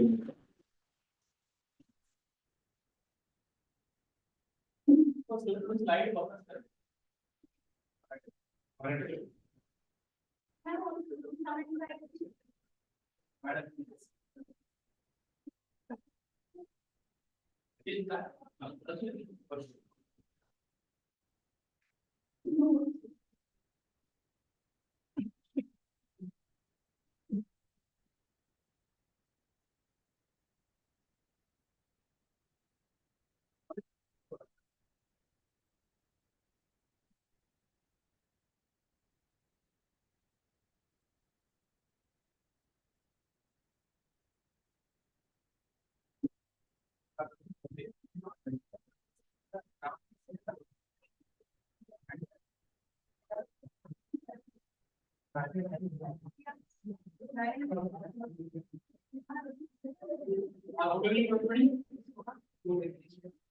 मुझे से लेक्चर और लॉ की सारी बातें सुन के थोड़े बहुत आगे अपने से वेटिंग कराएंगे, थोड़ा सा प्रैक्टिकली हो जाएंगे। जनरली आपको आप क्राइटेरिया की आपकी कंटेंट क्या है ये सिखाना ही वास्तविक में पहचान नहीं रखते। तो एक्चुअली जो है आज का जो लाइव सेशन है तो प्रैक्टिकल के ऊपर डिपेंड है, वही आज हम लोग डील करेंगे यहाँ। पहले थोड़ा सा कॉमन की ओर जाते हैं क्योंकि ये किचन के उनका रोल ज्यादा किचन में, तो वहाँ पे थोड़ा जाते हैं। समझो कि दिवाली का सीजन चालू है यहाँ पे और हम लोग चटनी वगली कर रहे हैं, बराबर है। कढ़ाई में तेल में आग लगी, आप लोग क्या करेंगे? जनरली जेंट्स भी उसका आंसर दे सकते हैं, क्योंकि आजकल अपने को ऑप्शन नहीं, किचन में जाना पड़ता है, तो क्या करेंगे? कवर करते किसे करोगे? गीला कपड़ा से कढ़ाई को कवर कर देंगे। कौन सा गीला कपड़ा? गीला कपड़ा से। ओके, तो कपड़े का डेफिनेशन क्या है? कोई भी कॉटन का कपड़ा। बराबर बोल दिया, बट कोई डेफिनेशन होता है कपड़े का। कॉटन का कपड़ा हम लोग कॉटन यूज करते हैं सर आज की तारीख में। क्या होता है कॉटन का? कॉटन का टॉवल होता है। कॉटन का टॉवल और सबसे बेस्ट आंसर है कि अगर कढ़ाई के नाम का ढक्कन है तो पहले आप ढक्कन रखो। सर ने जैसे बताया वो भी बढ़िया ऑप्शन है। अगर आपके पास में कोई सतरंजी है, सतरंजी समझते हैं आप लोग? मराठी में एक चीज होती है जो हम लोग कल्चर आपको मिली है हमारे सासरवाड़ी से, गोधड़ी जिसको बोला जाता है। गोधड़ी मायने में लगाना, गोधड़ी हम लोग गीला करके हम लोग कढ़ाई में डाल सकते हैं। अगर आपके पास में ब्लैंकेट है, मैं जनरली ब्लैंकेट का बात इसी के लिए नहीं करता कि बम्बई में हम लोग तो ब्लैंकेट यूज कर सकते हैं जनरली, वो ब्लैंकेट इस काम में नहीं आता, बहुत हल्का वाला ब्लैंकेट होता है। तो अगर पुराना वाला कोई अगर प्योर ब्लैंकेट है वो भी आप क्या कर सकते हैं, उसको फायर एक्सटिंग्विश के काम में ला सकते हैं। फॉर एग्जांपल अगर एलपीजी का अगर सिलेंडर है और सिलेंडर के जहां पे रेगुलेटर होता है वहां पे आपको फायर लग गई तो क्या करें? जल्दी जल्दी प्लीज, जरा टाइम कम है।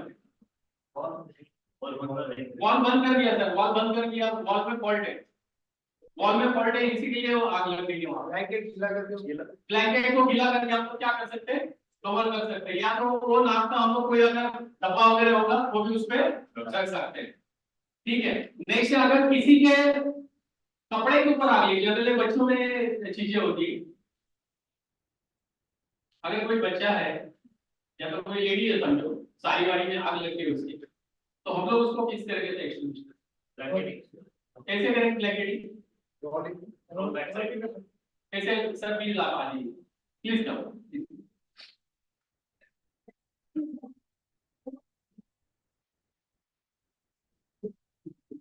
थोड़ा ऊपर का कपड़ा ले लो, कपड़ा लेके क्लियर कराया हमारा किसी कपड़ा। हाँ सर, देखो यही बंदा है, ये वाला के ऊपर आग लगी इसके बॉडी के ऊपर, आप क्या करेंगे? आपका रिएक्शन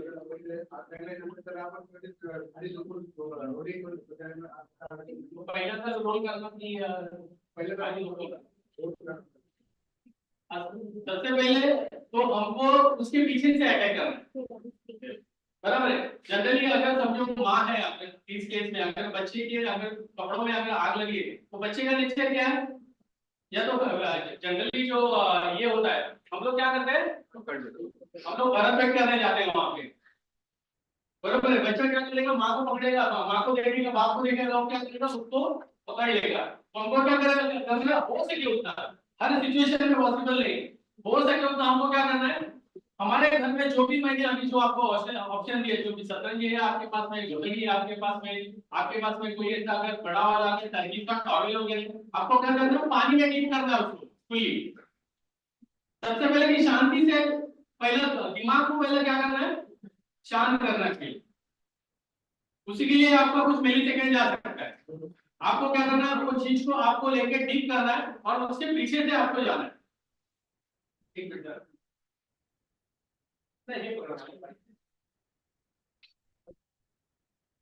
देखो सर,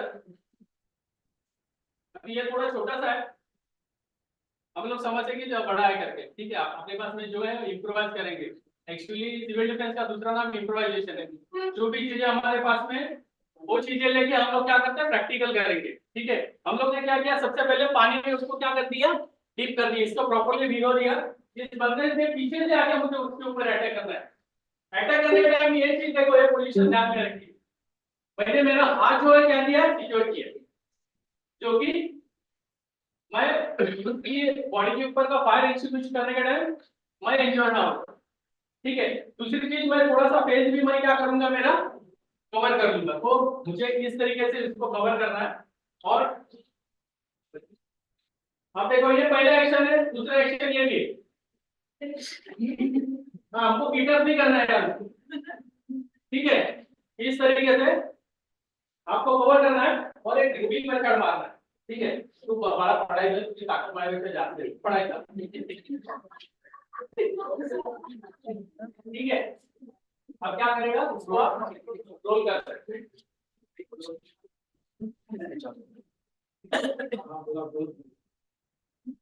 भाई तो लॉजिकली बोला, आपको समझ में आया? इजी।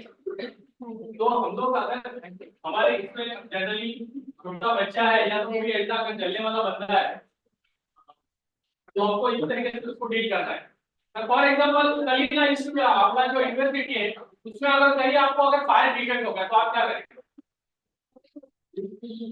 फॉर एग्जाम्पल यहाँ पे आप बैठे, आप यहाँ पे आके यहाँ पे आप स्टडी कर रहे हो, आप सबसे पहले क्या करेंगे? आप हाँ फायर, हाँ वही तो है ना, फायर लगी इस रूम में आजू बाजू में, शॉर्ट सर्किट हो गया, समझो एयर कंडीशन का शॉर्ट सर्किट हो गया, आपको फ्लेम दिखाई दे, सबसे पहले आप क्या करें? मेन स्विच आपको पता है मैडम, मेन स्विच कहाँ? देखो टेक्निकली चीजें मैं तो पूछ रहा हूँ, आपका मजा नहीं कर रहा, आपको ये पता है किसको मेन स्विच किसको पता है? पता नहीं है, हम लोग इलेक्ट्रिशियन नहीं है, बॉक्स के अंदर कहाँ पे ढूंढेगा? सारे बटन कुछ करते हैं। सबसे पहले जिसको मालूम है, इसके बारे में किसको मालूम होती है? आपके सिक्योरिटी गार्ड, या तो आपका जो यूनिवर्सिटी का जो इलेक्ट्रिशियन है उसको मालूम है, तो उसको आपको क्या करना है? कॉल करना है। और यहाँ से आप जब आप देखोगे तो आपको इरिगेशन करना है। पहले बंदे ने बहुत अच्छा बताया बात, पहले आपको इरिगेशन करना है, बट इरिगेशन करने का क्या करना है? चिल्लाते जाना है, फायर फायर फायर फायर बोलते ना, बम बम करना है। अब क्या होगा, समझो पहले दूसरे तीसरे माले पे अगर फायर एक्सटिंग्विशर है तो वहां पे आपको ये सारे लोग आपको मदद के लिए आ जाए, आपके चिल्लाने का इम्पैक्ट क्या होगा? आपके मदद के लिए लोग आ जाएंगे, और ये कंफर्म है कि भाई कहाँ को आग लगी है, और मुझे पता है कि फायर एक्सटिंग्विशर कैसा ऑपरेट करता है। फायर एक्सटिंग्विशर एक्चुअली ऑपरेट करने का, सेफली ऑपरेट करने का भी एक मेथड है, बट अपने पास में अभी फायर एक्सटिंग्विशर बताने के लिए नहीं, टाइम ही कम है, तो आपको थोड़ा सा ये चीज समझ में आए। अच्छा, सबसे बड़ी चीज है कि हम लोग सारे लोग आज की तारीख में ऑनलाइन रहते हैं, रात में भी ऑनलाइन, दिन में भी ऑनलाइन। वैसे हम लोग क्या करते हैं, गैस सिलेंडर भी ऑनलाइन ही रखते हैं रात में। आपको मालूम है सबसे ज्यादा ब्लास्ट कौन से टाइमिंग होते हैं? क्यों? पार्टी होता है,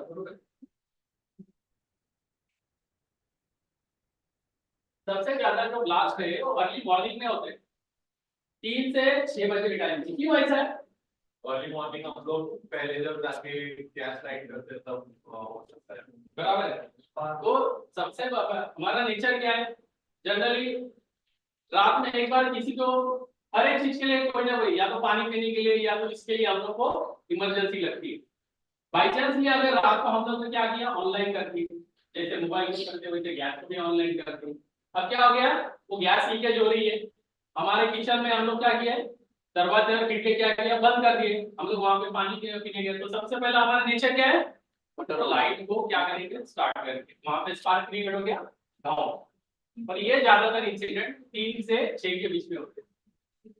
तो हमको आज से पहले क्या करना है, जो किचन में जाते हैं हमारा काम खत्म होने के बाद में हमको क्या करना है, रेगुलेटर को ऑफ करना है। सेगड़ी को ऑन करो ऑफ करो चलेगा, मगर रेगुलेटर को हमको रात को याद से ऑन ऑफलाइन करना है, उसको ऑनलाइन रखना, ठीक है। ठीक है, अभी थोड़ा सा हमारे पास टाइम कम है तो सीपीआर के बारे में बात करेंगे।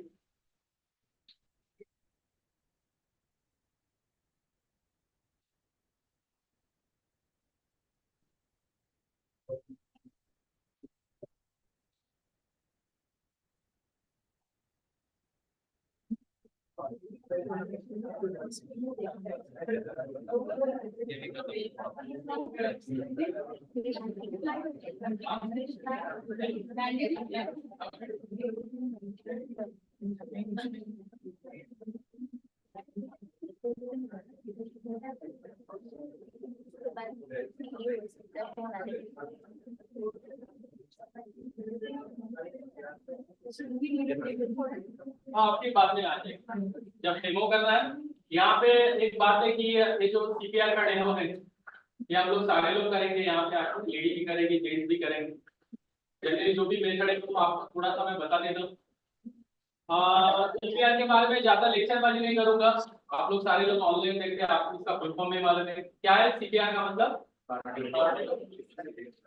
ठीक है, अब एक डॉक्टर के नाते नहीं, एक रेस्क्यूअर के नाते अगर ऐसा अगर सिम्टम्स आपको दिखा तो आप क्या करेंगे और आपकी बॉडी लैंग्वेज क्या होनी चाहिए और आपका एटीट्यूड क्या होना चाहिए। फॉर एग्जांपल अगर किसी को हार्ट अटैक आ गया है तो किसी को कार्डियक अरेस्ट आ गया है, ये आप कैसे पहचानें, उसके सिम्टम्स क्या है। आपने सुने हैं, आपने देखे हैं, आपने कहीं पे आपके नॉलेज में आया है या तो कोई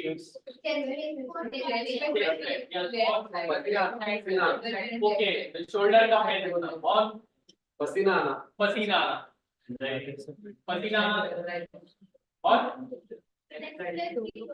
फेसलेस फील होना और कुछ अनकॉन्शियस होना। Very good. Shoulder pain generally देखो हिंदी फिल्मों ने हमारे कल्चर को ना पूरा तहस नहस कर दिया है। हिंदी फिल्म में क्या है, लड़की का बाप है उसको अटैक आता है और वो बराबर लेफ्ट साइड में हाथ करता है, बच्ची बराबर है, और कुछ ना कुछ हाथ से उसकी चीज क्या हो जाती है, टूट जाती है, तो कंफर्म होगा कि इसको हार्ट अटैक है। तो जनरली हमारे माइंड में से ये चीज को निकाल लेनी है। ये हमारा जो ये जो चीज इसको क्या बोलते हैं, बराबर है, यहाँ से लेके नाभि तक आपके किसी भी पॉइंट के ऊपर पेनिंग हो सकता है तो हार्ट अटैक का सिम्टम्स हो सकता है। तो हमको ये नहीं सोचना भाई शोल्डर में आ गया या तो चेस्ट में पेनिंग हो गया तो ही हार्ट अटैक का सिम्टम्स है। तो सबसे पहली चीज ये कंफर्म कर लो। कई बार हम लोग इग्नोर करते हैं यार पूरा पेट में थोड़ा गैस है तो तकलीफ हो रही है, ऐसा है वैसा, चेस्ट में शायद एसिडिटी है तो इग्नोर करते हैं। अगर 45-50 क्रॉस किया तो ये चीजों का आप इग्नोर मत। घर में भी हम लोग देखते हैं मम्मी पापा अगर थोड़ा सा ये हाजमा वगैरह का कुछ इश्यू है, ज्यादा खा लिया तो बोलते नहीं, बट हो सकता है कि ये जो इश्यू है शायद हार्ट अटैक से कंसर्न है। अगर हिस्ट्री है तो, और हिस्ट्री नहीं है तो भी ये हादसा किसी के भी साथ में भी हो सकता है। तो सबसे पहले हम लोग ने जो सिम्टम्स देखे, क्या क्या सिम्टम्स देखे, किसी को ज्यादा पसीना आ गया है, कोई रेस्टलेस आपको दिख रहा है, कोई थका हारा दिख रहा है, किसी को चलने को बिल्कुल ये नहीं बिल्कुल उसके बॉडी में बिल्कुल जान नहीं है, वो कहीं पे बैठना चाहता है, हो सकता है कि वो उस चीज का शिकार हुआ हो। सबसे पहले तो ऐसे पेशेंट को अगर वो कॉन्शियस है तो ऐसे पेशेंट को हमको किसी भी हालत में चलाना नहीं। हो सकता है आपको हॉस्पिटल में बोला जाए कि नहीं यार आप एक काम करो, सेकेंड फ्लोर पे आप जाओ, वहां पे उसका ग्राफ निकाल के आप, अगर ऐसा नहीं है तो ऐसे टाइम में उसको किसी भी सोर्स से उसको उठा के लेके जाओ।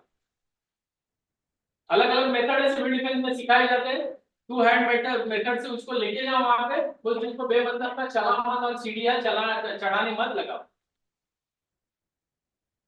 अगर कोई व्यक्ति अगर आपको बेसुधा है या तो अनकॉन्शियस है तो आप उसको कैसे डील करें। पहला तो लुक लिसन फील करो आप, बराबर है, उसको जाएंगे टटोलेंगे। फॉर एग्जांपल है बेटा, भाई साहब भाई साहब भाई साहब का नाम क्या है, कौन है आप, क्या करेंगे, पहले थोड़ा सा उसका मेंटल स्टेटस चेक करेंगे, उसके बाद में उसका फिजिकल स्टेटस चेक करेंगे। फिजिकल स्टेटस कैसे चेक करेंगे, थोड़ा सा वहां पे नाक के वहां पे देखेंगे भाई सांस चल रही है, बराबर है, अगर सांस अगर नहीं जम रही तो थोड़ा सा कान लगाएंगे वहां पे, उसके नाक के वहां पे क्या करेंगे, कान लगाएंगे वहां पे। उसके अगला एक्शन है, अगर उसके थ्रॉट में कुछ अटका वगैरह है, बराबर है, कुछ ऑब्स्ट्रक्शन है उसके बारे में देखेंगे, वो थोड़ा सा चेक करेंगे। सबसे मेन जो है, किसी व्यक्ति को हार्ट अटैक आया है या नहीं, या तो हार्ट के कंसर्न में अगर उसका कोई प्रॉब्लम है या अगर समझना, तो सबसे अच्छा जो चीज है हम लोग बहुत इजीली वो चीज को हम लोग डिटेक्ट कर सकते हैं, जिसको बोला जाता है कार्डियक पल्स। हम लोग जब डॉक्टर के पास में जाते हैं रेडियल पल्स को क्या कर लेता है, हमको ये इजीली मिलती है। जनरली जो बुजुर्ग व्यक्ति होते हैं या तो बच्चे होते हैं, ये पल्स ढूंढने में काफी तकलीफ होता है, बट कार्डियक पल्स है तो सबको पता है और इजीली वो डिटेक्ट करते हैं। अब ये सवाल नहीं करना डॉक्टर क्यों नहीं देखते, ठीक है, अब कोऑर्डिनेट पल्स कैसे चेक करेंगे, कहाँ पे होती है कोऑर्डिनेट पल्स? जरा देखो कोऑर्डिनेट पल्स यहाँ पे, ये जो मेरा पोर्शन है, मेरा प्लॉट है, मुझे यहाँ पे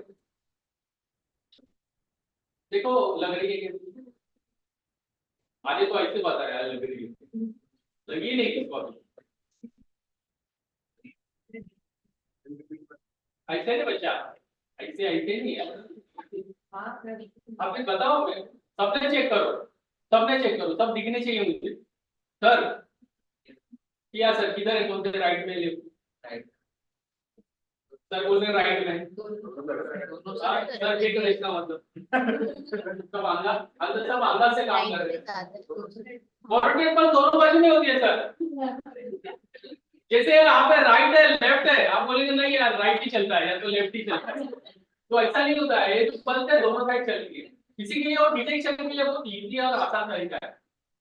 तो अगर कोऑर्डिनेट पल्स अगर एब्सेंट है, मेरा बात को आप ध्यान से सुनिए, अगर कोऑर्डिनेट पल्स अगर एब्सेंट है तो आपको समझना है कि इस बंदे को जो प्रॉब्लम है वो हार्ट से कंसर्न है। और उसके बाद में आपको क्या करना है, उसके बाद में आपको क्या करना है, उसको 30 कॉम्प्रेशन और 2 रेस्क्यू ब्रीथिंग। 30 कॉम्प्रेशन कैसे देने हैं? सबसे पहला पेशेंट को सरफेस पोजीशन पे सुलाना है, ना गद्दे पे सुलाना है, ना कोच पे सुलाना है, ना किसी भी बेड पे सुलाना है। इसी के लिए मैंने जानबूझ के उसको नीचे रखा। उसको आपको क्या करना है, नीचे जमीन पे सुलाना है। जरूरी है नीचे ब्लैंकेट होगा, कोई जरूरी नहीं है, हो सकता है ये इवेंट है हम लोग किसी स्टेशन पे कर रहे हैं या तो किसी ग्राउंड में कर रहे हैं। उसके बाद में जब हमारा जो कौन सी जगह पे आपको कॉम्प्रेशन, उसका प्रेशर पॉइंट क्या है, एग्जैक्ट प्रेशर पॉइंट क्या है, लेफ्ट में देंगे, राइट में देंगे, सेंटर में देंगे, कहाँ पे देंगे? सेंटर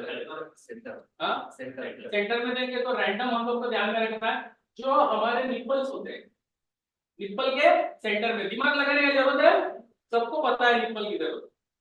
निप्पल के सेंटर में आप क्या करो, वो प्रेशर पॉइंट को मुकर्रर करो। ठीक है, अब मैं बताता हूँ, अगर पीछे वाले को अगर तकलीफ नहीं तो आप पूछ सकते हो, देख सकते हो। ठीक है, ये सारी चीजें बहुत जरूरी है। देखिए ये जो मैनिकन है इसका जो सेंटर है, ये निप्पल के सेंटर में मैंने ये क्या कर दिया, देखो ये राइट लेफ्ट, राइट के ऊपर लेफ्ट रख दिया और इस तरीके से थोड़ा प्लीज जरा उठ के आ जाइए आप, प्लीज आ जाइए, सब लोग आ जाइए पीछे वाले, प्लीज सर प्लीज प्लीज।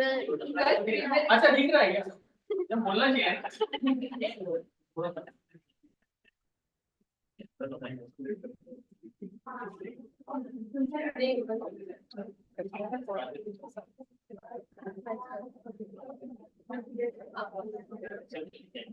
ठीक है, ठीक है, सब लोग देख पा रहे हैं?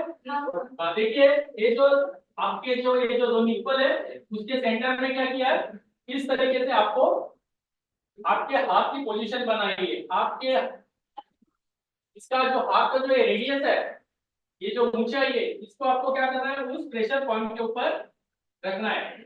आपका जो घुटना है वो बॉडी इसके बिल्कुल नजदीक होना चाहिए। आप अगर ज्यादा दूर बैठेंगे तो क्या होगा, इसको प्रॉपर कॉम्प्रेशन मिलने वाला नहीं है।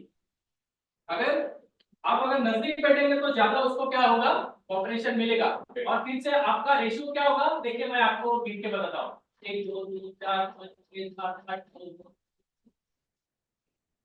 फिर समझ में आया आपको? और बिल्कुल आप ऐसे करेंगे 1 2 3 बराबर, एक कवायद जैसे बोलते हैं पुलिस वाले कि 1 2 3, वैसे नहीं करना है। आपको क्या करना है, 1 2 3 4 5 6, इस स्पीड से आपको क्या करना है, 30 कॉम्प्रेशन। 30 कॉम्प्रेशन के बाद में 2 रेस्क्यू ब्रीथ।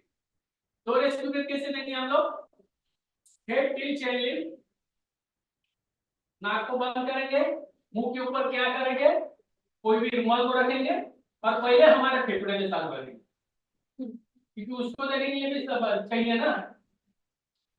हमारे फेफड़ों में सांस भरेंगे और फिर वो माउथ टू माउथ करके हम लोग वहां पे उसको सांस देंगे।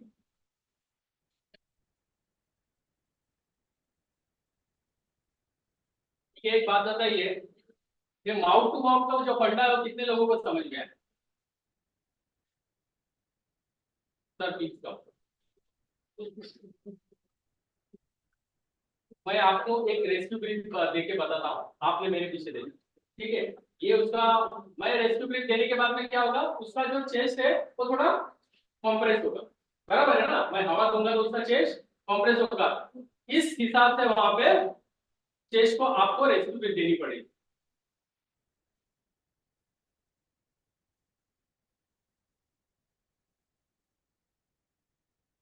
सबसे पहले मैंने क्या किया, हेड टिल चेन ली, नाक को बंद कर लिया, मुंह को खोल लिया, ठीक है?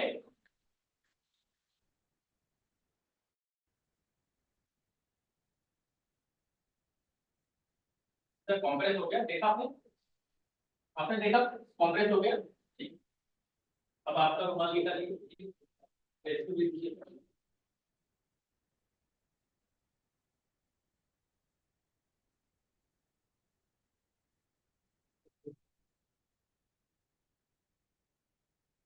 नाक बंद कर दीजिए सर, नाक बंद।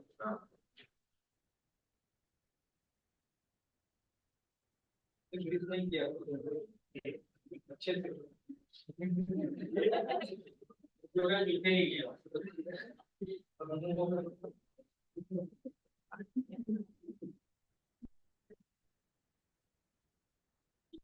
बेटा आप आ जाओ अभी। नहीं यस बहुत अच्छा बोलती हुआ है, हम लोग सुना। हाँ अच्छा बोलती है। अब बेटा कॉम्प्रेशन देखिए, बताइए प्रेशर पॉइंट तो आपको पता है, कहाँ पे बताया था प्रेशर पॉइंट, कहाँ पे मिडल? ओके कॉम्प्रेशन की अभी मैंने बताया ना आपको 1 2 3 ऐसे करता है, ऐसे ऐसे बैठता है। ऐसा रियल बॉडी होगा तो यहाँ पे यार बॉडी होगा कुछ भी ऐसा नहीं।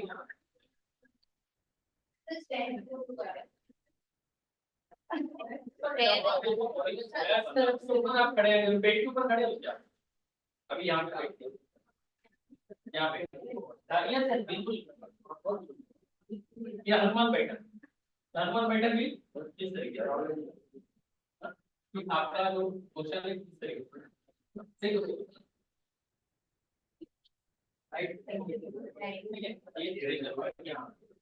अभी अब क्या करेंगे, देखो ये है ना, सीट को पुश करेंगे और अपना पूरा जो वेट है ना, ओके?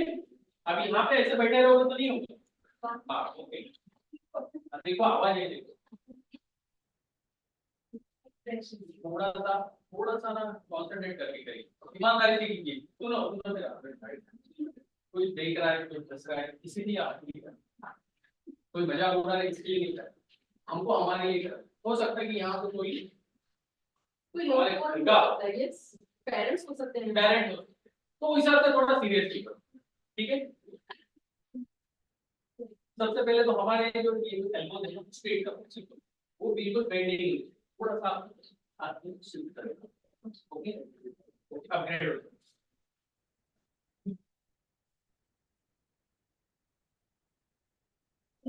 अब क्या मतलब आपके ऊपर उठा रहे हैं तो 30 अभी ईमानदारी से ठीक है, वेरी गुड।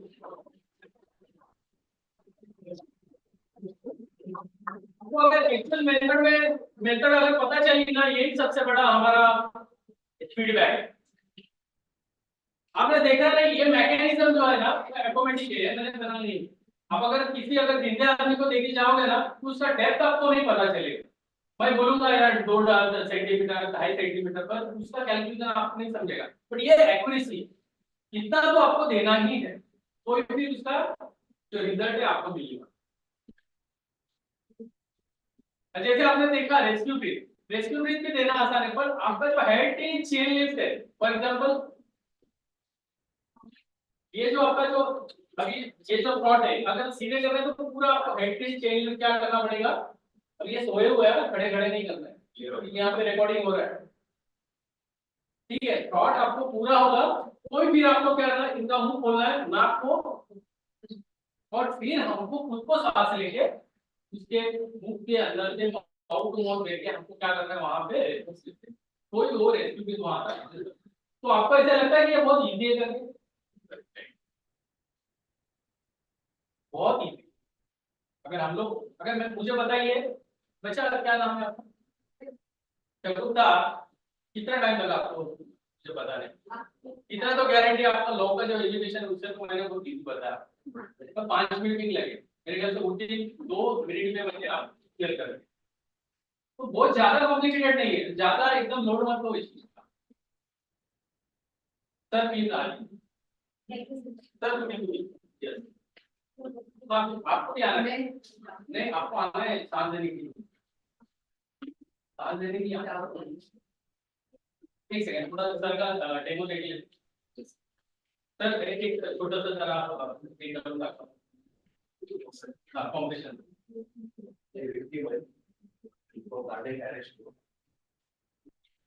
कोई हार्ट की बीमारी नहीं है, हार्ट अटैक को उनको आता है कि हार्ट की बीमारी होती है, तो पहले कुछ क्लियर आता है उसका टेस्ट क्या होता है, ये सब पता है उसको कोई बात है तो कार्डियक अरेस्ट हो सीरियस है। तो सर्वे जैसा बताया, कार्डियक ऑपरेशन 2 बार करेंगे, कार्डियक का उसके बाद बहुत सॉल्व करेंगे।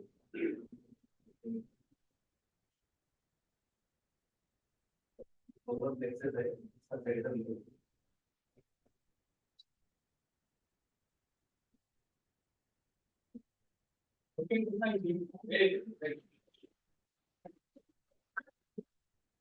अजून कोणाला प्रॅक्टिस करायची येऊ शकता? तर या प्लीज, मला इच्छा आहे पण कोणतरी बघेल म्हणून थोडंसं जरा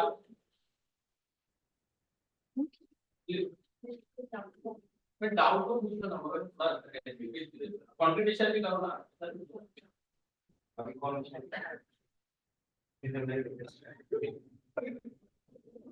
ओके ओके।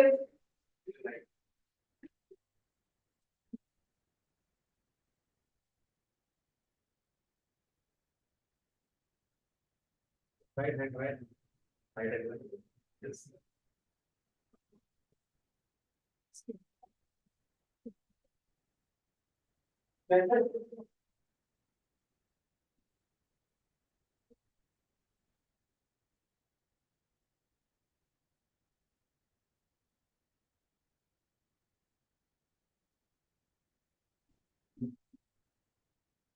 सर ने इसकी कुछ काफी पार्ट दिया, इतना पार्ट नहीं देना है।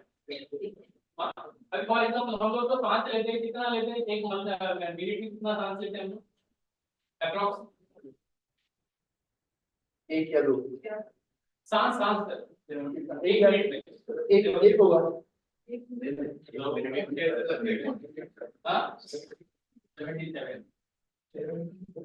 हाँ 77 इंडिया में सबसे बड़ा टेक्निक सांस लेने का यार, बिल्कुल तो आपको समझ में आएगा। हाँ नाही मी सर प्रश्न काय केला की एका मिनिटामध्ये 1 मिनिट में सांस ले लो, ये आपसे कनेक्टेड चीज है यार। देखो कम है तो प्रॉब्लम है, ज्यादा है तो प्रॉब्लम। आप खुद की सांस गिनो, आप 16 से 17 सांस लेते हो, 72 सांस कौन लेता है? बहुत भागा है। जैसे ऐसे कौन करता है? जिसके सामने सांस आ जाए, सामने अगर सासू माँ आ जाए, सांस आ जाए, एकदम बराबर एकदम बराबर है सर को बहुत जबरदस्त जनरली आज के टाइम में सबके साथ ये होता है, पहली पीढ़ी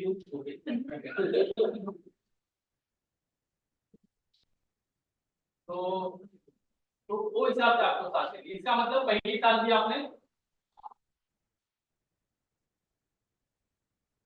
फिर दूसरी साल, नहीं तो फिर वो उठते जैसा हो जाएगा, इतना पास नहीं देता, नहीं तो उसका इम्पैक्ट नहीं है।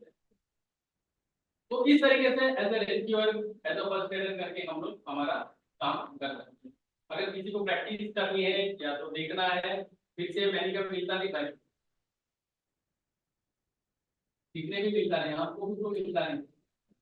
अगर कोई करना चाहता तो प्लीज कम है, हाँ बेटा आप मुझे बताइए। सर अगर वो कुछ खाते वक्त कोई अटक गया है and फिर उसको क्या करना चाहिए अगर उसकी वजह से ब्रीदिंग कम हो गई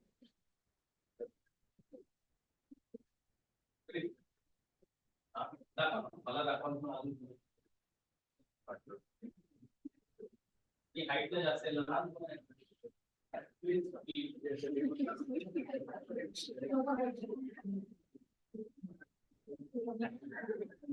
छोटा बच्चा है या खाते समय आपने मिड पार्ट जो है उसमें कुछ अटक रहा है तो एक तो हमें थोड़ा नीचे जो ना फिक्सेशन मार्क इस बार हो जाएगा नीचे नहीं निकल सका तो नीचे जो हाथ है तो हाथ पकड़ के ऐसा तो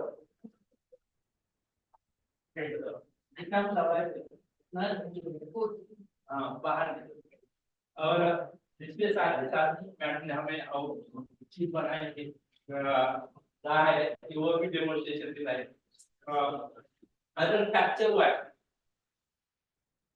तो सबसे एक दूसरा और एक मैं आपको टेक्निक बताऊंगा जैसे सर ने तो बताया बिल्कुल आपको क्या करना है इसका इस तरीके से उधर जर देना और ये जो है ये जो पॉइंट है नाभि के नीचे आपको ऐसे रखना है और आप क्या करते हैं ओके यहाँ पे ओके नीचे जो ये आप इसको बेल्ट थोड़ा ये कर रहा है तो जब मैं उसको अंदर प्रेस करता हूँ तो जो ब्रीथ है उसकी क्या हो जाती है जब एक्सेलेरेशन करता है तो क्या हो जाता है आपको सुनाई देता है इस तरीके से एक दो बार आप करोगे तो वो बाहर निकल गया और कुछ बेटा बस देखो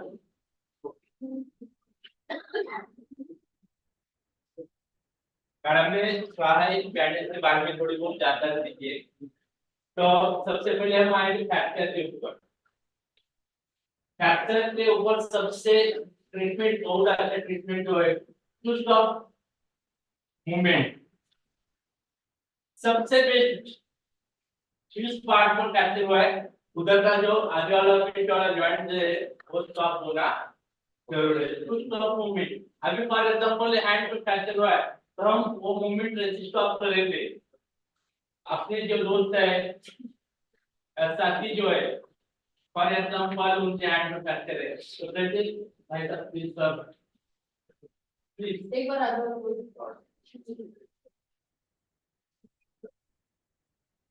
ये तो मेरे पास भी नहीं इक्विपमेंट है इनके पास भी नहीं लेकिन हमें मूवमेंट स्टॉप करना है उनकी एबल टू रीच फ्रैक्चर हुआ है फॉर एग्जांपल फ्रैक्चर हुआ है तो हमें क्या करना है सबसे पहले हम उसका शर्ट का इस्तेमाल कर सकते हैं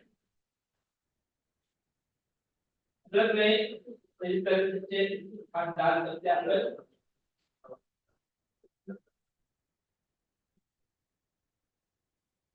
मूवमेंट स्टॉप हो गया हम ज्यादा मात्रा में जिस हाथ को मार रहे इंजुर्ड है ना वो हाथ पकड़ते चलो हमें जल्दी हॉस्पिटल लेकर जाए तो वो नहीं करना हमें वो स्टॉप करना है इससे और अच्छा मूवमेंट स्टॉप मूवमेंट करना है तो हम यही स्टेप का इस्तेमाल करते एक सिरिंज बना सकते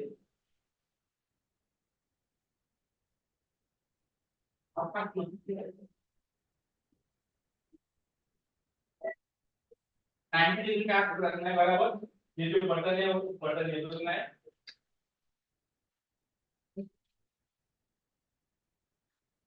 यहाँ की हाँ बटन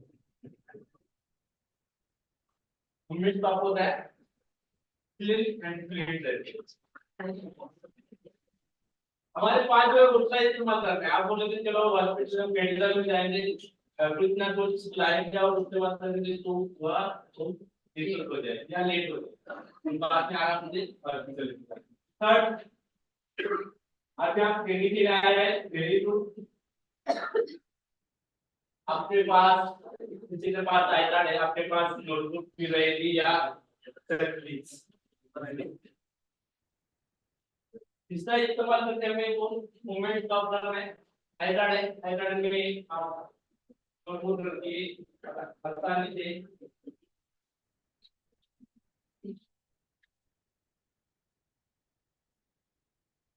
मूवमेंट स्टॉप होता है आप और कुछ नहीं देते हमें क्या करना है, हमारे पास जो है दूसरा इस्तेमाल करना है। आप बोलते टी शर्ट है तो अलग अलग क्वेश्चन रहते हैं, लेकिन अलग अलग जो सिचुएशन है उसके मुताबिक हमें मूवमेंट स्टॉप करने। अगर ये हुआ एंड पैर की तरफ या पैर की तरफ है तो एक पैर दूसरे पैर को अप्लाई कीजिए ताकि ये कैप्चर जो हुआ है उसकी मूवमेंट हमें स्टॉप करना है। ये हमें तो सपोर्ट दे रहा है, पूरा हाथ है बॉडी को पूरा सपोर्ट दीजिए। कैप्चर के ऊपर सबसे बेस्ट जो ट्रीटमेंट है वो है to stop movement. Movement stop हो गई तो आगे वाला जो इफेक्ट है या परिणाम जो है अपने आप स्टॉप होगा। अगर हमारे पास बैंडेज है, बैंडेज के अलग अलग प्रकार है, अपने देखे होंगे। इमरजेंसी में हम जो इस्तेमाल करते बैंडेज वो है ट्रायंगुलर बैंडेज। ट्रायंगुलर बैंडेज का सबसे पहले इस्तेमाल 1832 में जर्मन जो सोल्जर थे, जर्मन जो सैनिक थे, जो लड़ाई होती थी उसी समय जो सैनिक थे, सैनिक घायल होते थे, उनको ट्रीटमेंट करने के लिए इस्तेमाल किया गया। तो यह हम आसानी से इस्तेमाल कर सकते हैं। हम 3 बैंडेज अलग अलग से अप्लाई करेंगे। प्लीज आइए सुनाते आप भी आंसर पहला कलाई से कुनी तक एल्बो टू रीच फ्रैक्चर है, बराबर है। तो सिंपल बैंडेज इस्तेमाल करते हैं। सबसे पहले हमें ये जो बैंडेज है उसके कलाई के नीचे रखना है, कुनी के नीचे 90 डिग्री में रखना है। अब सर को घुमाना है ताकि वो जादू है इंजर्ड पर्सन है उसको खड़ा रहना है। बाजू में हमें नॉट इस्तेमाल करना है, अलग अलग नॉट से ऐसे अलग अलग नॉट से इस्तेमाल हम कर सकते हैं, इतना टाइट नहीं है। और फिर हमें खींचना है खींचते समय। और अगर आपके पास सेफ्टी पिन है, सेफ्टी पिन लगाए।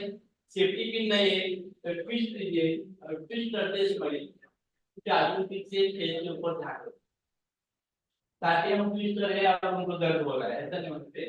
ट्विस्ट करने के अंदर डाल ये हुआ simple fracture. Sorry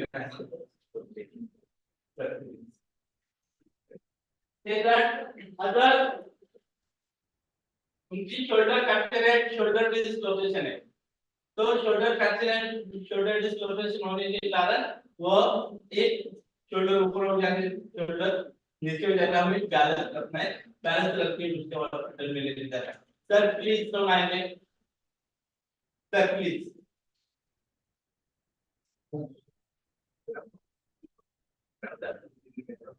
sir please come.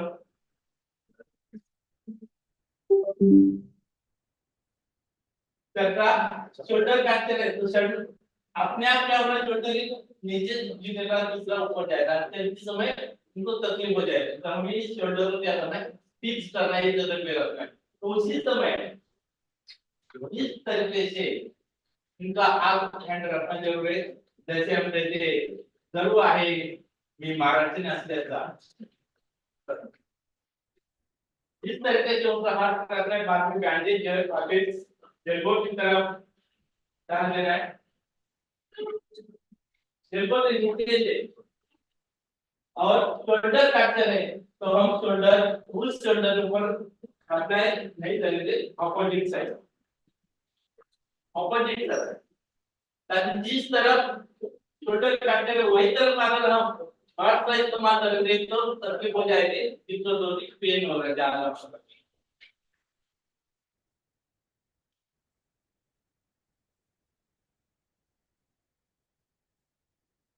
Yeah.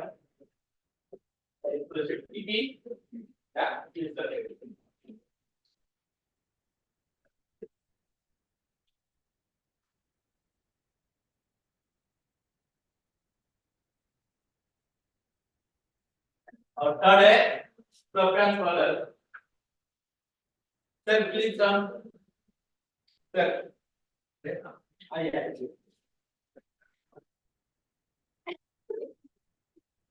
जब अपना जो लिस्ट है, लिस्ट फैक्टर होता है, उसमें तो कंपेयर वाले का इस्तेमाल किया जाता है. हम देखिए ये दोनों ट्रायंगुलर बैंडेज आसानी से छोटा है, आसानी से बड़ा हो सकता है, इसलिए इसका माना कर सकते हैं. एक नॉर्थ साइड दो लोही से नॉर्थ के हिसाब से हम लोही बनाते हैं, ये बैंडेज इस्तेमाल कर सकते हैं.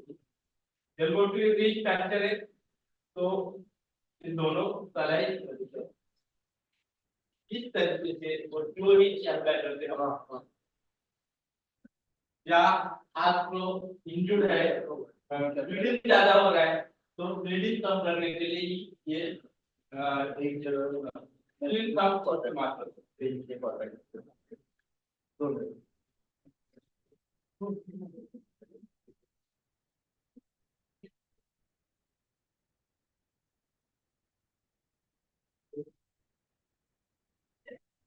और भी आपको क्या करना है, आप शुरू करना है.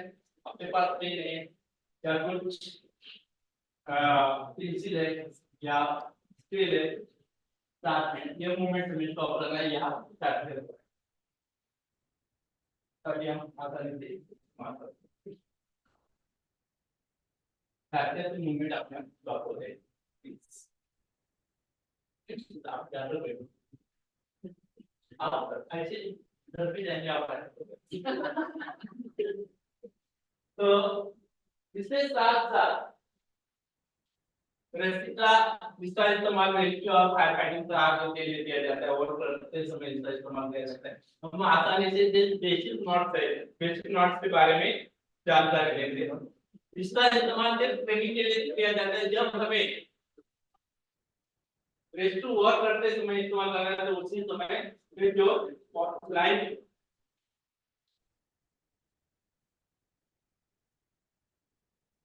रोप के अलग अलग प्रकार है, quadrant line, right line and rope. Quadrant line का इस्तेमाल सिर्फ training purpose, only training purpose में इस्तेमाल कर सकते हैं. हम रेस्क्यू वर्क के लिए इसका इस्तेमाल करें नहीं कर सकते, ताकि ये छोटी है. Only training purpose. रेस्क्यू करने के लिए हमें राइट लाइन का इस्तेमाल करना पड़ता है, और जो हाईराइट रेस्क्यू है उसके लिए रोप का इस्तेमाल करता है. वो रोप जो है 100 to 720 फीट लंबा रहता है. तो जो आसान बेसिकली नॉट जो है, बेसिकली हम अकेले हैं, उसी समय बेसिकली नॉट इस्तेमाल करते हैं, हम हमारी और दूसरों का रेस्क्यू कर सकते हैं. फर्स्ट है simple knot. Simple knot to support other knot. Rescue करते समय जो अलग नॉट इस्तेमाल करने वाले हैं, उसको मजबूत करने के लिए, सपोर्ट करने के लिए नॉट सिंपल नॉट्स करते आसान है. हम हमेशा इस्तेमाल करते हैं हमारे जीवन में, हमारी लाइफ में. सबसे पहले हम जो नॉट इस्तेमाल करते हैं वो है सिंपल नॉट. आसान है. इसका हम एडवांस में मल्टीपल कम नॉट, हमारे पास टाइम समय कम समय में हम बहुत ज्यादा सारे मल्टीपल कम नॉट अप्लाई करते, दूसरों की जान बचा सकते हैं, खुद की जान बचा सकते. क्या करना है, ओवरहैंड लूप बनाना है, अंडरहैंड लूप बनाना है. और ये जो रोप है, ये इसके ऊपर एक टर्न करना है. ट्विस्ट आपको जैसा ऐसा अपराध जैसा चलता है उसके ऊपर निर्भर है. ट्विस्ट करना है.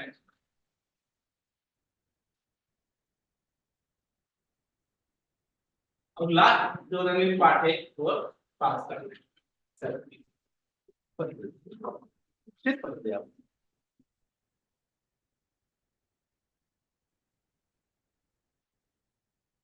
तो एक ही समय हमारे पास साइड में तुरंत हम इसके ऊपर एक लूप बनाते, जो लास्ट में पास करेंगे. एक साथ मल्टीपल कॉम्पोनेंट निर्माण हो जाएगी. बाद में ऊपर हमें क्या करना है, मजबूत जो रहेगा उसको क्या करना है, आप उधर पॉइंट इस तरह से. अगर आपके पास डबल है तो बहुत अच्छा हो जाएगा.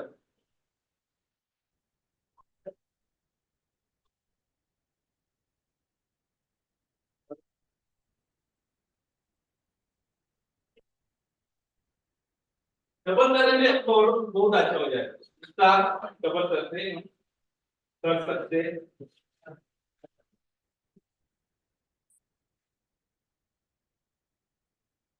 अधिक मजबूत हो जाएगी।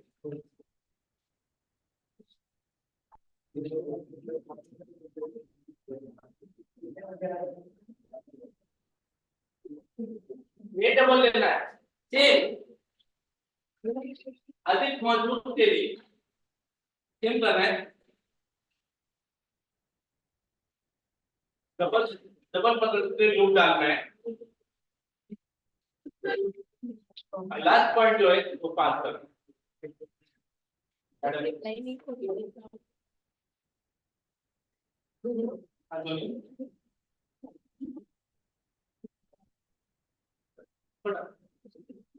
डबल किया तो बहुत अच्छा, ताकि यहाँ पैर भी रख सकते हैं, पकड़ सकते हैं, यहाँ पर उतर मजबूत हो जाती है। ये सिर्फ ड्रिलिंग पर्पज के लिए, जब हमें ड्यूरिंग डिजास्टर में इस्तेमाल करना है तो उसी समय में रोप का इस्तेमाल करना पड़ेगा। अगर आप तो बनाना है जैसे तो नॉट बनाना है, बना सकते हो, वेरी गुड। ये हुआ मल्टीपल नंबर। दूसरा जो नॉट्स है वो है रेस्टिकुलेशन शियर नॉट।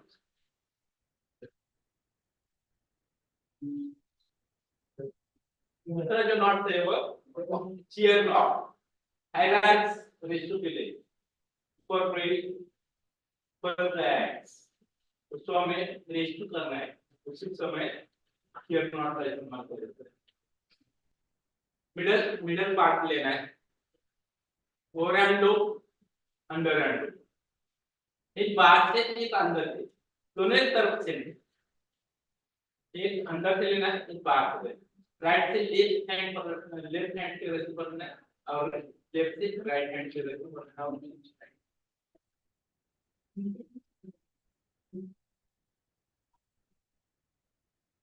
और लास्ट में इस साइड में क्लोज करना है, हमें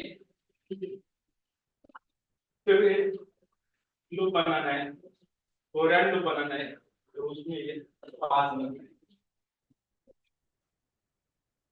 सर हाँ सर आप आइए, आप आइए, अरे प्लीज प्लीज तो आप दोनों सर वो जल्दी हम लोग बैठ के रहे नहीं, इसलिए छोटे को हल्ला है।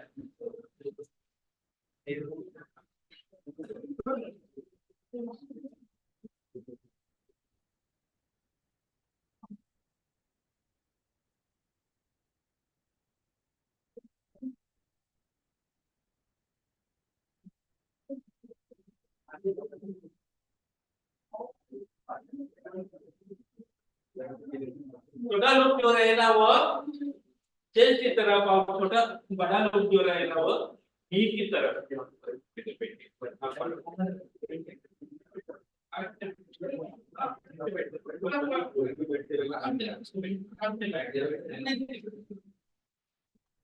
देखिए ये जो लोग जो है जो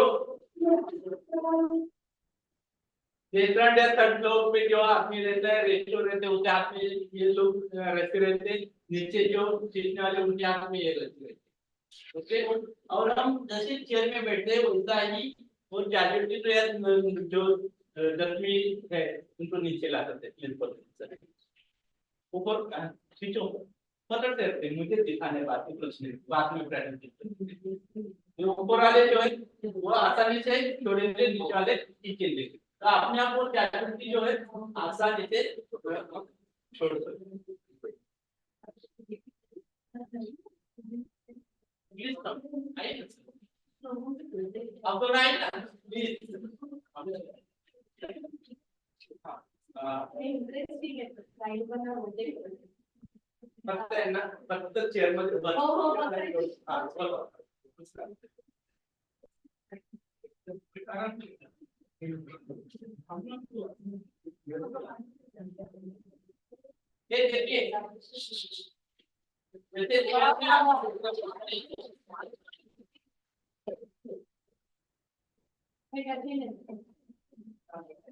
त्यांना समजायला पाहिजे कसं उभारायचं ते. आपण जे नॉट सांगतो ते पण तर हा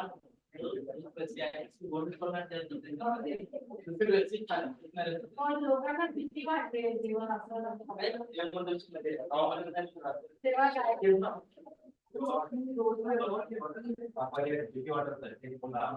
काय पण मी पाहिले जेव्हा 8 असते तेव्हा इव्हन ते ट्रॉलीवर पण राहायला आपली चर्चा पण हे मी बघितलं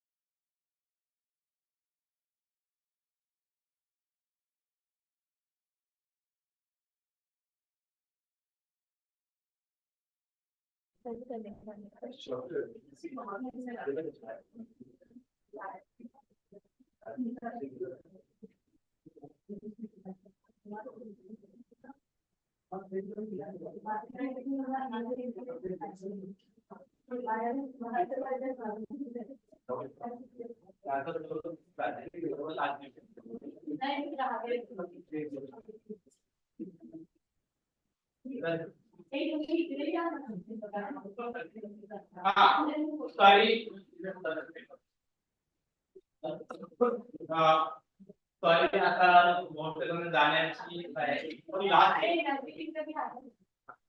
लास्ट वेळ आता मोठा कमरा है लास्ट का रूम है उसमें पता है कि बाहर निकले मेरे पास भी नहीं आपके पास भी उसी समय हम सिर्फ उनको बाहर जैसे निकलना है वो एक रेडिकल डेमोन्स्ट्रेशन दिखाई दिया और और इसी समय मेरे सोचने दे कि मैंने आज तक कपड़ा पहना है नहीं कपड़ा आदमी नहीं और मुझे जानता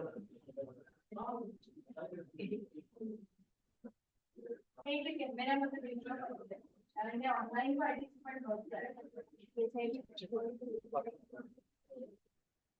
अपना जो पंजे जो है बदल देगा फिक्स करना है चेयर का और फिक्स करने के बाद सिर्फ क्या करना है हमें देखिए कहाँ तक लेके जाना है डोर से बाहर ताकि ये पैदल ज्यादा लोकल बन रहा है इसे हमें बाहर निकलना है सिर्फ क्या करना है ओके बाय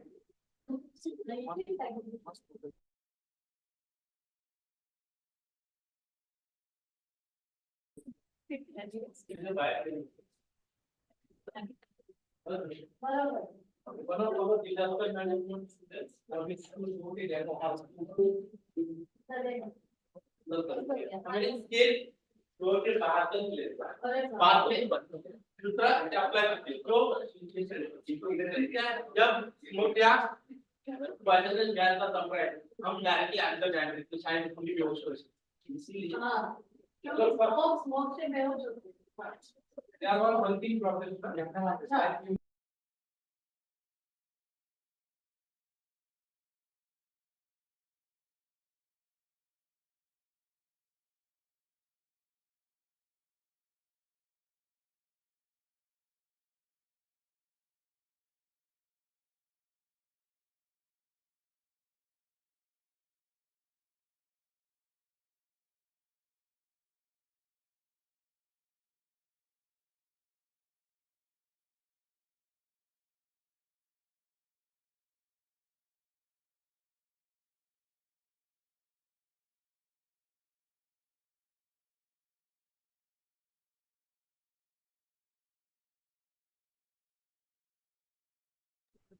नॉर्मली अगर हम लोग उठाने जाए जैसे आप लोग सोचते हैं लेकिन ये पॉसिबल नहीं है हमें उठाने के लिए टेक्निक है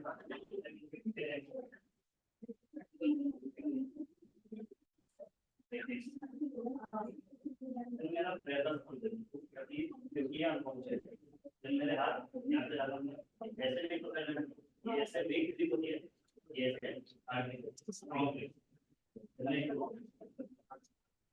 ठीक है ताकि एक बार ऐसे कर दूंगा एक बार यही समय ये पूरा मेरा बॉडी का सपोर्ट इनको रहेगा ये जैसे इस तरह हो जाओगे क्लीन होगी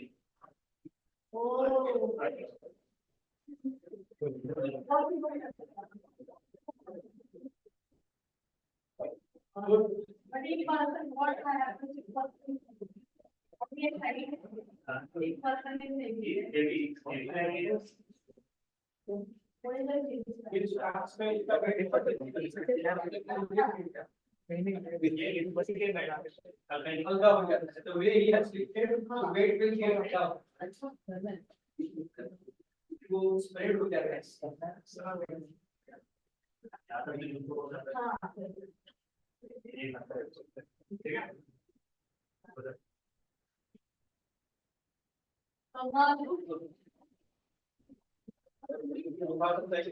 वेट बैलेंस होता है बोथ साइड इनके वजन से डबल आदमी को भी ये उठा सकते हैं उसका बाद में वेट बैलेंस होता है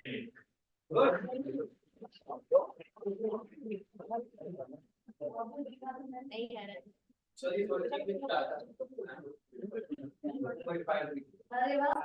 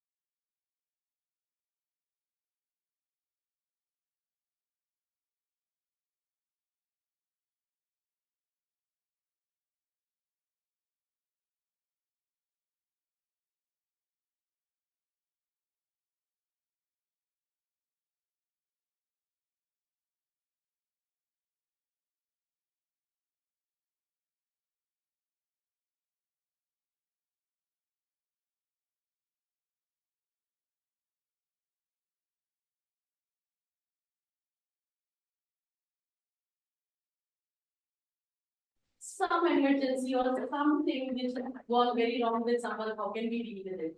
And hence I should thanks sir and Korean ma'am for giving us such an interactive session.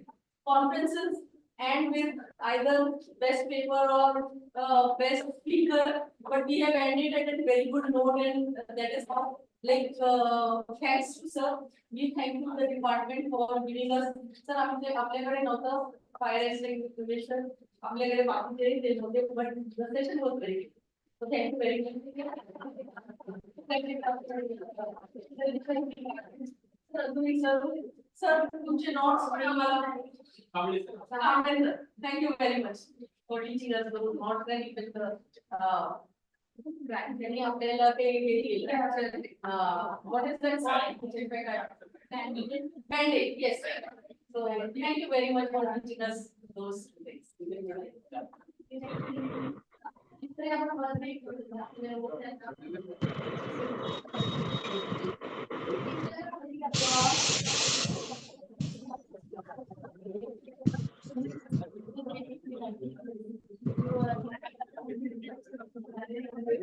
And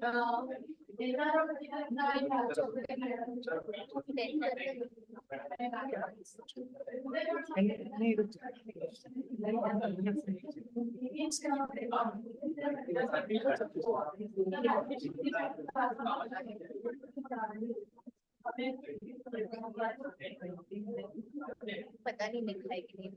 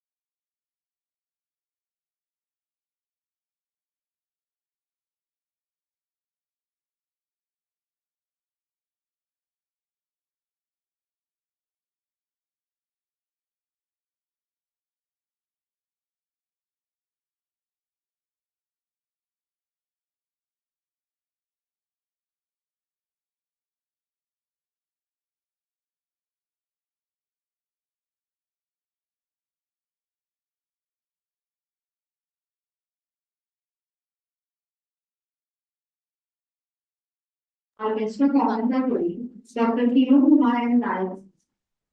Dr. Kiran Kumar Nair have achieved notable distinction throughout his career. He's certified as a customer analytics professional by the prestigious Wharton School in the US and holds a silver medal in financial statement analysis from IIT Roorkee. Additionally, he is recognized as an analytical management teacher by AIMA and has served as chief editor for the journal under R&D Academy for the National Journal of Multidisciplinary Research. Beyond his professional accomplishments, Dr. Nayak served is deeply involved in various extension activities. Over the past decade, he has spearheaded taken initiatives such as free plantation drives and free medical checkup camps benefiting tribal populations, demonstrating his commitment to social welfare. Furthermore, his philanthropic efforts extend to contributing rupees 51,000 to the disaster relief fund of Green Dharma South Gujarat unnoticed University during times of crisis. His dedication and expertise have not gone unnoticed as evidenced by his received of prestigious awards such as the 3E Scholar Award, Best Researcher Award, Leadership Excellence Award, and the Honors Best Research Paper Award 3 times in a row. We extend a heartfelt welcome to Dr. Kiyur Kumar Sir, and we are delighted to have him join us. We look forward to a valuable contribution in sharing his thoughts and wisdom to inspire and educate our students. Now I request Dr. Aditi Gurani ma'am to participate Dr. Kiyur Kumar Sir.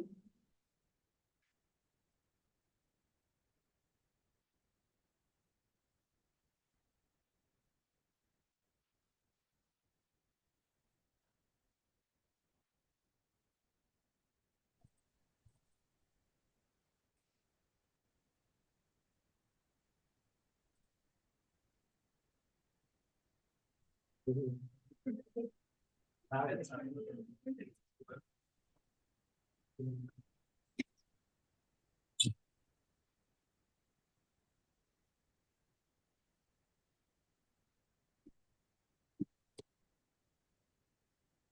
behalf of the Institution, we congratulate sir for becoming director of prestigious Brahmadic Institute of Career.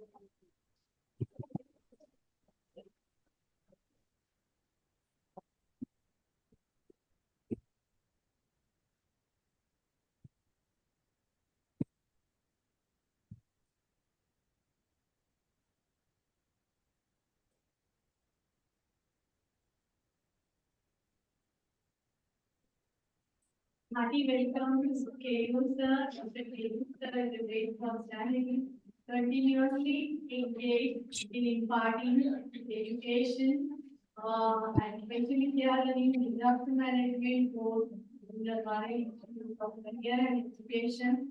He is having contacts all over the world.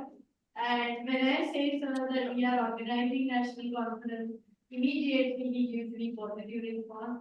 Not only I will come, but I will come along with my students. And I appreciate his move that he has made it compulsory for his students to attend and participate in this seminar conference. So, sir, we planned for 100 participants, but I feel happy to inform you that 230 participants are there. We are online and at national level, we receive good response for the 30 recent papers we have reviewed. And participants were very eager to know about these techniques of disaster management, theory knowledge as well as practical. And I think we have received success in all these our efforts in collaboration with under your guidance. Today since morning we started at 11 o'clock. Justice Dhanuka, sir, former Chief Justice of Bombay High Court, has inaugurated our national conference. Dr. Meeta Shukla, WRC, former director was there. Dr. Kavita Laghade, present WRC, director, could not be able to attend the meeting, but she has given her best wishes for our seminar. And Professor Aman from Ludhiana, Punjab University, she has delivered excellent lecture on disaster management. Apart from that, Sondi madam was there, who was the head of the department of IELTS. Presently, she is in Delhi. She also educated our students about disaster management. Shabir Ali, professor, was from Goa, Law College. He has presented and 30 research papers. Many were online and 10 to 15 were offline. So other chairpersons were also from the law college principals and department professors. Dr. Swati Ravdena is from the department was also present here. Data and she has also addressed to our participants. You have observed that the afternoon session was practical by Dr. Rajeshwari Puri, Commander Madam of Civil Defense. We heard and I appreciate Garware student and UMLA student for their active participation in this practice.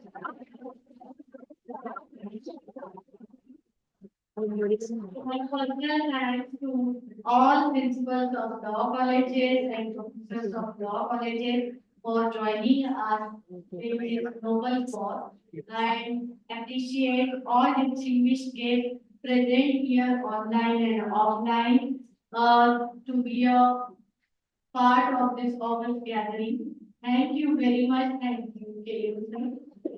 I will take KU sir to address the participants.